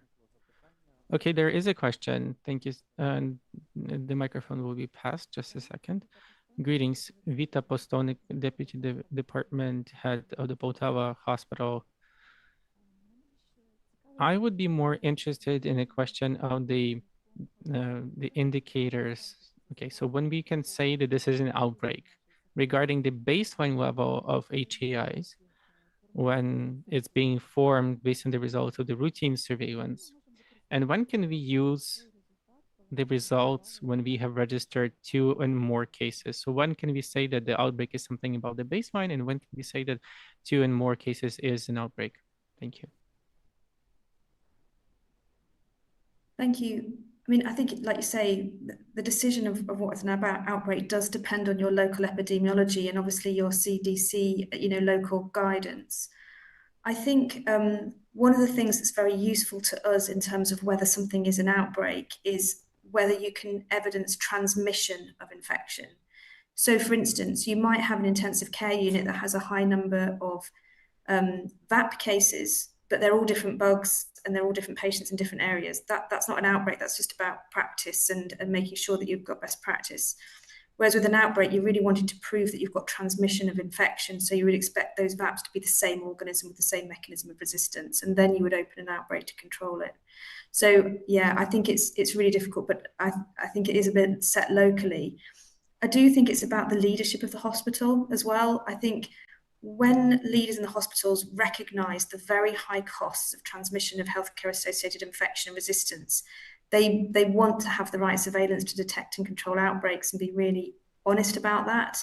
And again, it's really useful if the hospitals down the road from you are also honest. So if your patients are moving hospital to hospital, you know if there's an outbreak and you can kind of check in with that.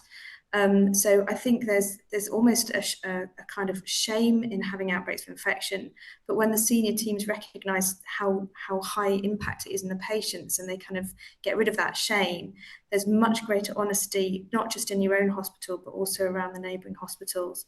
But the epidemiology would come down to you. And as I say, I just think you're so lucky that you have hospital epidemiologists who can guide you in that matter. We don't have that here. Дякую. Дякую. Тож, колеги, на цьому буде завершувати другий блок. Пані Джесіко, дякую вам за... With that, we're gonna wrap up the second block. Jessica, thank you very much for your presentation. Thank you very much for your time dedicated to questions and answer the questions. So this is the due time for a coffee break. And colleagues, it is all in your hands to come back at 16:25 so that we could start the last block and be on time today in the end of the day. Thank you.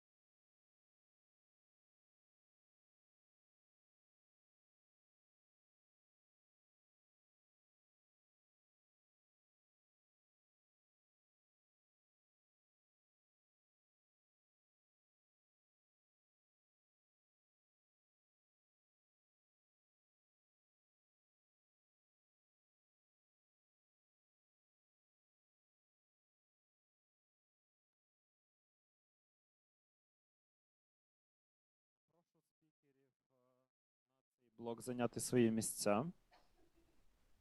Модератора також прошу Please, зайняти colleagues, місце. resume your seats.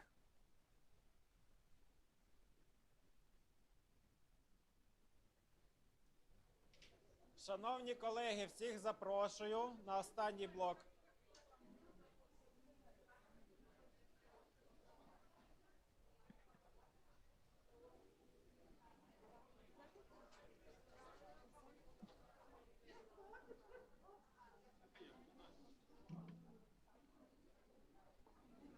Colleagues, please come back for the last block.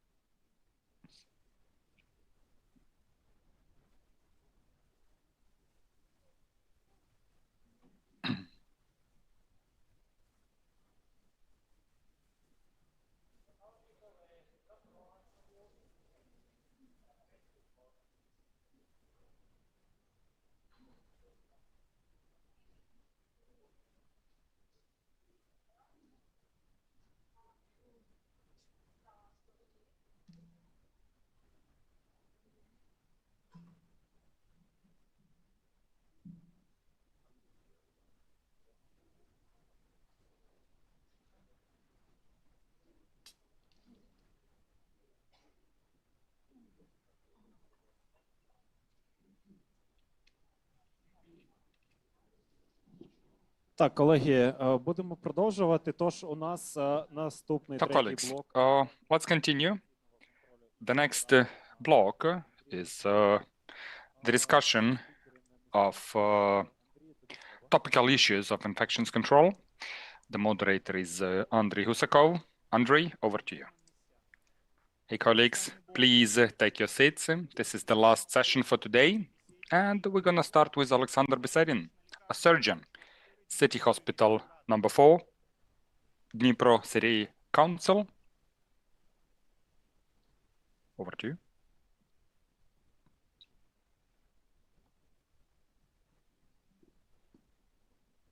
Вельмишановний головуючий, вельмишановні колеги. Dear head of the Congress, dear colleagues, dear panelists.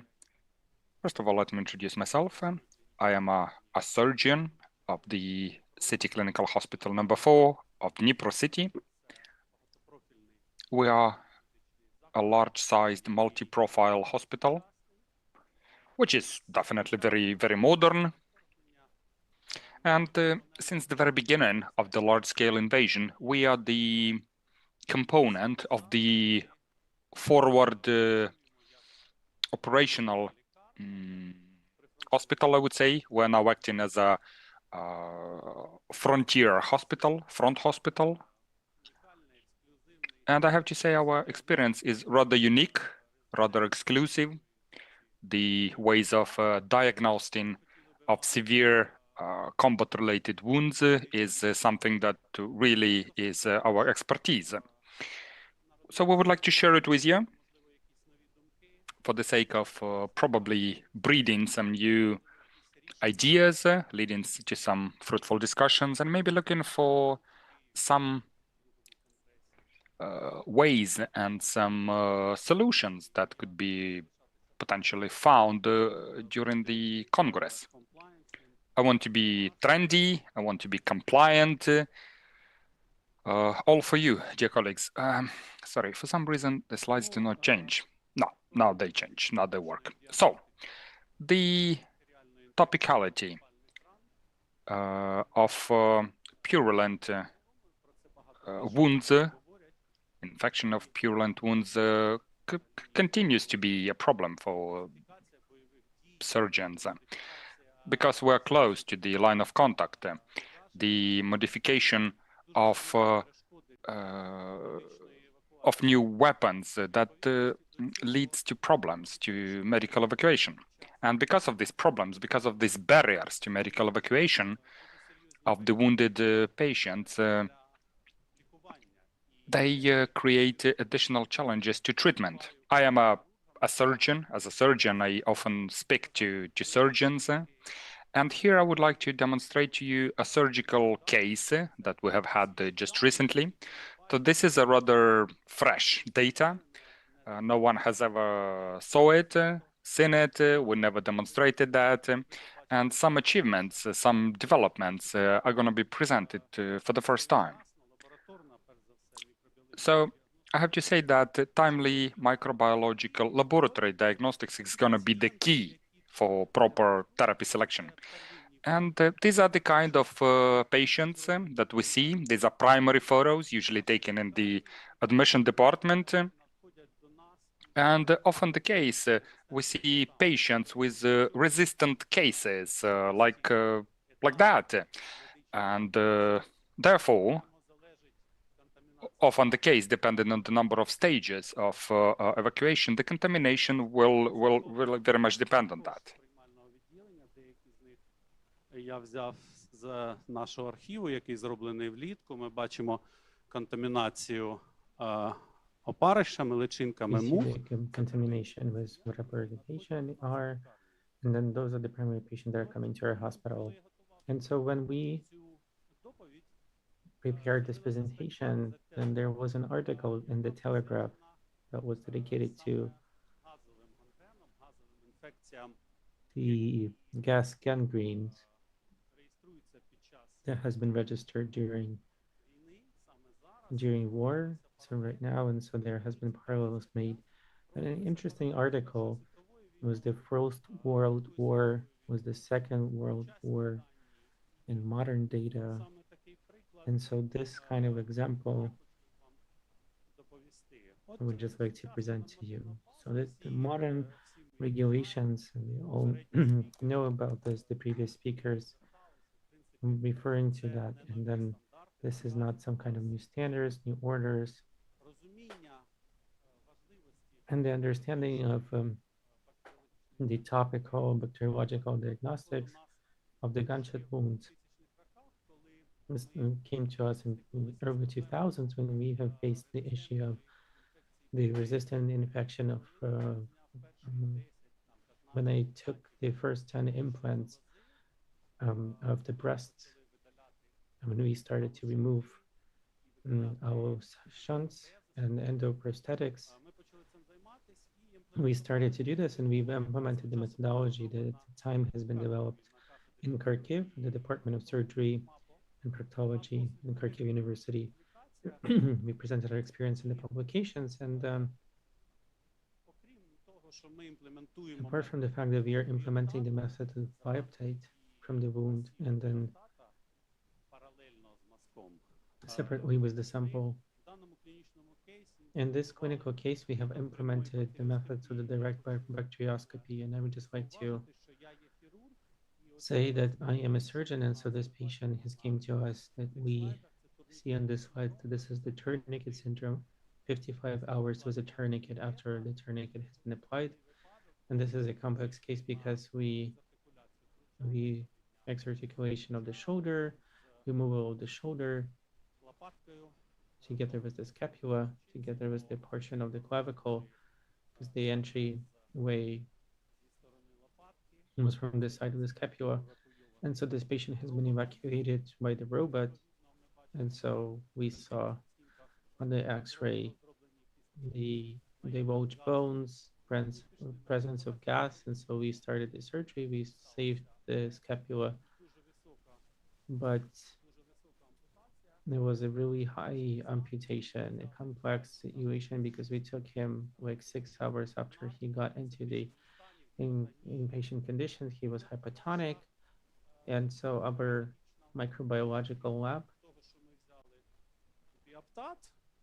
apart from us taking the bioptet, we did the direct bacterioscopy, and we saw most likely the Clostridium present in the wound. So this picture, it demonstrates that. And when we were cutting the shoulder, enter the tissues of the shoulder, then it has a lot of gas. So this was the gas gangrene. And so when we see,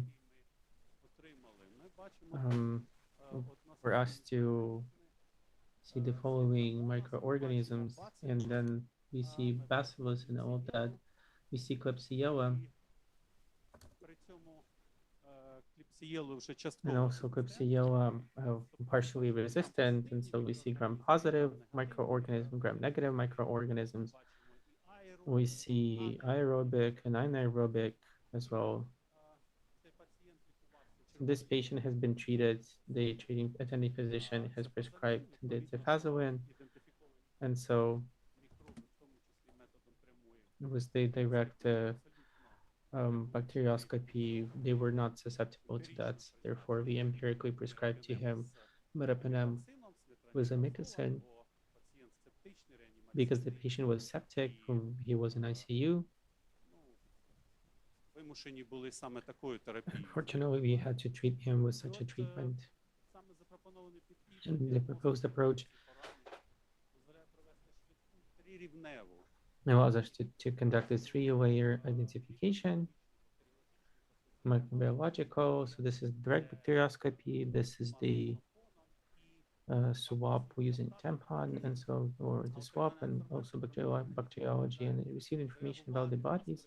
Microorganisms allows us to correct the antibacterial treatment, because from the earlier we start and from the more targeted we start, the mortality depends upon. So the sooner we start this, the better we are at seeing what there is, the better are the chances to survive. But the targeted therapy would improve the quality of life and decrease the complication levels. And one of the materials that are on the YouTube page of the Public Health Center, I've looked at what we need to have good connection with the clinician to bacteriologists, and so we are also valuing them, because without the bacteriologist, it's going to be really hard. Thank you so much for your attention.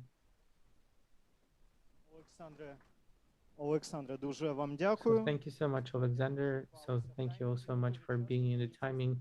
Not recently, clinicians are saying thank you to bacteriologists, so please use this practice. To the floor, we are welcoming Mariana Malafi, clinical pharmacist in Ivano-Frankivsk Oblast Prenatal Center. Thank you, and please come to the floor.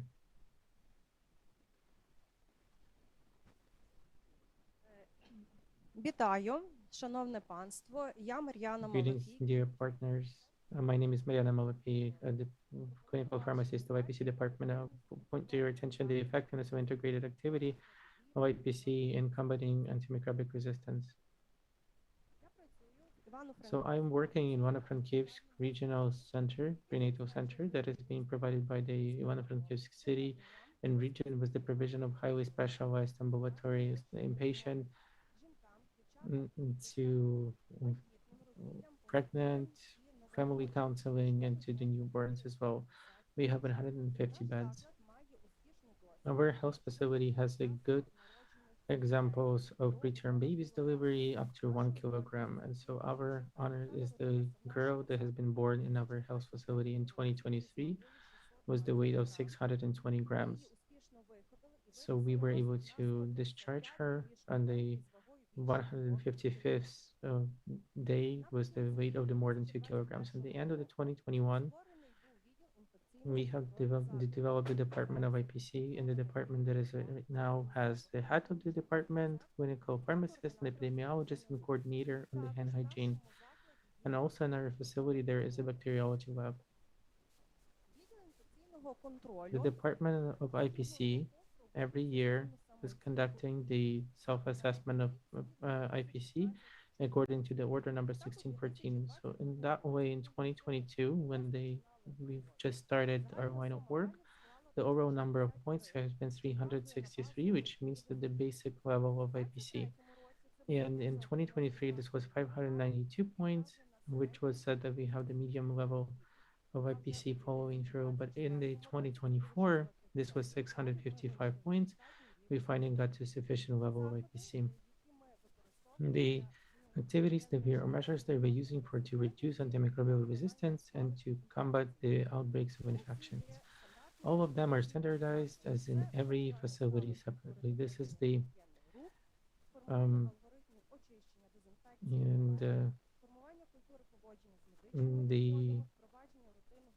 implementation of the routine surveillance and the decrease in the then the usage of the rational prescription, and then we've corrected one bad wards was the separate showers and toilets. So the activities or measures that we're using to achieve sufficient level in our activity.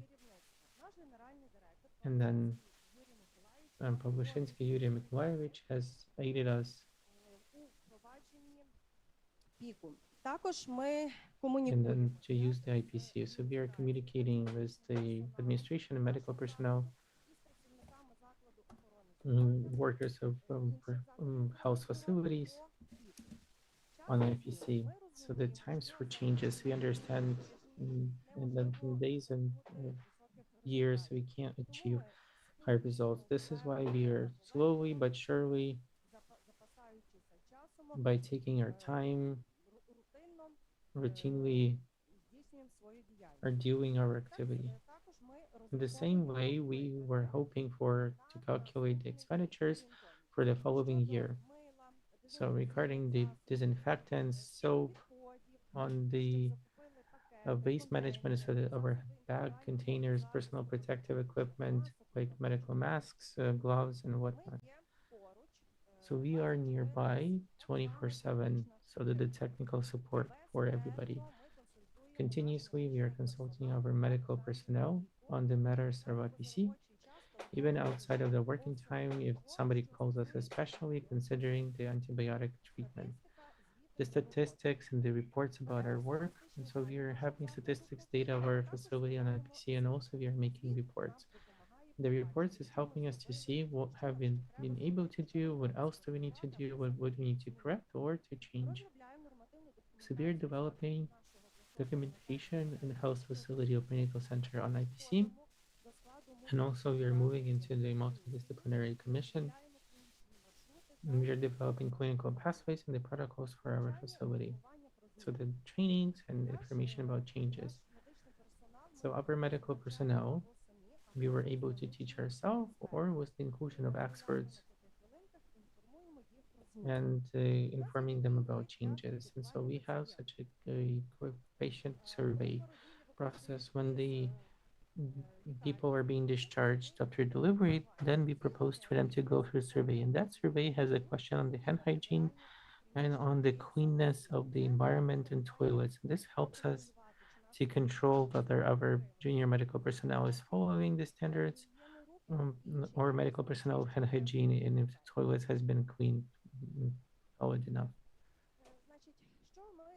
So what have we achieved in the hand hygiene? So in 2024, in comparison with 2023, to 20% has been increased the procurement of the disinfectants. So, and also in 2024, 80% of our structural subdivision has been provided with the resources, with the dispensers for the paper and the soap and other sources that has been located in the access point for the medical personnel and for the patient, which is presented on the pictures. So the cleaning, the disinfection, and the managing clinical waste. Our Director General is aiding with the facility. We have updated the obstetrician department that allows us to leave patients in the individual wards with the individual toilets and shower. This has not only improved the comfort of our patient, but also improved the quality for the cleaning, disinfection of the surfaces and the conduct of any kind of cleaning process. And also conditions are made for patients to be with the communicable disease in the boxes that are located in the separate wing. For the quality and cleaning of every facility, of every department, we have professional mops and also ask external experts that are our personnel to use it. And then develop the notes of step-by-step actions when they're conducting all the cleaning for our junior medical personnel. On top of that, to do the quality control, we are using the marks with the ultraviolet ink, so that we have the on the cleaning and so we have a separate company dealing with the washing of our clothes and bed sheets. Because of the routine surveillance, we have decided upon the most cases of HAIs which were according to the order number 1614 in our health facility in 2024. This data is presented in the table on the level of incidence. Catheter-associated infection of blood is 1.1. The ventilator-associated pneumonia is 2.1. The surgical site infection, we have the two separate departments are leading that. Obstetricians department, so postpartum, this is 1.89. Gynecological department, 3.45. In 2024, the biggest attention has been given to cases of the infection of the surgical site, since they are the most frequently happening in us. And also our epidemiologist has an active surveillance conducting on top of them. So which had allowed us to prevent the cause of the infections, obstetrician, and sepsis as well, because of the early discharge of the people who give birth from the inpatient. So usually people are spending 4.5 to 5.2 days in the facility. Administration or usage of antibiotics. According to the order number 1614, we are conducting the monitoring of the usage of antimicrobials. So for the 2023 and 2024, so we have the decrease in the level of the use of ceftriaxone and the level of fluoxetine by the indicator of general number of DDD. So the ceftriaxone has gone down from 3.2 to 0.13, level of fluoxetine from 0.69 to 0.3. But in that period of time, with the same indicator, we have an increase in the use of cefazolin from 0.69 to 1.4. We are connecting this to the fact that cefazolin is the medication of choice for preoperative prophylaxis and the starting treatment in case empirically somebody prescribes it. In 2024, we did the monitoring of following the SOPs on the rational use of antimicrobials. So that has indicated that the attending physician has decreased the prescription of antibiotics. So the group B and group C is prescribing rarely after the conduct of the pre-authorization procedure. And so they constantly are taking biological material for the bacteriology testing, but rarely are doing the de-escalation when needed. In 2023, to help our doctors succeed or to adapt into the new algorithm on the rational use of antibiotics, and also to fulfill the norms of the Order 1513 and 122, the clinical pharmacist has been developed and by the Director General approved the form of the prescription of antimicrobial medication with the treatment objective for the parenteral perioperative prophylaxis, and this is in case the water will break sooner than expected. So this is how the form of prescription of antimicrobial looks like from this day object in our facility. So the norm is being filled at the doctor as to highlight the prescription of antimicrobials. So then the doctor notes it down what kind of medication this is, dose, how many times, how long do they have to prescribe, and then take a bacteriological sample, and then after 3 days, they are reviewing this. Do you need to change it? Do you need to cancel the medication? And I would just like to highlight that in 2 years, the doctors are so used to those forms, and they have the antibiotic as the form of prescription that they just hit trigger, okay, if antibiotic, then I need to fill the form. And so then they're thinking which kind to use. So let me get back to one slide. So this is the form for prescription for the parenteral antibiotic prevention. So where it says that why the antibiotic is given, the type of surgery, what kind of antibiotic is given, does the patient have an allergy to that antibiotic, do you need to have intraoperation continuation of the medication, or so that the doctor, through the surgical intervention or because of the risks, is making decision of one-time use of medication or throughout the 24-hour period to continue this prevention. If they're continuing on, then we are asking them to fill the form because this goes from the prevention to the treatment. So the big friend of our friend, which is the bacteriology lab.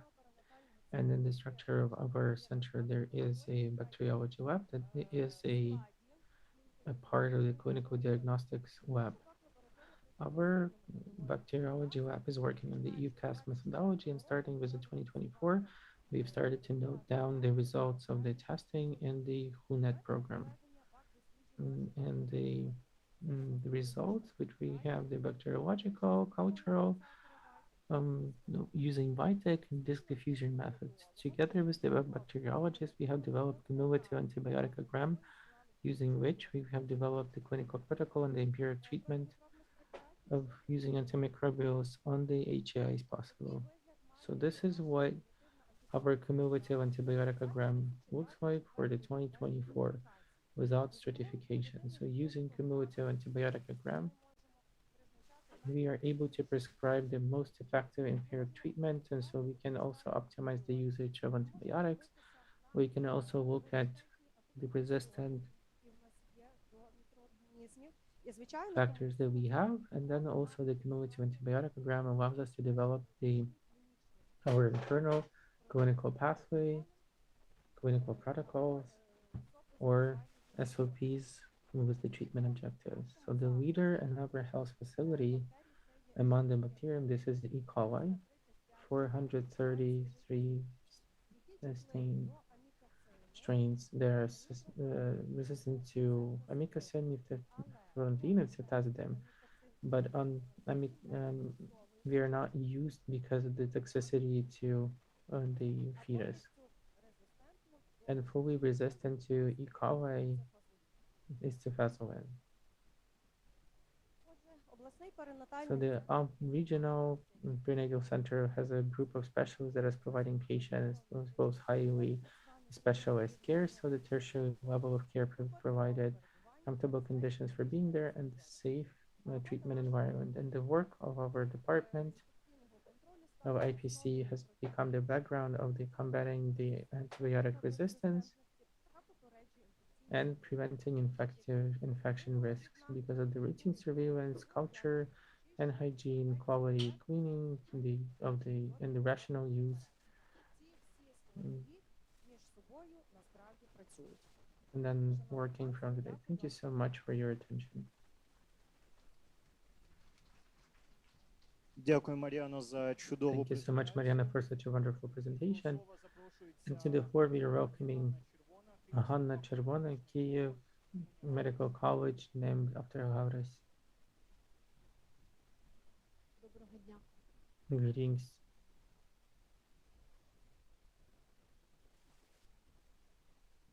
Можна презентацію?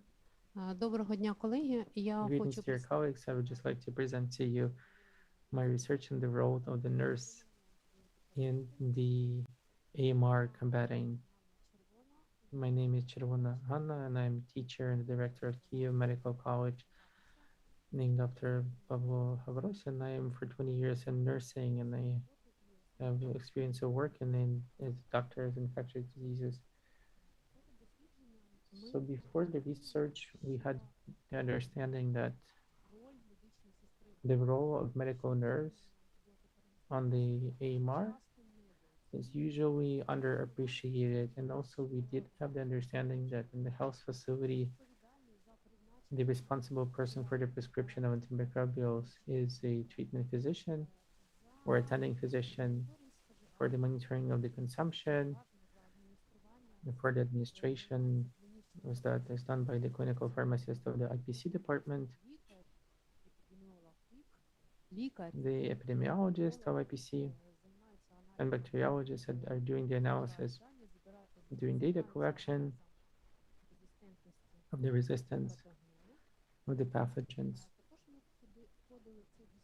And also we went into this research with an understanding that the medical nurses, they are dealing with the communication with the patients on the prescriptions the doctors are doing, and also by following our practice today standards of IPC. They themselves decrease the number of infections, and it's obvious that they decrease the number of prescriptions as well. And also medical nurses have the right to respond first to an unsafe, irrational practice in usage antibiotics, and by working in the team, they can pass along this data, this observation to the pharmacist, to clinical pharmacist, to a doctor. So the research has been conducted during March and April 2025. This was the cross-sectional research, and then we used the online questionnaire developed by us. And so the analysis has included the descriptive statistics, and then on top of that, the generalized of the open-ended questions and answers to them. So the selection was formed based upon the voluntary participation, and our objective was to assess the awareness of nurses on their role, so that what do they think in regarding to the combating AMR. We as the educational facility, we were interested in the request for the nasal trainings, for example, done. And also we put it up an objective to test real life practices of the usage of antimicrobials in the health facilities. In research, 111 nurses participated from 18 regions of Ukraine, from different types of health facilities, and around 77% had experience of work for more than 15 years. And what was the results? Please point your attention to that the most of the nurses are familiarized and then recognized their own influences to the reduction in antibiotic resistance. The next part is the most of the feel personal responsibility for prevention of antibiotic resistance.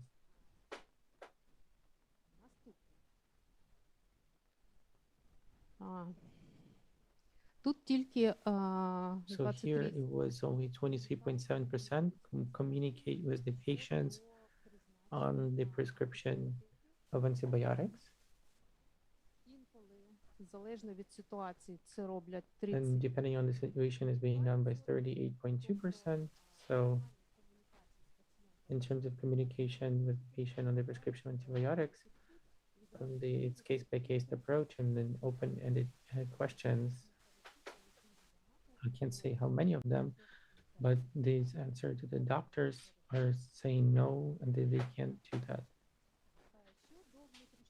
Regarding the intramuscular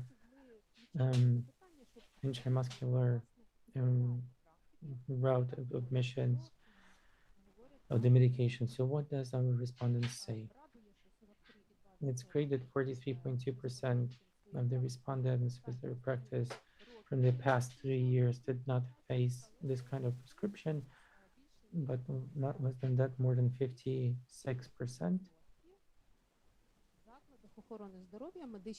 Health facilities and nurses are continuing to observe this kind of practices. The patient pressure to the antibiotic treatment закладів охорони здоров'я це переважно чомусь на первинці. In health facilities, this is usual in primary care, but together with that, there is a third of the respondents is they observed that in the health facility, the prescription of antibiotics. And they were asking for, even though the oral additions can be made, they still try to do that. Does the antibiotic reserve have been approved in their facilities with the clinical pharmacist and with the infectious diseases department? The 46.7% saying yes, but I'd just like to highlight if there is a thing to highlight. So those green sector, this is 3% of those respondents said that what is the reserve antibiotic? Наступне. And then Це декілька відкритих. A few open-ended questions. Let me read them out because this is an honest part, and then this is the great practices. Unfortunately, nurses are not able or capable to do that. They don't like doctors don't like the opinion of a nurse, and as of today, the nurses are the biggest executors, but this is the reality of life. Unfortunately, doctor is not listening to the opinion of a nurse. They're not seeing the role of a nurse. This is not our objective or anything. So this is more about the educational needs, and I understand that for me, it's also how the antibiotics are done, but nobody taught me this. On the courses, they are speaking about the infectious control, but the antibiotic resistance are just a few words, and that's it. They're saying that the doctors are prescribing antibiotic. I intramuscularly, but not to do it's hard, so I'm doing this. Can a medical nurse say no to fulfill the prescription of a doctor that goes against the standard? So let's discuss this after the end. So there are a few ideas. Далі. Останнє, як для Oh, освітянки, one of the last things which I consider to be very important as an educator, a training of medical nurses. About 50% of medical nurses have had their training on antimicrobial resistance control over the period of last year. But we also see a high demand and a high level of motivation among people to get this education. So 56% feel that there is a need to get more training on AMR.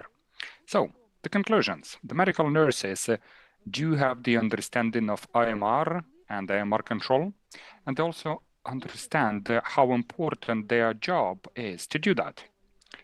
Their participation and communication with regards to antibiotic therapy is still partial, so to say, and very much depends on the situation. Quite a number of medical staff, mid-level medical staff, have not got the training on that topic, and there is a high demand for that. And there are still some practices still in place that very much contradict the standards. So the conclusions are: we need systemic training on AMR and integration of competencies into professional standards, those which are suggested by WHO with regards to medical nurses' qualification level, based on their professional qualifications, as well as the motivation to such kind of training creates a good capacity to develop leadership in the field of medical nurses dealing with AMR. So I would like to use this opportunity to address all of you, dear colleagues, to help us, us, the educators, to better structurize what kind of knowledge do we need to have, what kind of competencies you want to have in a medical nurse at different levels of different departments in the healthcare facilities. And before saying thank you, and before thanking you for saving our world every day against such a threat as AMR, do I still have a minute?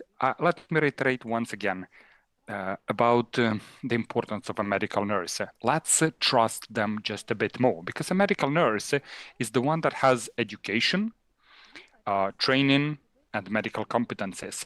Let's alleviate the work of a physician just a bit, because the medical nurse, it's not reasonable to put decisions that could easily be made by medical nurses onto physicians. And the patient is always awaiting for some simple decisions to be quickly delivered. And this is the medical nurse who can do it. Thank you very much on that. Thank you very much, Anna. Well, we have 1 free minute. So let me address the clinicians, the physicians. And let me encourage you, please treat your medical nurses with respect and listen to their opinion. please do that. And I would like to give the floor now to Arkady Vadyanik, the head of Medical Services Provision, WHO Country Office in Kyiv. Arkady, over to you. Hello, everyone. Hello, dear colleagues. Thank you very much for the invitation to attend the Congress. In the next 15 to 20 minutes, I will provide you with the results of two national surveys regarding the practices of SSI prevention, organized by the WHO and a series of organizations and agencies in Ukraine in 2024-2025. Why we conducted the survey dedicated to SSI prevention? Well, there are two main reasons behind it. Reason number one, well, following the recommendations from WHO at the national level, we're supposed to have 6 key components for IPC control. And one of these key components is monitoring for practices, IPC practices. And when we talk about IPC practices, we're not talking about levels of health-associated infections. We're talking about compliance with the recommended practices that have evidence-based basis behind it to put the level of these diseases down. And we have actually limited information about compliance of these recommended practices, observation, which are identified or which are not part of the regulatory framework. And we also have limited information about the available barriers to that. The level of education, the level of training, maybe other barriers that prevent colleagues from implementing those practices. So basically, the understanding of what practices are available and what are being observed and what are the barriers. That was the reason number one. Number two, the SSI infections are among top 4 most common at the global level. And in Ukraine, I have to say they are usually among higher top rates based on all types of surveys conducted, organized by WHO, UPHC colleagues, Ministry of Health, other agencies, American CDC, and other organizations.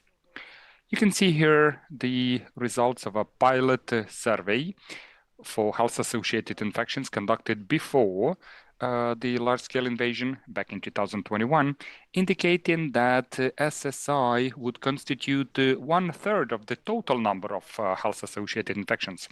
Once the large-scale invasion started, we see that the SSI rates can be as high as 50% and more of the total. Well, there is good news and bad news at the same time in this piece of information. Well, the bad one is that the consequences of SSI are not good for patient outcome, for survival rates, but the good news is that SSI are the health-associated infections which are usually very susceptible to prophylaxis. We know there are efforts, there are things that can reduce it significantly, and if we implement those in a proper manner, we can expect a significant reduction in the number of SSI infections.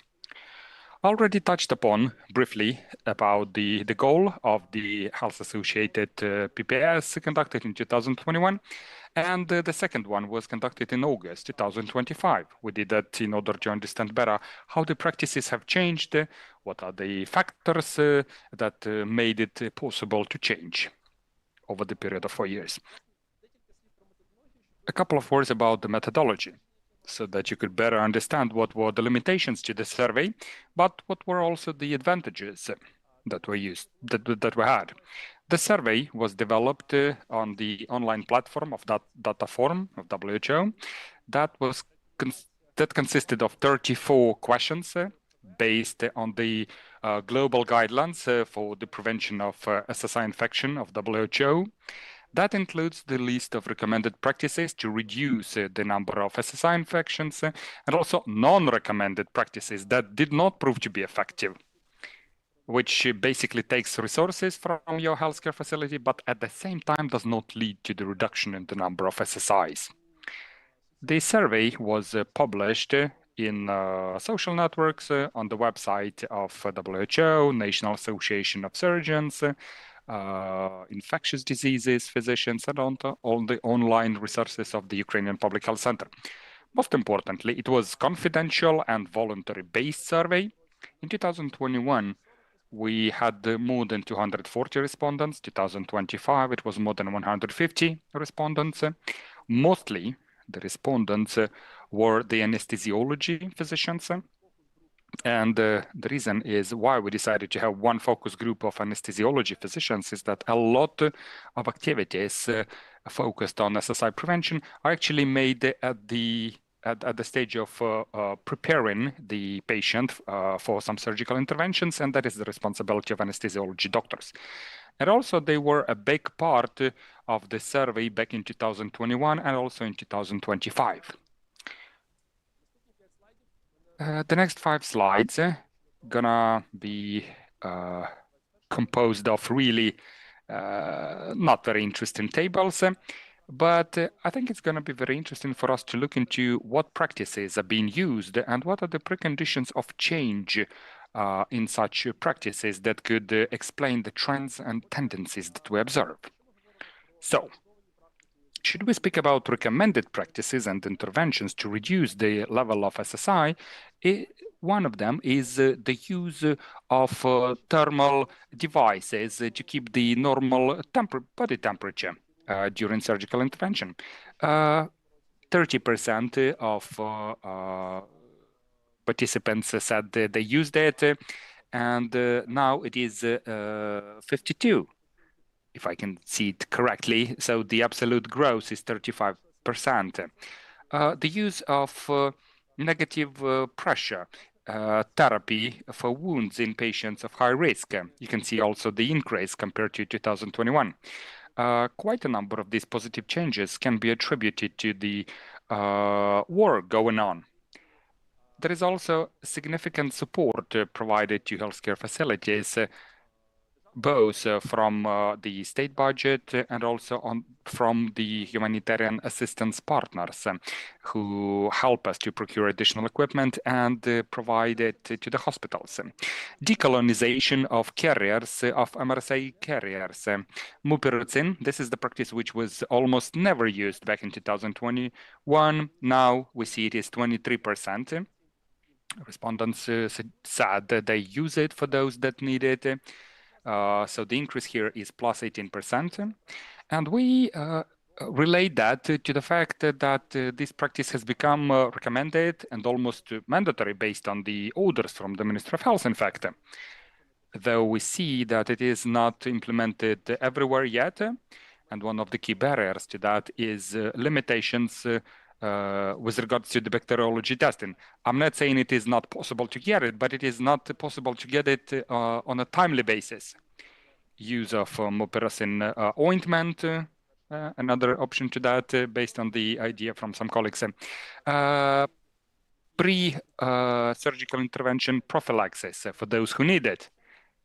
When we talk about a non-clean surgical intervention. That was pretty high back in 2021. Now 100% of respondents say they use this kind of approach. 8%, which is significant, statistically important, we see the approaches to tackle the glucose levels to keep it under control during surgical intervention. What is important to mention is that we do not what we do not observe as a change. Well, perioperational bathing,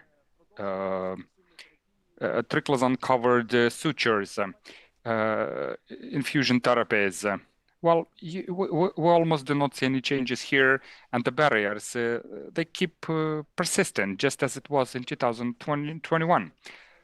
Though there is a trend in reduction of such practices as povidone irrigation of wounds, antiseptic with the use of alcohol-based chlorhexidine, enteral nutrition to patients with a BMI less than 16.5, ventilation with increased oxygen intake, and this is something that we see has decreased. Though there are some evidence that suggests this kind of practice could be pretty useful to reduce the SSI rate. But these are the but I suggest now we look into the non-recommended interventions. What made us astonished back in 2021 is that the rate of use of these non-recommended interventions from WHO was sometimes higher than the rate of using recommended interventions.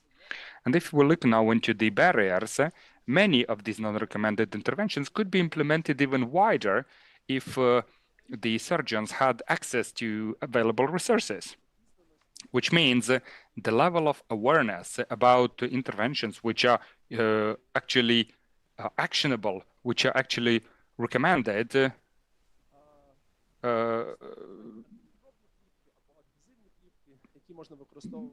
were not so popular. There are so-called antimicrobial films or adhesive films in the site of incision. They were used pretty extensively, and they started to be used even more extensively. And we associate that with the provision of humanitarian assistance a lot, though there is not enough evidence behind it. Practices that can significantly increase the risk of antimicrobial resistance. Irrigation with antibiotics before the wound is closed. Well, 1/3 of surgeons would be using that. It reduced by 6%, which is still about 1/3 of the total, but it is still going down. Information about the risk of SSI development during such a procedure as shaving. Well, use of clippers, some other options that can actually significantly cut it. We see that these practices went down for 11%. One more thing I wanted to focus on, extended antibiotic prophylaxis after the surgical intervention. Well, the standard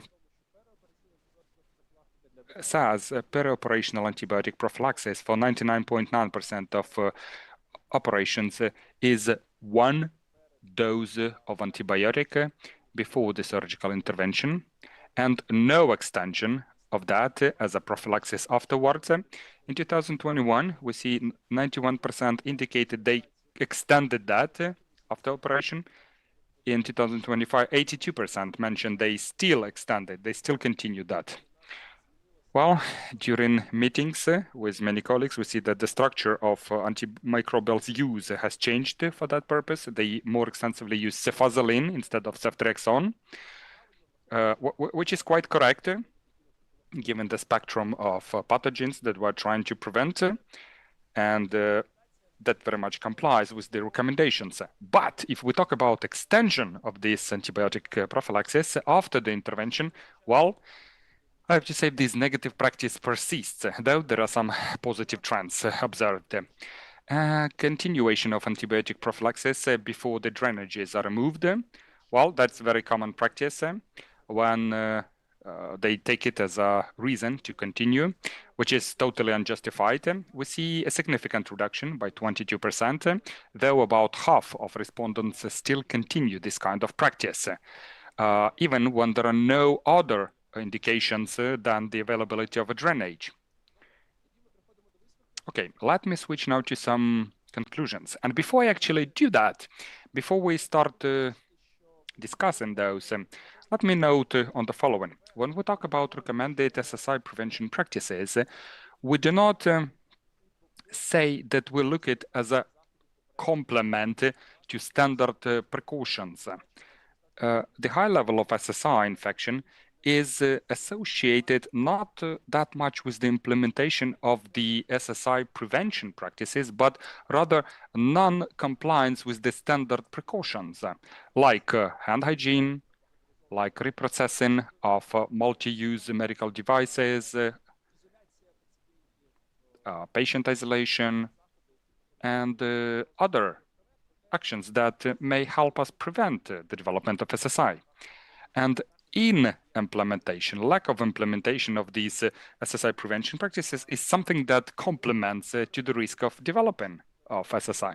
So SSI is a priority challenge for among all the health-associated infections in Ukraine. We see it from all the surveys. And if we want to focus on anything to improve the situation with that, that should be SSI.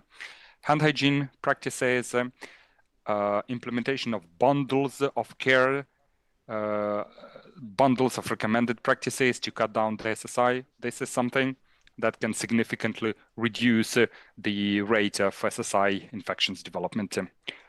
We also observed significant improvement between 2021 compared to 2025 if we speak about SSI prevention. But yet again, it is not only associated with the level of awareness, but also is associated with the challenges that the facilities see. We see the increase in the number of patients requiring surgical interventions. An important factor to improve these practices is the amendments to the regulatory framework. And we started these discussions. We see events like today focusing on that. And we see some changes that will be implemented in the orders from the Ministry of Health. But we're also talking about some other, not only regulatory, but also technical support to that. Please pay attention that a large number of non-recommended practices is still in use.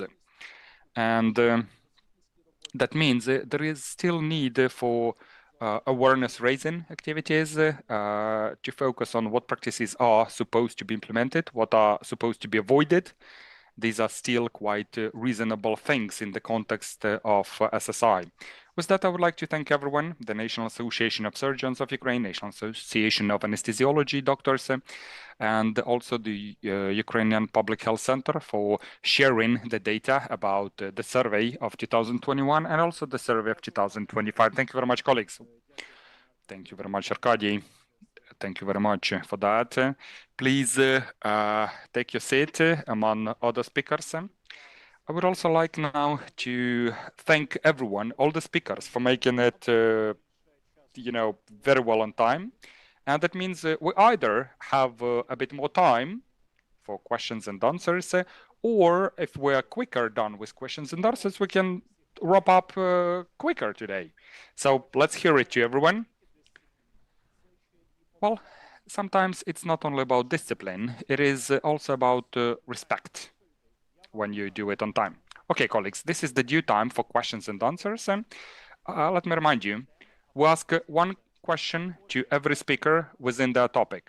And the first who spoke about microbiological methods in case of war wounds or gunshot wounds was our colleague from Dnipro, Clinical Hospital number 4. Questions. And that was Alexander Besedin. Colleagues, what questions you would like to ask?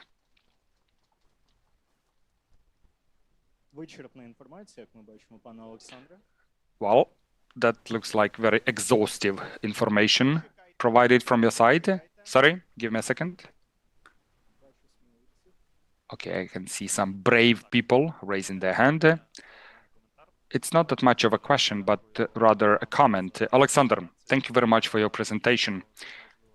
And I have to say it was really important to remind everyone what kind of cases your surgeons can see and what cases they come across. And I'm very grateful to the colleagues who developed the agenda. Thank you very much, Ignat, for making it possible for us to see those photos after the coffee break, not before.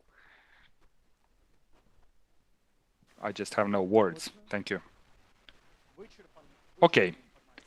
Okay, exhaustive information was provided in your presentation. Is this correct? Sorry. Just 1 second. Microphone. Don't forget about microphone. Did the patient make it? Yes, the patient survived.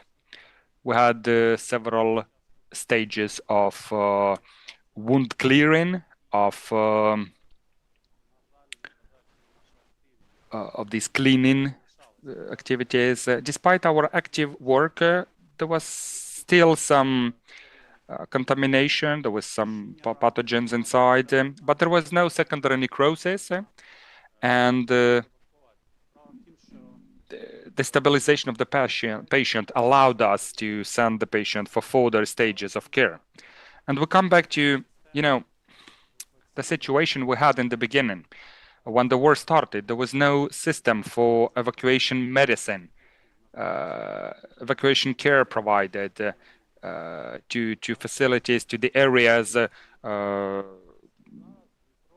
close to the line of contact. And now Dnipro accepts patients with tourniquets. A lot of these patients. This is what we saw only in the beginning of the war. And that is a good indication to the severity of situation. We used to have very many tourniquet syndromes. Majority of them are now concentrated either in Dnipro or in Zaporizhia. You don't see it in Kyiv, you don't see it in Lviv. You also don't see it in Kharkiv, and I will explain why. This is because the distance is very close, up to 30 kilometers. So basically they do not develop this tourniquet syndrome with renal failures. We have had many cases when we had to perform the dialysis after the organ was removed. And this kind of situation demanded some unstandardized solutions from our side. You cannot apply SOPs, you cannot apply the general principles, which we talked about today, right now. With all my due respect to you, dear colleagues, they are just not applicable in such case. So with what we suggested is just an attempt to think about that, an attempt to keep it circulating in your mind, discuss it with your colleagues, discuss this topic of wound biopsy. We had a discussion with Arkady. We're trying to implement this technique, this methodology of making 2 bacterial cultures to military servicemen, not only the wounded ones. So we do bacterioscopy, and then once any pathogen is identified, we culture it. I say we, when we say we, I mean our laboratory. And in cases, which I demonstrated on my presentation, majority of those were implemented with a bacteriology culture of bioptate that allows you to look into the intra-tissue microflora. And during that short period of time, when we obtain these patients, when we meet these patients, we usually see quite a number of contaminated patients, and you could see it microscopically. So what I'm saying is that the situation requires a solution. It is looking for a solution. Some decisions, some discussions, some unstandardized approaches need to be made that will enable you to do something. Because when the situation is critical, we're not talking about a limb. We're talking about the life of the person, of the wounded person. Thank you very much, Alexander, for this exhaustive answer. Let me add, if I may, if the SOP is not applicable to this reality, maybe it just does not take into account all the realities of the given situation. Maybe it needs to be revised. No, probably, maybe you need to have a different SOP. Now, let me probably try to rephrase it just a bit. What I meant, there are some totally unstandardized situations. SOP is something that that's a standardized procedure, but the situation is totally non-standard. And this is exactly what you could see on the article, how this gas gangrene, this is a classical gas gangrene, and you see how it develops. And in such cases, standardized approaches, they just do not work. This is a good indication, again, that there are cases, and there are very many cases like this, unfortunately, and we see it in our hospital. Come on, this was done by the bacteriology people. A good colleague of mine, Ludmila Starobel, we have been cooperating with her for a long period of time. She's been working with this infection. They did this kind of test. We were in the operational room, in the surgical operations room. We did some really, intensive intervention. And the colleagues performed this direct bacterioscopy right there with us.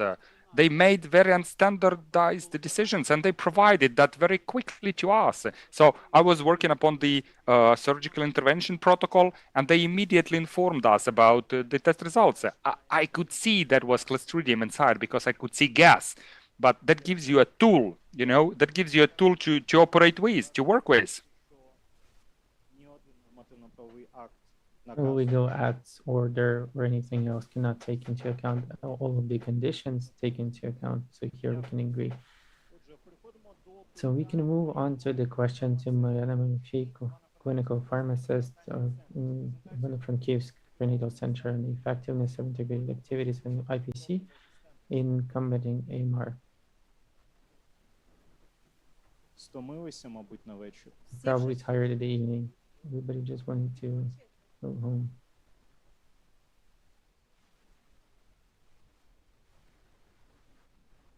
Тоді оплески для спікера. An applause to the speaker.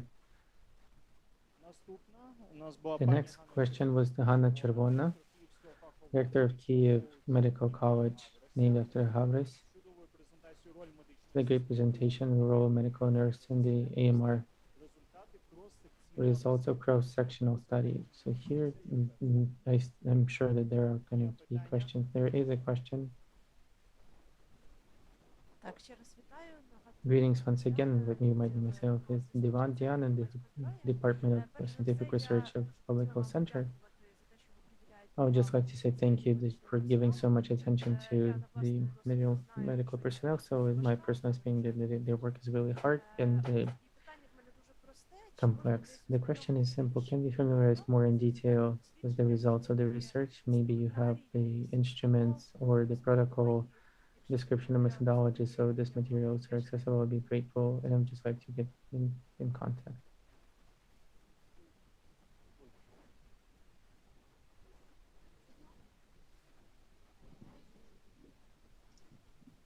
Я можу поділитися Google So I формою. can share the Google form. How did I collect this data? And also present the methodology and how the selection was formed. If Ignat can help me, I've sent the article that I've shared this research to the publication is going to be, I don't know where you can find it. Ignat. Де можна знайти Where опис can we find the description of my research?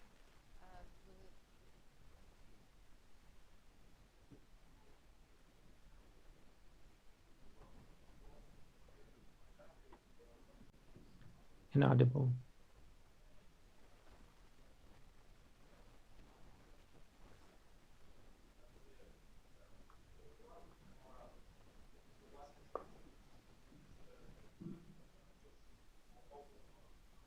Добре, я врахую. Great, I'll take into account.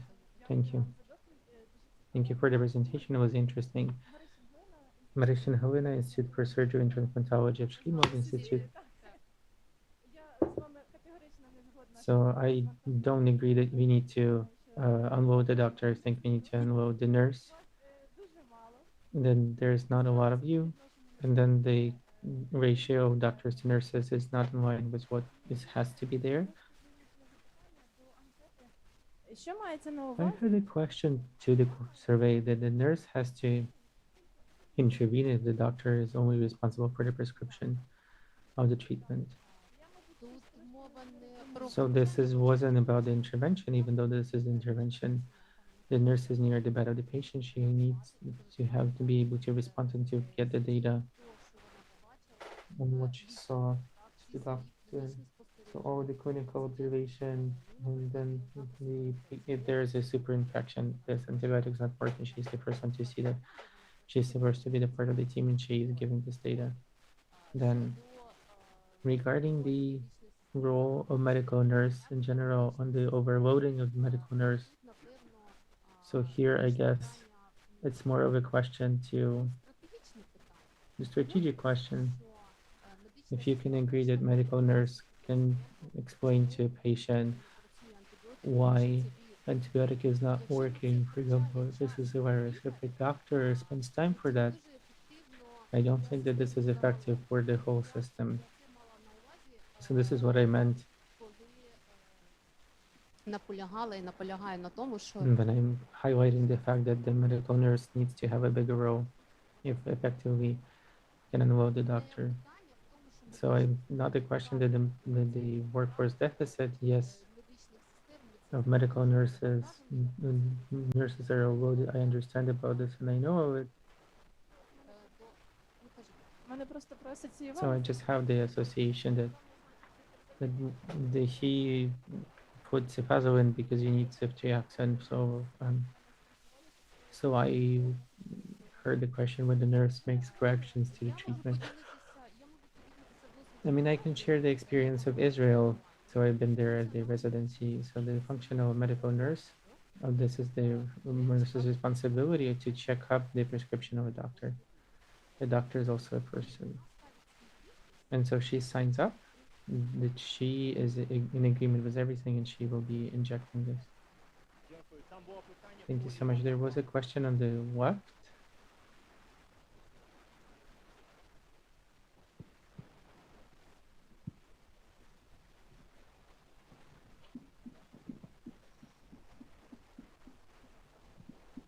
Дякую. Нарешті мені дали слово. Finally, I have the floor because I have many questions. My name is Natalia, Mr. Clinical Hospital of Mykolaiv City. I also have the same question to you, dear Hanna. So how does nurses can influence to the prescription of antibiotics?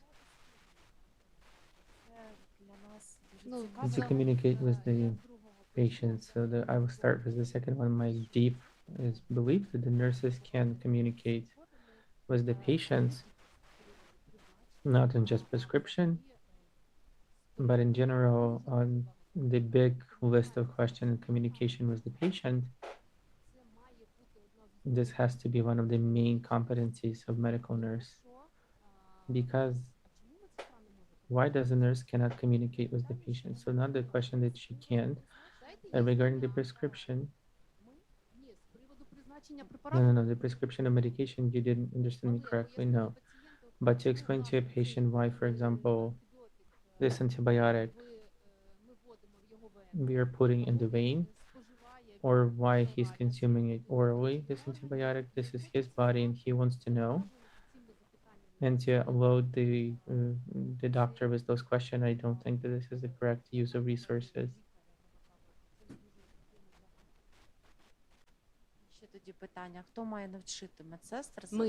Who has to teach the nurses, but we education experts, so please help us to create the educational context. Thank you. Дякую за відповідь. Ще одне питання. Thank you so much. Just one more question.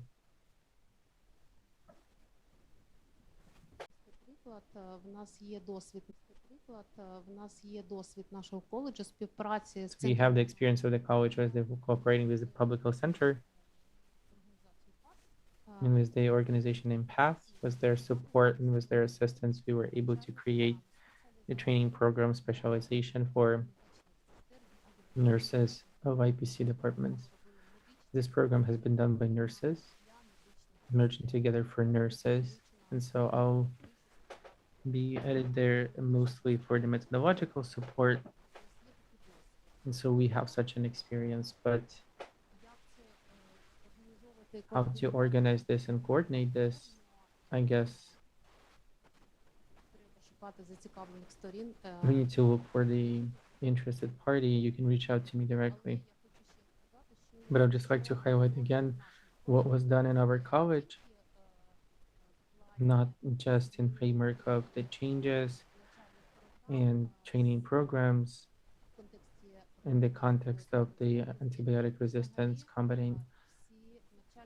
All of the training programs that we have on the basic, post-diploma level, postgrad level, so nurses, it's a mandatory thing that they need to have a license and need to be created together with the practicing nurses. If this is the surgical program, then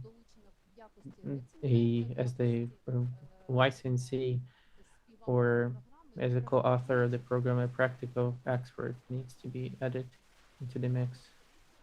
Thank you so much for the answer. So we can call you and write you in the presentation. My contact details present. So yes, you can.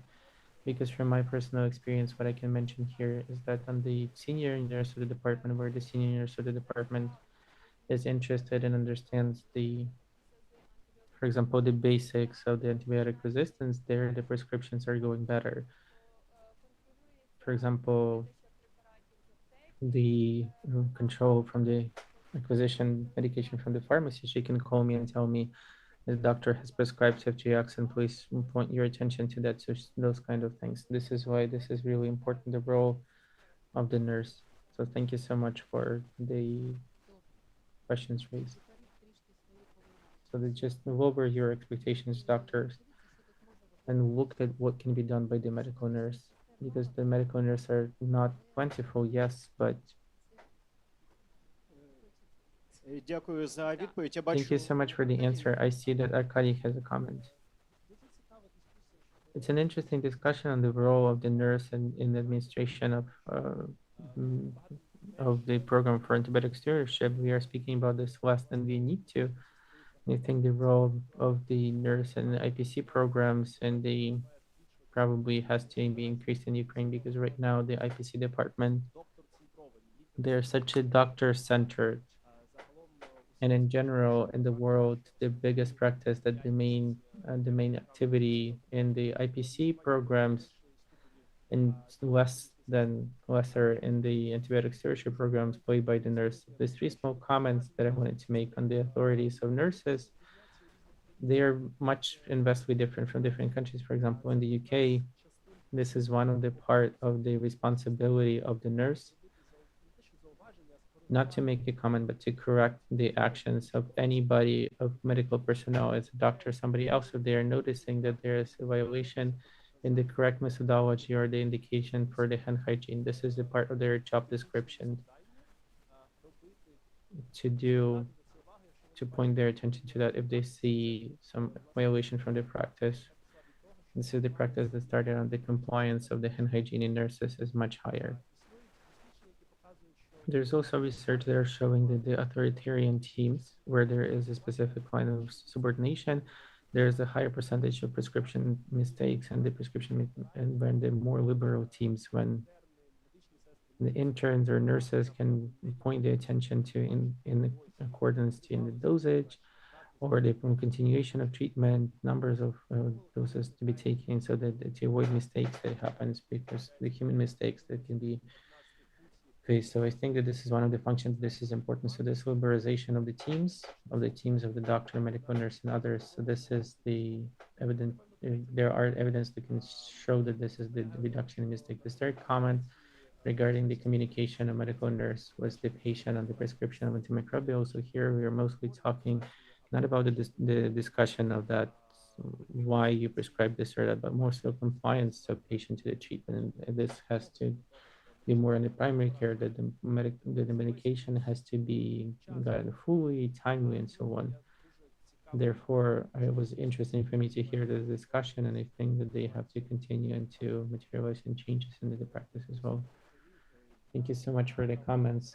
As the moderator, I would also like to ask you two questions, because I think that this topic is not sufficiently broadcasted.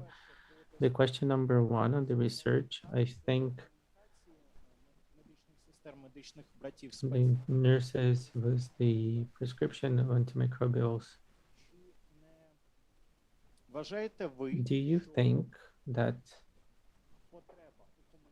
the need in communication is caused to be there because the doctor didn't give a full extent of the information for the patient. Therefore, the patient is reaching out to the medical nurse for additional information. This is about communication. And then the second one about the responsibility or authority, this is going to be a more complex question. On the authority of the nurse, do you think that we are now seeing the tendency or trend of cutting the ability of the nurse? So let me explain.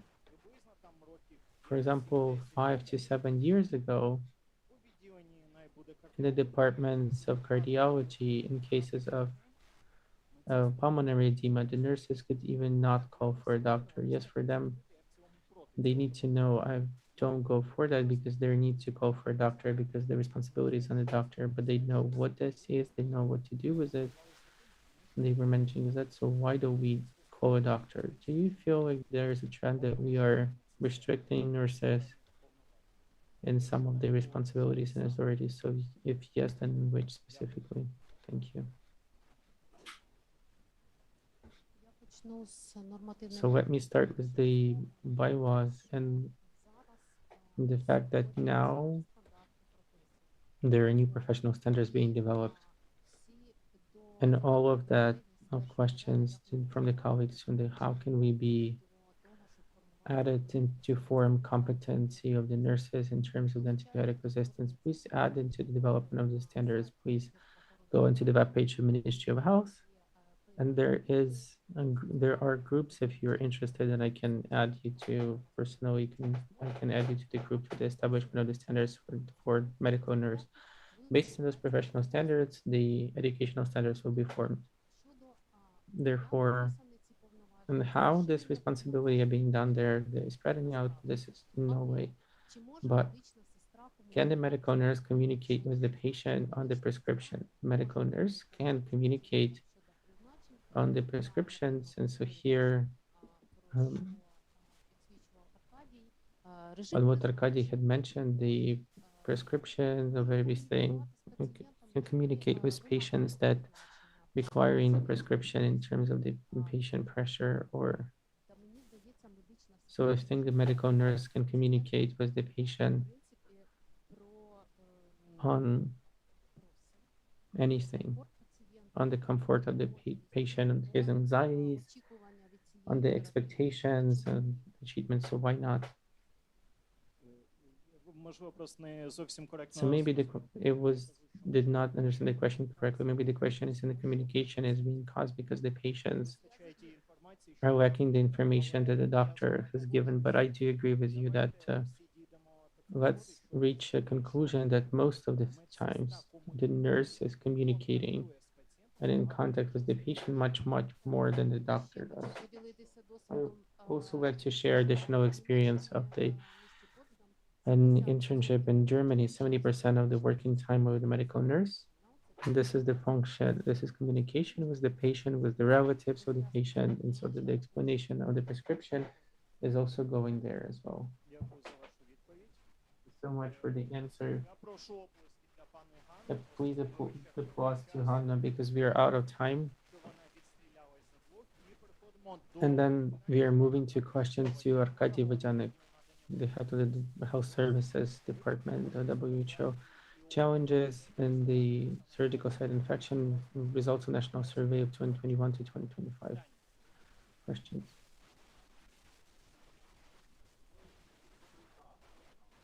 Can I have a small comment? Just wanted to make a comment on the irrigation processing of the wound. The thing is that this procedure is in many publication and regulation, European, others, it's mentioned as effective, even though they can be used as irrigation solution, even the non-natural saline.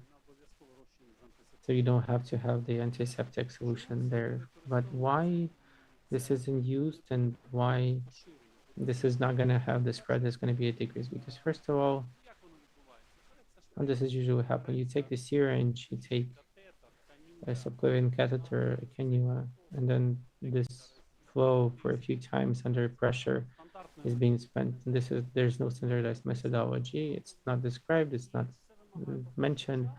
This requires time. The second of all, this requires additional cleaning because if, for example, we are using special streams and like pistols for the wound irrigation, sometimes they are getting out just this pistol. If you have pathogen solution is being added, and after that you need to close it from the bandaging material. So this is when there was a water guns. So this is like the same thing there was when it's covered, just like shower.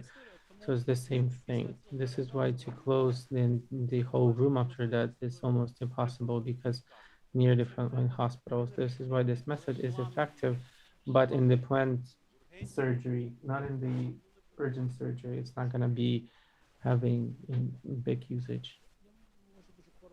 If I may, I can shortly comment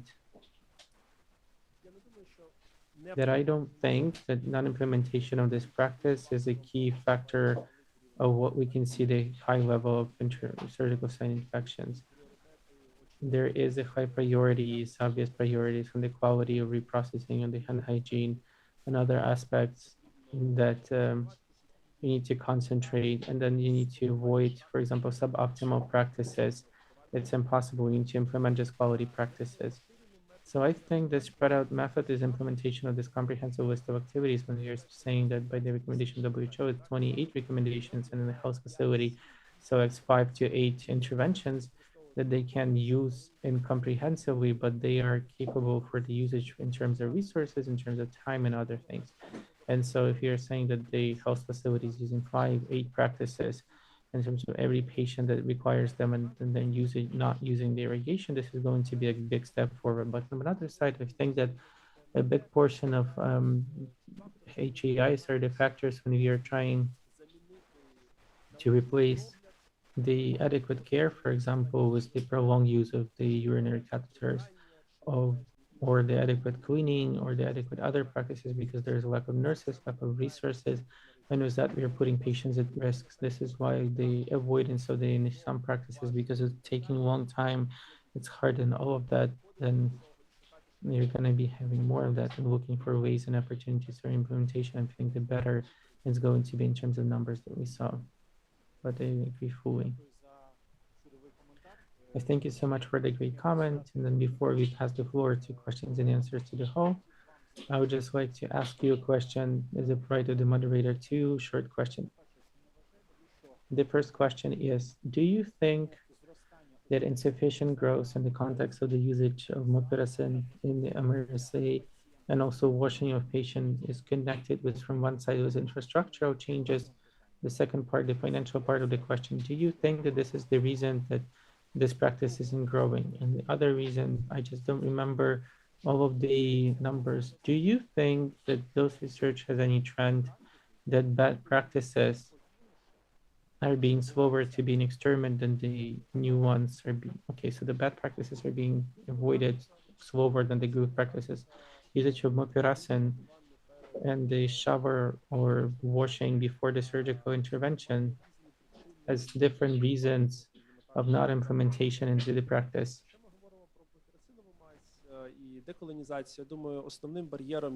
Speaking about the decolonization, the main reason is the absence of the system and the clean patient pathway to do so, because we need to understand that it's recommended for the patients that are hospitalized on the planned intervention, orthopedic, cardiosurgical, and there are restricted evidence that this decolonization is useful during other types of surgical intervention.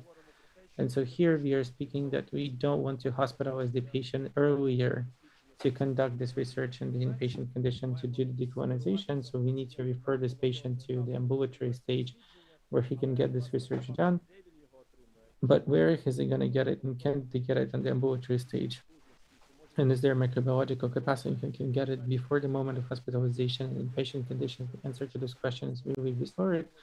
This is why this informed patient pathway is the main barrier, as far as I'm concerned, of this practice. Regarding the shower, here the question is not just in presence of a shower and the hot water, but what colleague had mentioned, that this is long, hard, and some additional efforts that you don't always want to do. But in terms of avoiding old practices, so here we are touching base on this behavioral research. Usually to say no to something that's grounded, it's even harder than to implement something new, because everything new has the novelty effect, but to say no to something that for tens of years have been implemented is really, really hard. But even what is being implemented requires a resource, requires additional procurement, then this usage is not just neutral, it's actually negative. Not because it doesn't reduce the risk, but because the resource is being used, it can be referred to something else. This is why the priority practices is even bigger than before.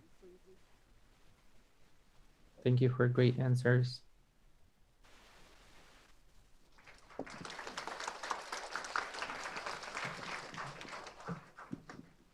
Окей, колеги, ми завершили So we have finished the last portion for today.